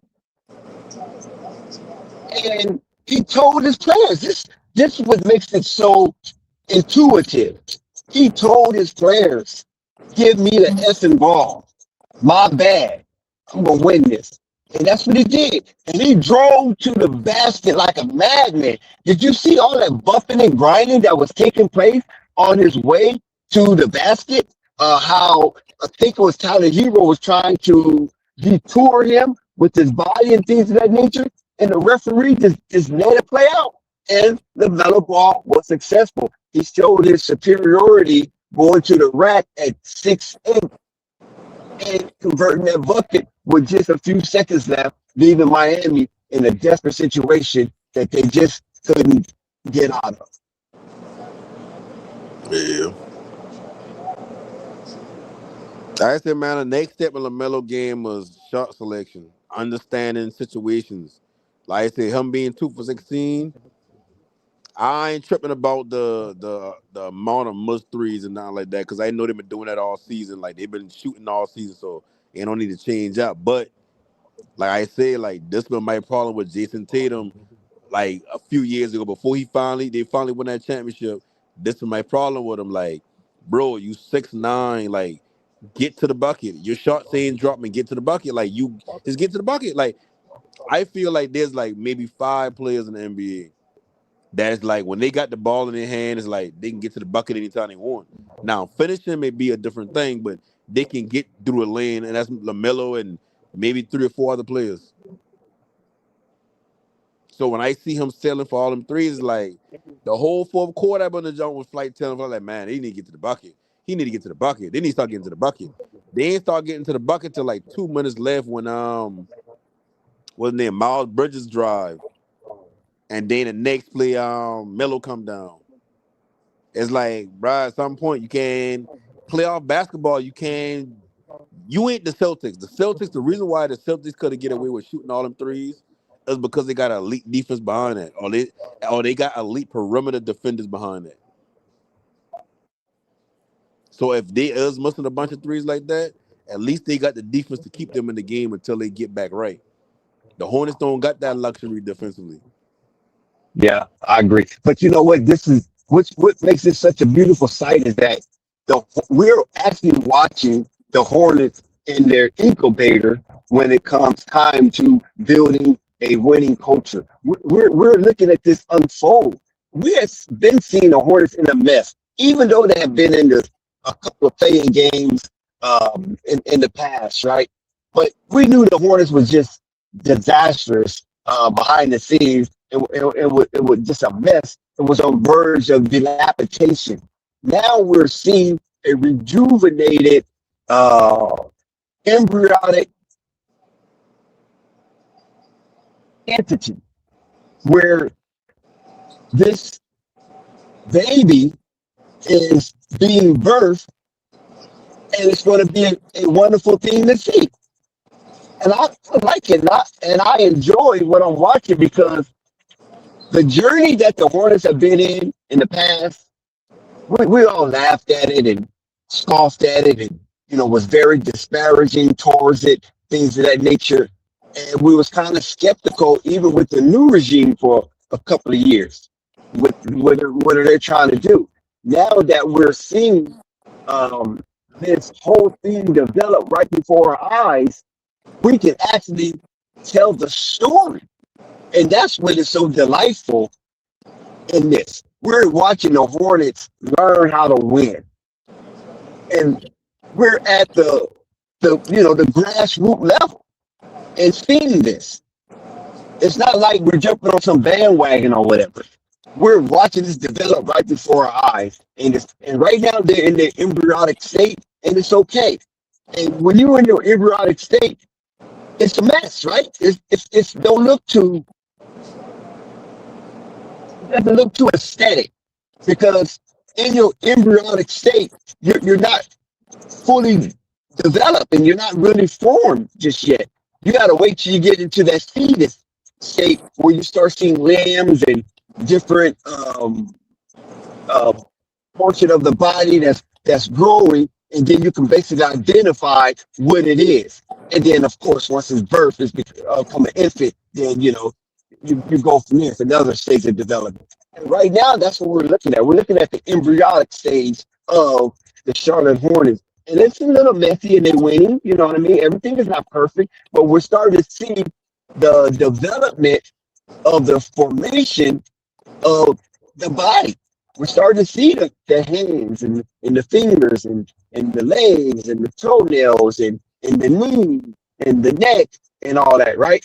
But in the embryonic stage, you don't see anything. It just looks like a splat of spilled matter. So it's okay.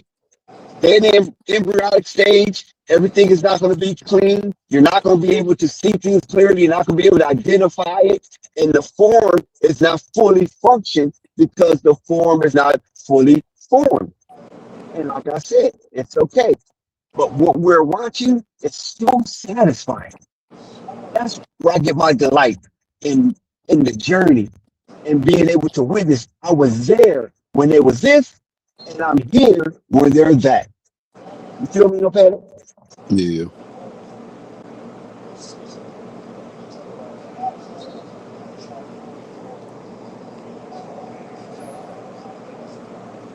I hope they do get through. I definitely will try to get to one of them playoff games if they get past the next game.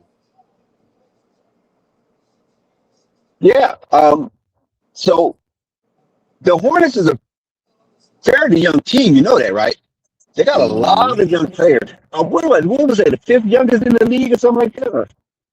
It was something to that nature because it was up there towards the top of being one of the youngest teams in the league. And like I said, Miles Bridges is the oldest senior Hornet. You got a guy there that's older than Miles Bridges. I think it's Xavier Tim. I think he's older than Miles Bridges. But a lot of those guys are around Miles Bridges' age or even younger. So this kid could could be a future dynasty if they do it right. And now you see Yeah. why Lamelo Ball stayed the path and he didn't jump ship because he wanted to be a part of something coming from an embryonic stage into a fetus stage and ultimately being birthed into a winning culture. So this will go a long way in his legacy if the Hornets don't jack this up. Yeah, they definitely need to use that first round pick and try to go out and get somebody next season, regardless of how they finish the season or what happened this season, they need to make a move. Like now is the time to make a move for a player. Okay, but what about Kobe? They have to decide on what they're going to do with Kobe. Are they going to re-sign him? I mean, Kobe going to ask for a whole bunch of money because he was looking for that for the Bulls because the Bulls was able to pay him the most because the Bulls drafted him. They had his birds right. So now that they traded him, I don't know if they traded the birds rights with it or not. I'm not sure about that. I don't know the detail about his trade. But now that the Hornets got him, I'm quite sure it's going to be a loss of wages for Kobe White. And I wonder how that negotiation factor is going to go with his representation in the Hornets and the brass of the Hornets financial aspect of the organization. I mean, I think they can afford to keep him around because you got to think about it, the only person on the team really getting paid like on a max salary is Lamelo. So it's like, I mean, if you're not planning on bringing nobody else in who got a sizable contract, then they can easily re-sign and get him under a contract or whatever. I don't think Kobe White get anything more than like maybe 10 million a season. Whatever the qualifying offers, I don't think he get much more than that. Hmm. That's all. 10 Or a million? mid-level exception, I should say. I think he get around Wow, that a little 10 bit million? more. I think he get more than that. I think he get at least about 15 to 18 million, especially coming off the bench. But if he was with the Bulls, he probably get 25 million. But now that he's with the Yeah. Hornets, he probably get between 15 to 18. What a And mid-level that's exception something is that right he's gonna have now. to grapple with. I have to slice I did. I don't even I keep want up to say with like that. 12 million in it. I don't know. I'll be guessing. Everybody, if it, because I remember, I can't, it's around that amount though. And like I said, 15 million is about what I expect him to get. Like if he go to any other team or if he get in the open market, I mean, shit, I know it's tricky because He's still relatively young, but at the same time, it ain't like he got a defined role in this league yet at this point. Like, it ain't like, oh, we know who he is. Like, he can get some buckets, but it's like he kind of thrived this year in the backup role. So would you pay a six man that ain't necessarily averaging 20, 25 off the bench, or averaging 20 off the bench? I should say, I don't get high at 25, but if he giving you like how much he give you this season? What, 15 points? 16, I think. 16? Yeah. Yeah, I mean that ain't gonna be, that ain't break the bank numbers. Yeah, I but mean, the he's one coming off thing, of one team. But he's coming off one team to another team, and then he's coming off an injury as well. Um, but do he want? Because he was a starter in Chicago. He was one of the main parts to the engine in Chicago. Right? It was him, Mhm. Josh, and Boots. Basically, that was a big three. So he was a third of the big three. Now he comes over to the Hornets. They don't have. I mean, the density with the Hornets is much less than Chicago, because Chicago is a legacy franchise. Hornets is not. And Yeah. he's gonna come off the bench in a less dense franchise when he was at the United Center starting, and C Red was calling his name night in and night out. I mean, but that's what to me, he's a role player. So him coming off the bench to me ain't really something that he should look at and be like, oh, I ain't coming up no bench. Like, that's who he is. He's a spot starter, but he's a role player off the bench. Like, I if a team give him a starting role, is going to be a team that's tank worthy. Like, I don't say the Wizards because they already got a small point guard in Trae Young, but a team like a team like Sacramento, if they trying to clear the books and they try to start over and all that, I can see them giving him more money than he worth just to damn be on the team. I can see a team like that, but like, he more valuable to Charlotte than he'll be anywhere else. Anywhere else, he ain't going to affect winning. But Charlotte is like he affects winning because you ask him to do as much. You ask him to be okay, cool, be a ball handler when Lamelo. If you in the game with Lamelo, we just need you to handle the ball. You know, get some good shots up. With Lamelo in the game, shit, go get your buckets. But if I give you 25 million, you gonna be doing more than that. You're gonna be running offenses, you're gonna be starting, you're gonna be having to give me at least 20 something a game. Like, I don't think Kobe White at a point in his career where he demanding that type of money. Like, I just can't see it unless, like I said, it's a team that like Sacramento that ain't got no plans on winning for the next couple of years. They're trying to clear off the books of Levine and all these other older players, and they giving him all that money because you got to spend the money. Other than that, I don't see somebody giving him 25 million. I think he at what he at right now. I think he's not a finished product because I don't know if he got more to his game. But I feel like teams look at him as he is who he is at this point. Ain't no defined role for. Ain't like he one of those Tyus Jones type players where he's coming in, he's going to be a steady hand point guard. It's like he's a combo guard, but he ain't big enough to But be he's a defensively. scorer, so isn't that defined? A score? Is But I that wouldn't defined? necessarily call him a scorer though. Not at 16 points a game. No, 16 points a game because of his transfer. But when he was with the Bulls, I think he was averaging more than that. Yeah, it was the Bulls winning. When they went to the play-in, same chart. Kobe's one of the features. Because remember when he was playing with Zach LaVine and them, he was coming off the bench and he wasn't really a feature. But once he became that feature, they went to the play-in. Well, no, I talking about like pre. What year that been Levine going over to Sacramento? You know, Sacramento for like 2 years, right? Yep. So Mhm. in that time after he leave and before he get traded to but before Kobe White get traded to Charlotte, what was the Bulls with just Kobe White without Zach LaVine when he was the guy? A play-in team. And that one as There a was lead there, there guy. was a there was a I think there was the Tennessee. They barely got into the play, and they lost to Miami. That first Okay, time. and now he's a backup player.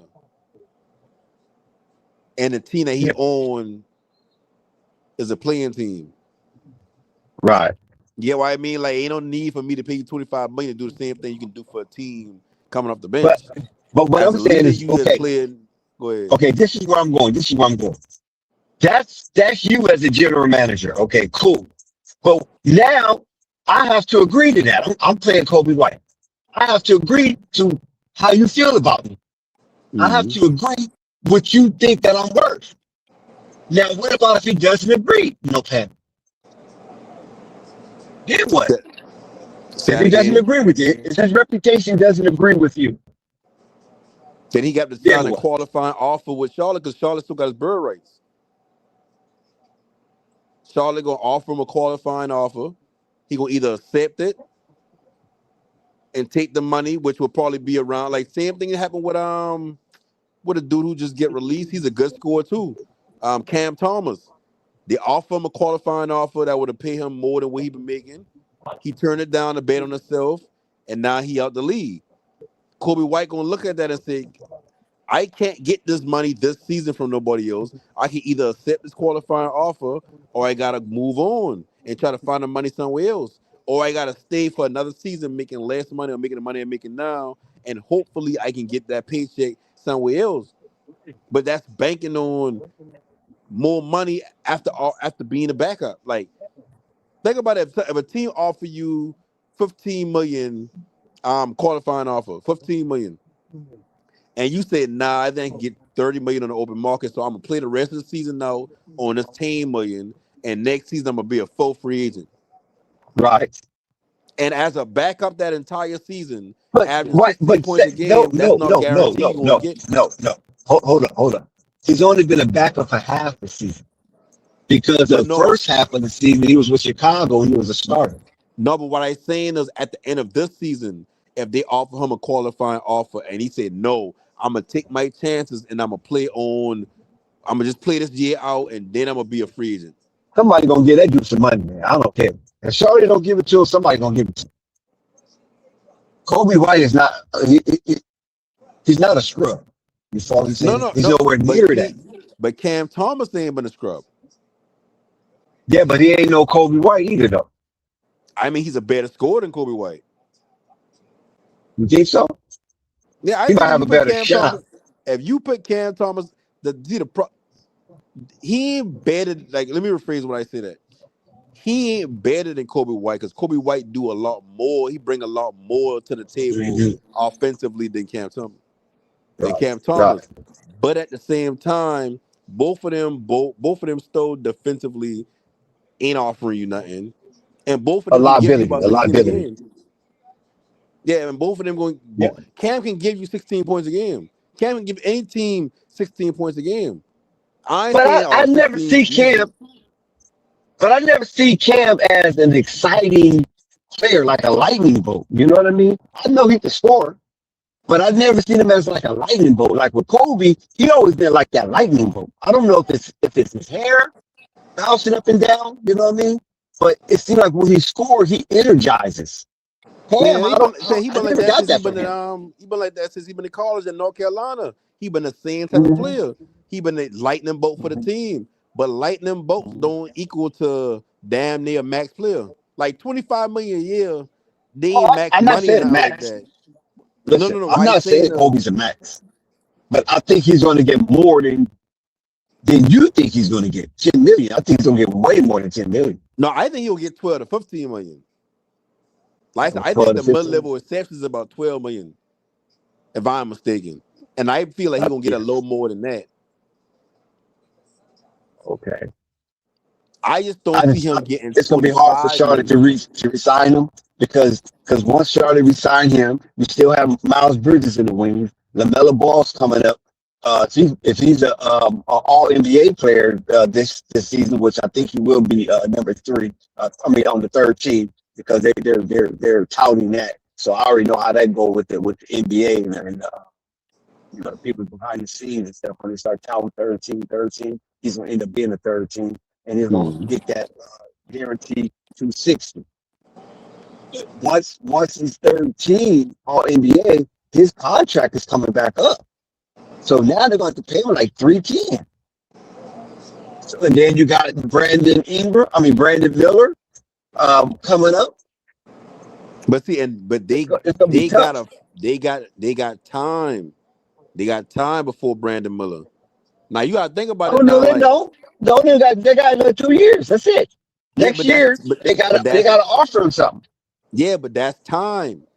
You got like when you talk about Miles Bridges and you talk about Kobe White, that's right now. That's within a year.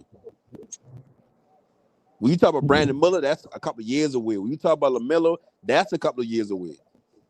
No, I think LaMelo's coming up, right? No, because you gotta think about Because it. he's still under his rookie. He just No, signed he's a still rookie under his rookie. supermax. Yeah.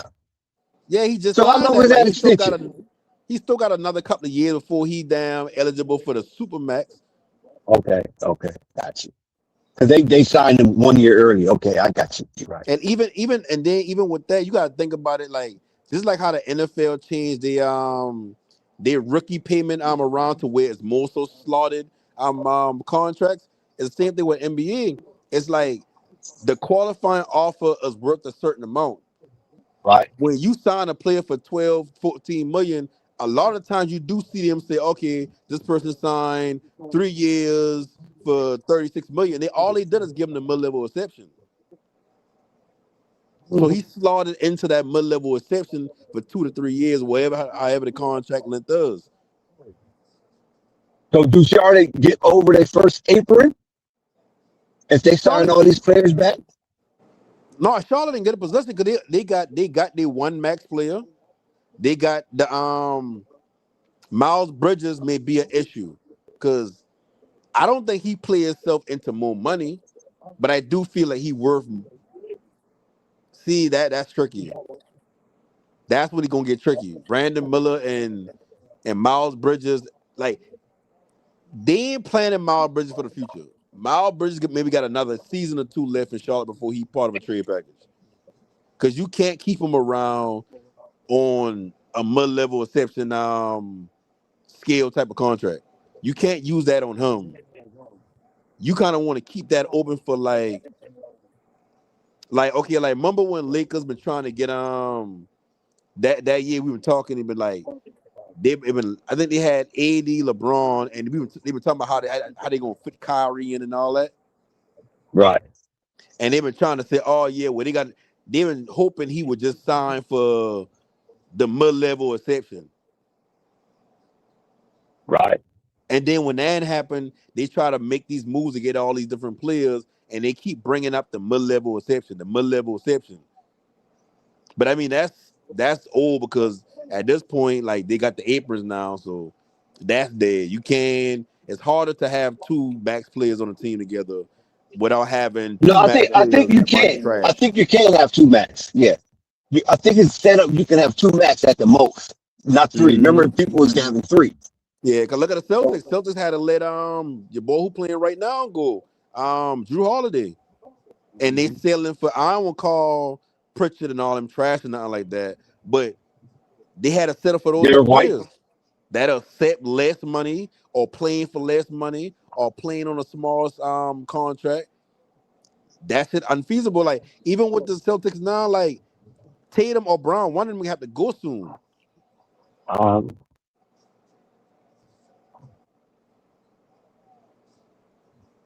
And we already know like which one should be going, which one should get traded.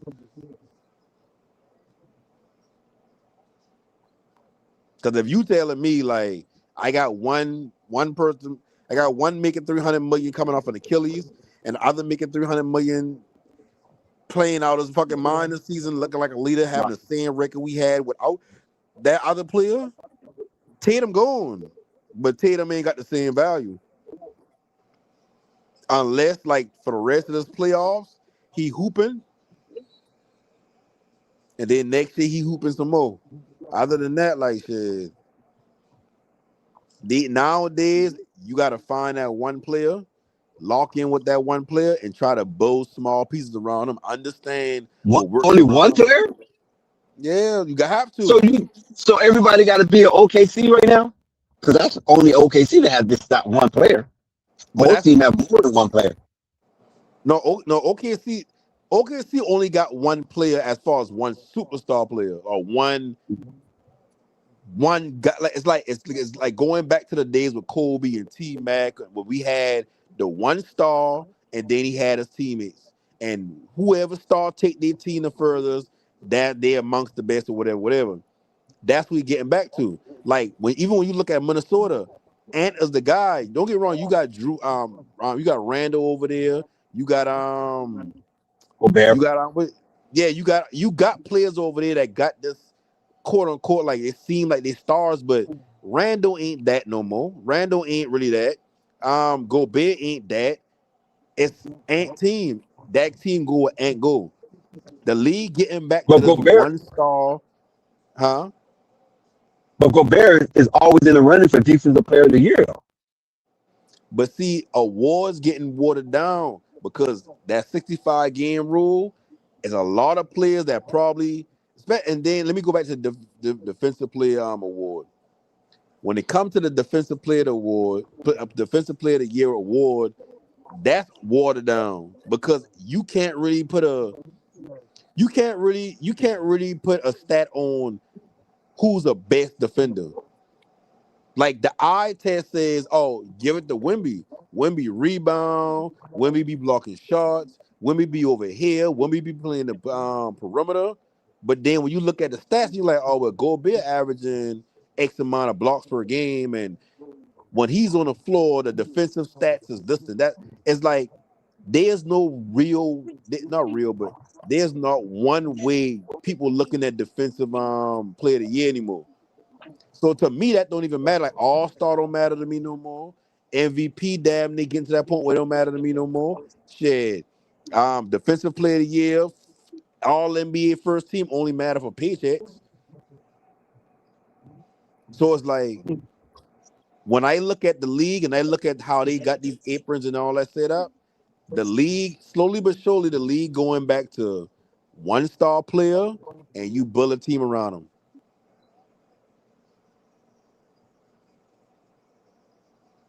So you see Charlotte having that.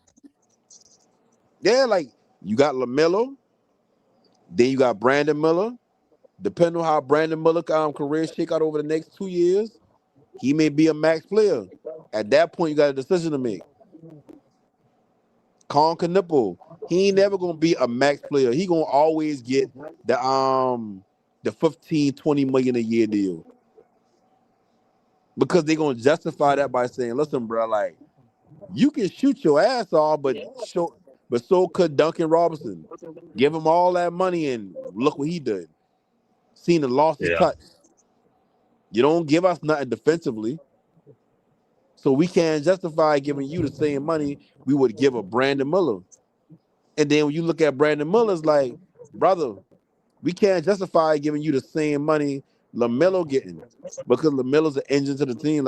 LaMelo is the one where we don't got to worry about him. He going to give us the fans in the seats. He going to give us the excitement as far as being a good entertainer while playing good basketball. Like, that's a max player.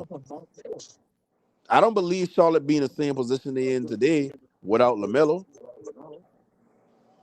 But I've seen a LaMelo team make the play-ins without a Con Knipple on the squad, without a Brandon Miller on the squad.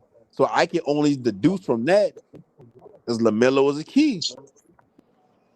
So that's who I'm gonna pay the max money to. Not about to waste max money on Brandon Miller. Somebody gonna give it to him, but it ain't gonna be me. Yeah. But somebody damn sure gonna give it to him. And that's how So the NBA work. And whoever pay him that money, they gonna have a barren team where they gonna be. Damn, I thought Brandon. I mean, we give you all this money.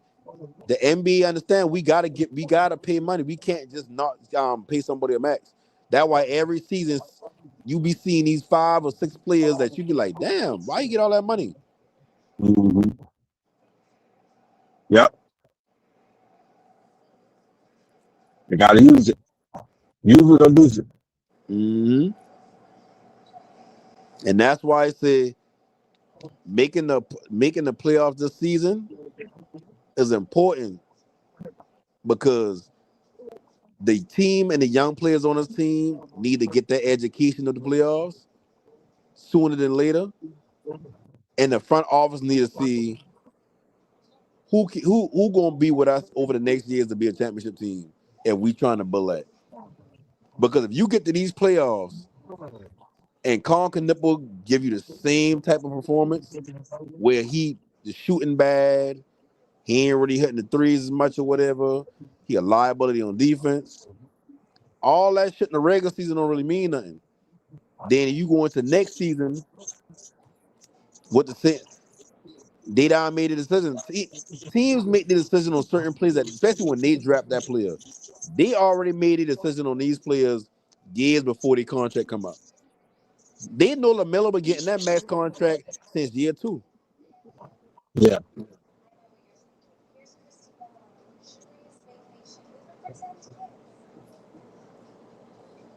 Yep. You don't spend high draft picks whether you want that player or not. You don't spend a high draft pick on a player that show you promise, whether they injury prone or not. If they showing you enough promise, you already know you're gonna pay them. Whether you signing and trading or you just paying them outright to stay on your team.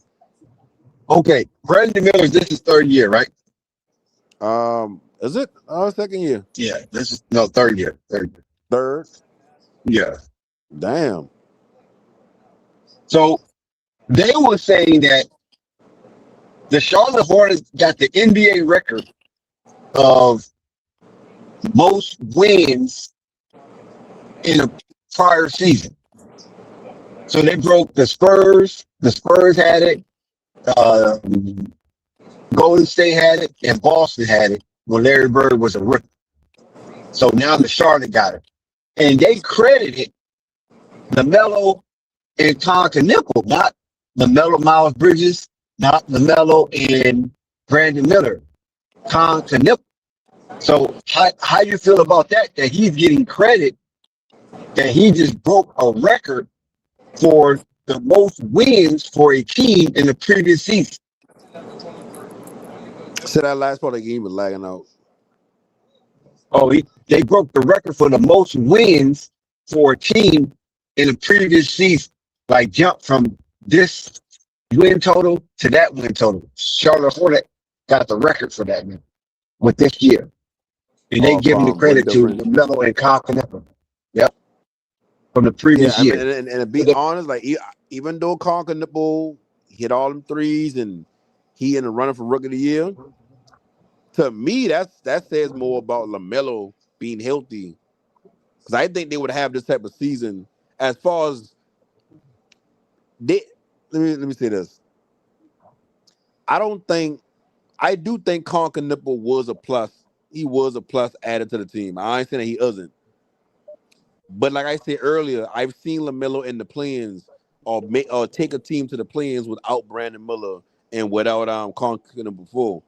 He just been injured over the years, but now that he's a fully healthy season, it's like, yeah, that's kind of what we expect from LaMelo Ball. We kind of expect him to carry a team to at least the play-ins. So even though I give Conker Nipple credit, I think this is more a testament to LaMelo finally being healthy. Because in previous years, you had Brandon Miller there, you had Miles Bridges there, but they wasn't able to get to the point where they are now is because of LaMelo injury-riddled season in the past. Now he's healthy. He's qualified to win individual awards, to gather more accolades. And this is probably the most games he played probably in his career in the season. Yeah, I remember I've been telling y'all this is why I think when it comes to LaMelo. I think LaMelo's get injuries that do be kind of ticky-tacky. But I think a lot of those injuries he get, it wasn't injuries to where he had to sit up to the rest of the season or be out 2-3 months. I think Charlotte's that look at it like, we ain't winning nothing anyway. We're not about to rush him back. Like even the time I forget which injury been, but I remember thinking like, okay, that's the injury where he might be out for like 3 to 4 weeks or whatever. But they probably gonna set him out for the rest of the season. And the season had maybe like 2 months left in him, and they send him out for the rest of the season because they look at it like, well, we ain't been going away anyway. Mm. I don't think his injuries is one of them injuries where it's like yes, he do get injured a lot. I ain't taking that part away from it, but I think the time he missed is most hyperbolic than it is reality. I don't think he just been hurt for a long time and he couldn't jump on the court. I think they just been protecting the investments. It's like you said, it wasn't winning anyway, right? Yeah, I use an analogy to football where it's like, if I got a rookie quarterback and my rookie quarterback good, but he get injured like a couple of times that season, at some point I'll be like, listen, bro, we 2-13. Let's just sit his ass for the rest of the year and let's start this over next year. We don't need to evaluate. We know who he is. We know what he is. We know what he can do. We just need to evaluate the rest of the team around him and see who need to be going forward. We need to see what Brandon Miller can offer us. We need to see what Miles Bridges can do without Lamelo on the court. Is he just dude? Does he only play good with Lamelo? Cause think about it, nobody like not saying Miles Bridges ain't been decent before Lamelo come there, but a lot of what we know and a lot of what we see when he come to him in the beginning was, oh shit, Miles Bridges, he getting lobs, he running with Lamelo, like that's how he get on the scene. It's kind of like players like Jason Richardson, who won the dunk contest. You win the dunk contest, you might get a little more minutes. Now it's just trying to show you got. Damn, he damn near he a decent player now that I look at it. Think about it like not Anthony Mason. I forget what the other his last name is Mason, but he won the dunk contest a couple of times. Jason Richardson, not so I much knew Vince about Carter. Derek Mason. Yeah.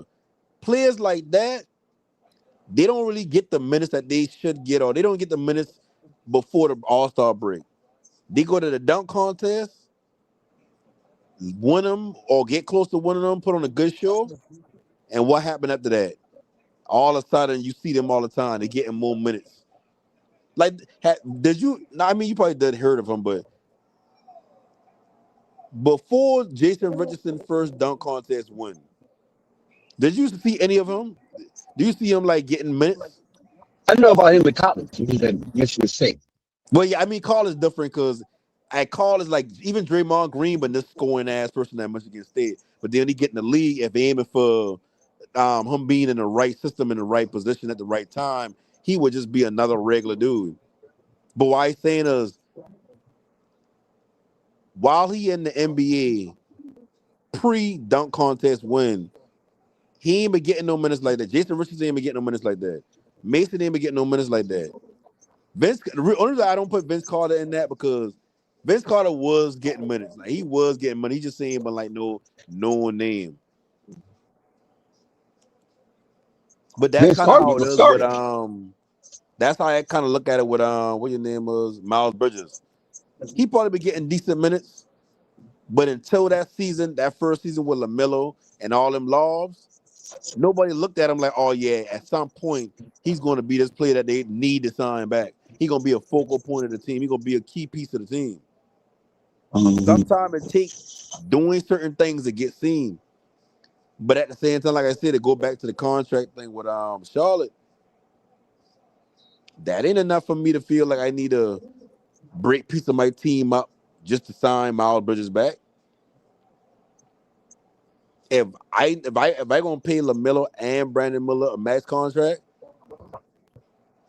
that gonna be Khan gonna have to play out his contract, meaning he gonna have to reach the very end before we pay him. Miles Bridges gonna have to get traded away. Kobe White ain't getting no $25 million, and that's why I say like the Hornets got a small window with this young team.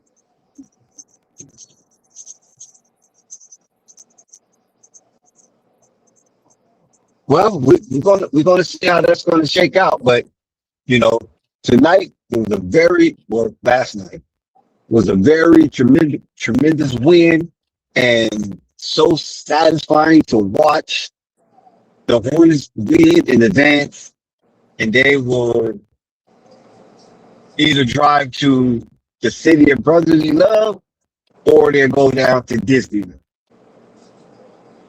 It doesn't matter because they're still alive and they have an opportunity to win against either one of these teams. Because without Joel Embiid, the Philadelphia 76ers are just morbid.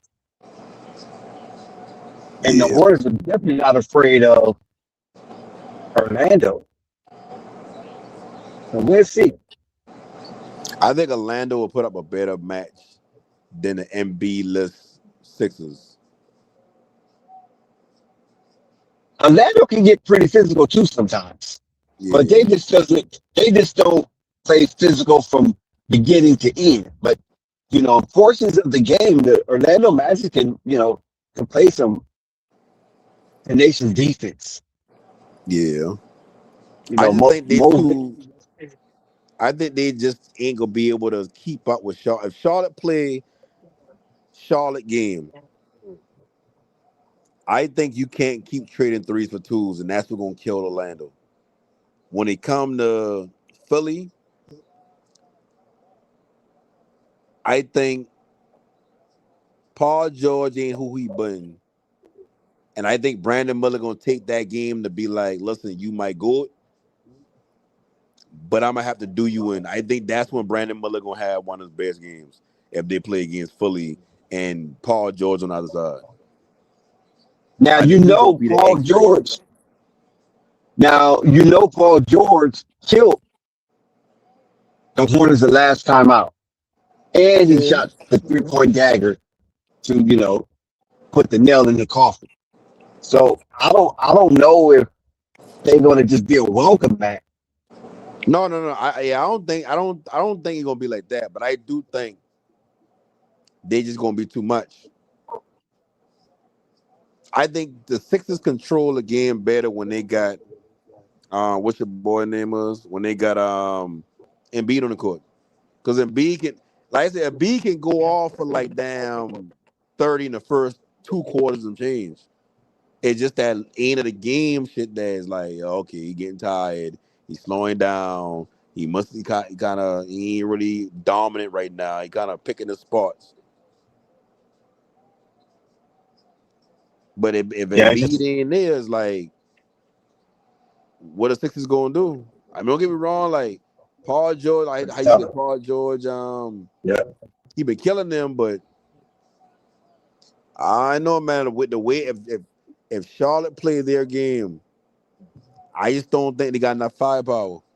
I think Paul George, for him to be a vet, I feel like he played the same way as a second year player in crunch time and So big you just games. gonna disregard Maxi, Kelly Oubre? I to be honest with you, and I know this. I don't know if this is a hot take or not, but I don't see Maxi as like how everybody else see him. I see him like he one of those 6 man that happened to start. He's an all-star.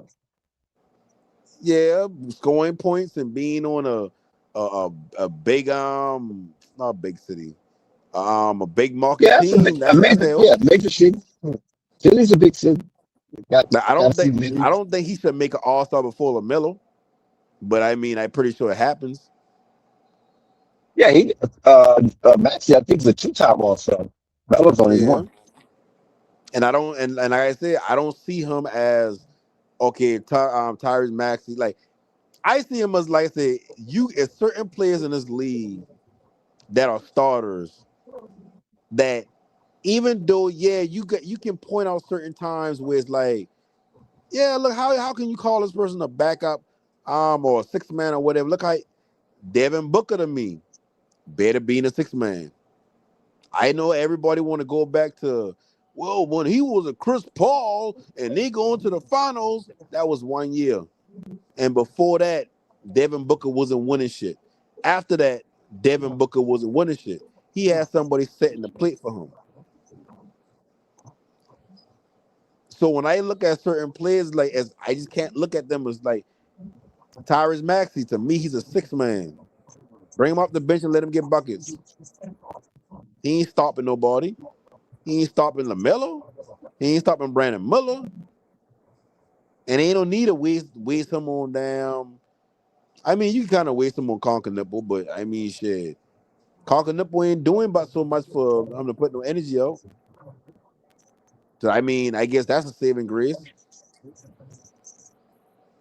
I just don't see Tyrese Maxey the light that everybody else see him. I just can't. I just don't. Like I said, So you said Philly would be very vulnerable playing the Hornets without Joel Embiid. yeah. I said I don't What like. about I do Orlando? not trust. I do not trust Pandemic P. I do not look at Paul George the way people look at Paul George. He can get a bucket, but I don't look at him like that. And you say what Because about Orlando? the short.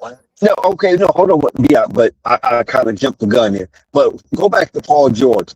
He's not afraid. He got a lot of confidence when you play the Charlotte Hornets because there's really nobody on the Hornets that can really guard him. To be honest with That's true. That's true. He's a vet. Like I feel like veterans in the NBA, what they lack in youth when they play these younger teams, they make up in just knowing like just shit that you gotta learn in the NBA. They already learned. Like LeBron, I always think about LeBron. I ain't taking nothing away from LeBron. LeBron averaging 20 points and all that, what he doing at 41. Hey, hats off. But you. Yeah, LeBron been for in the real. league for damn near a quarter century. He can manufacture all those stats and it don't equate to winning. He knows how to get his 20 points. He knows how to get his damn 70 assists. That's something he knows how to do. But it's not going to equate to winning because it's not a natural way of getting it. Mhm. That's why Lakers ain't winning So or you, Lakers don't win. so Phoenix. according to LeBron's birth certificate,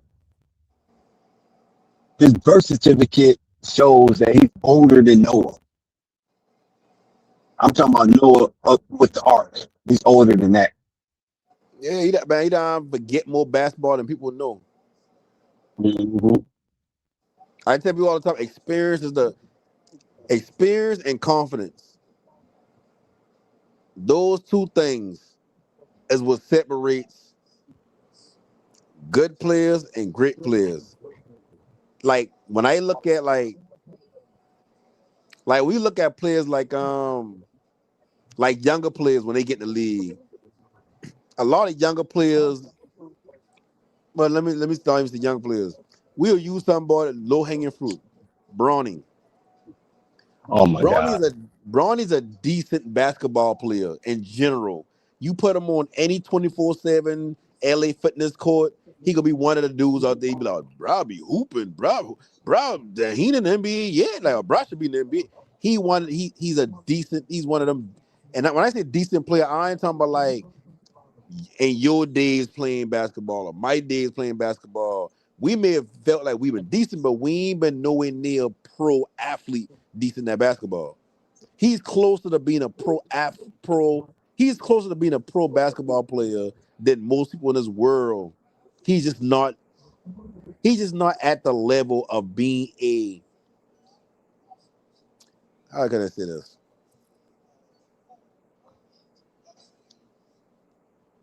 If there's a So hundred NBA players in the world, he's not in the 100. But if there's 100 NBA players and 500 French players, he's in that French player. He's in that French player, I guess, area. mm, The difference between Bronny being who he is now in the league and who Bronny could be if he had confidence and experience. Because by the time he get the experience, we gonna be looking at him like, oh no, you already been sawdust, you already trash, like you ain't whatever. Like Bronny don't got a set position. Bronny, to me, Bronny would have been better off being in the G League, not because he can't make the NBA, it's because in the G League he could have learned who he been.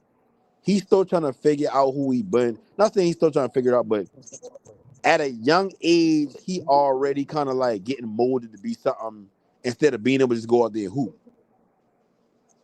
In the G League, he got all the confidence in the world. That's why you see him put out buckets like that. He getting around grown men, and it's like I playing with my dad and his friends. It's like playing against your dad all over the league. Grown ass men that's like, no, that's ain't your little friends that you be hooping with. These ain't fringe G League players and players who been playing G League their whole life and ain't. No, like you on level, you good enough to be a G League player. But when you get into the NBA, your confidence drop because you thinking about trying to impress your old man. I don't care what nobody said, bro. Like, and I mean, I can say everybody gonna feel like this, but no matter how old you is, bro, if you still got your pops alive or whatever like that, like you always going to be trying to impress them. And sometimes the pressure get to you to try to impress them. So when you do things or you don't do things you're supposed to do because you don't want to make a mistake, or you do too much trying to impress somebody. I don't feel like Bronny in the best position to be an NBA player because he don't got the confidence. So I say You all that to see, say, like, when I look at Paul George got all the confidence and experience in the world to the still put up buckets, to still do this and the third. But he ain't somebody that I feel like somebody should be fearing. He gonna come, he gonna get in a big game, and he gonna do exactly what he did when Kawhi going out the game, and he been up to him when he been playing with the Clippers. The first thing he did is shoot the ball to the side of the backboard.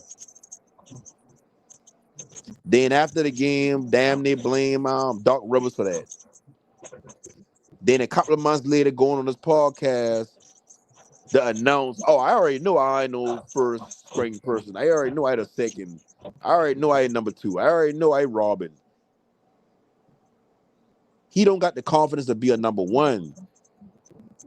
But if he a number two, shit, he right at home. Right now, even though they got Tyrese Maxey and beat out, so he the de facto number one. That pressure gonna get to him. I think Tyrese is number one. I think Tyrese number one when it comes to like, okay, cool. He healthy. He's the one to make electric scores. But when it comes to okay, cool, like if Paul George and Tyree Maxey been the same age, look at even if they got the same stats they got right now today. If they been the same age, you would build your team around Paul George.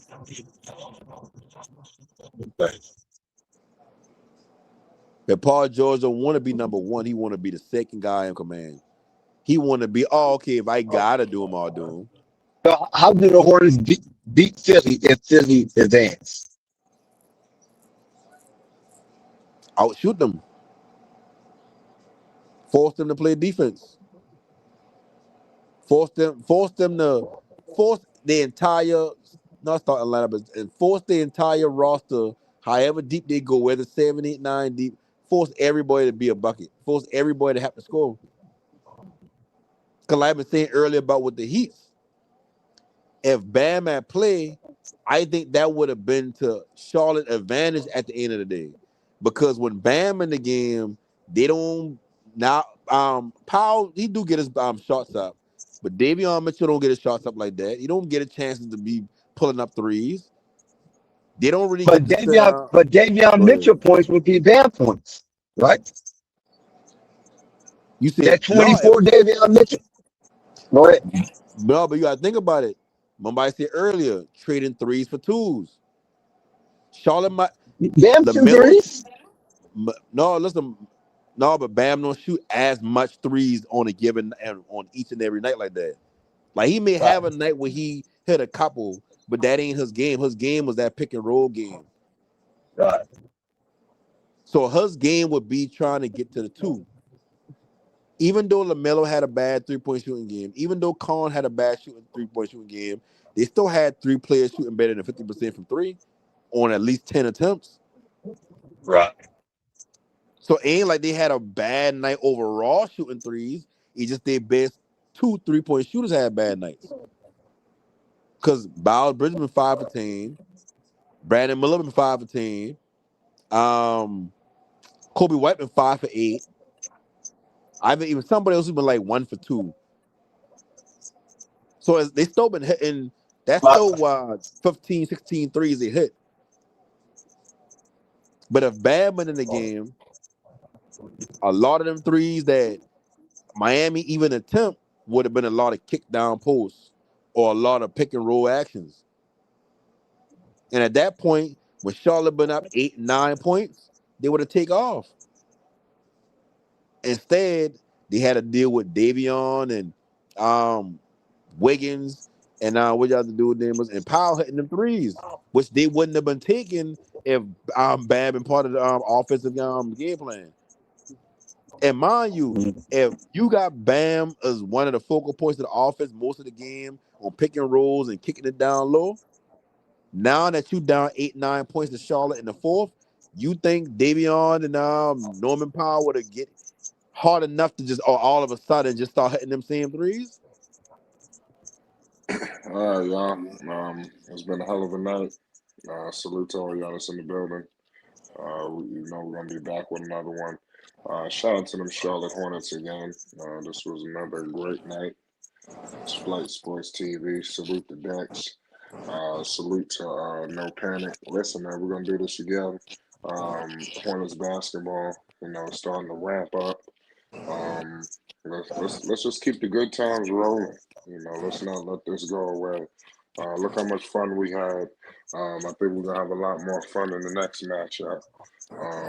Hornets will be on the road, so tomorrow we're gonna be patient and waiting the opponent. So we're gonna be eyeballing and seeing what's happening. So y'all make sure y'all tune in. It's Flight Sports TV. Get in the comment section. Make sure you hit the like button. Support us, y'all. This is one of the more stable brands here in the community. We've been doing this shit for a couple of years now. Homage needs to be paid. When it comes to this Ball family, the credibility here, is immense. Just because, we don't pop our collar, we don't make boisterous community posts. We don't just make idiotic, stupid things. Make no mistake about the situation. This channel is legitimate as it comes. And like I said, you hear some of the best basketball minds in the world. And as the games intensify, look to hear the people that you listen to. Expect everybody to be at their A game. Expect Dex to be at an apex with his takes. Expect Big Al at an apex. You see No Panic coming in here, bringing his A game. You hear Flight Sports TV. I'm coming here. I ain't coming here to play. Everything is going to be ramped up as these games ramp up. And you're going to see some of the best analysis in the world. Again, it's Flight Sports TV. Make sure you hit the like button and most definitely hit the subscribe button. I ain't gonna say no more. Peace and love. Flight Sports TV, man. That's my dude. I rolls with him. You heard what the man said. It's Flight Sports TV.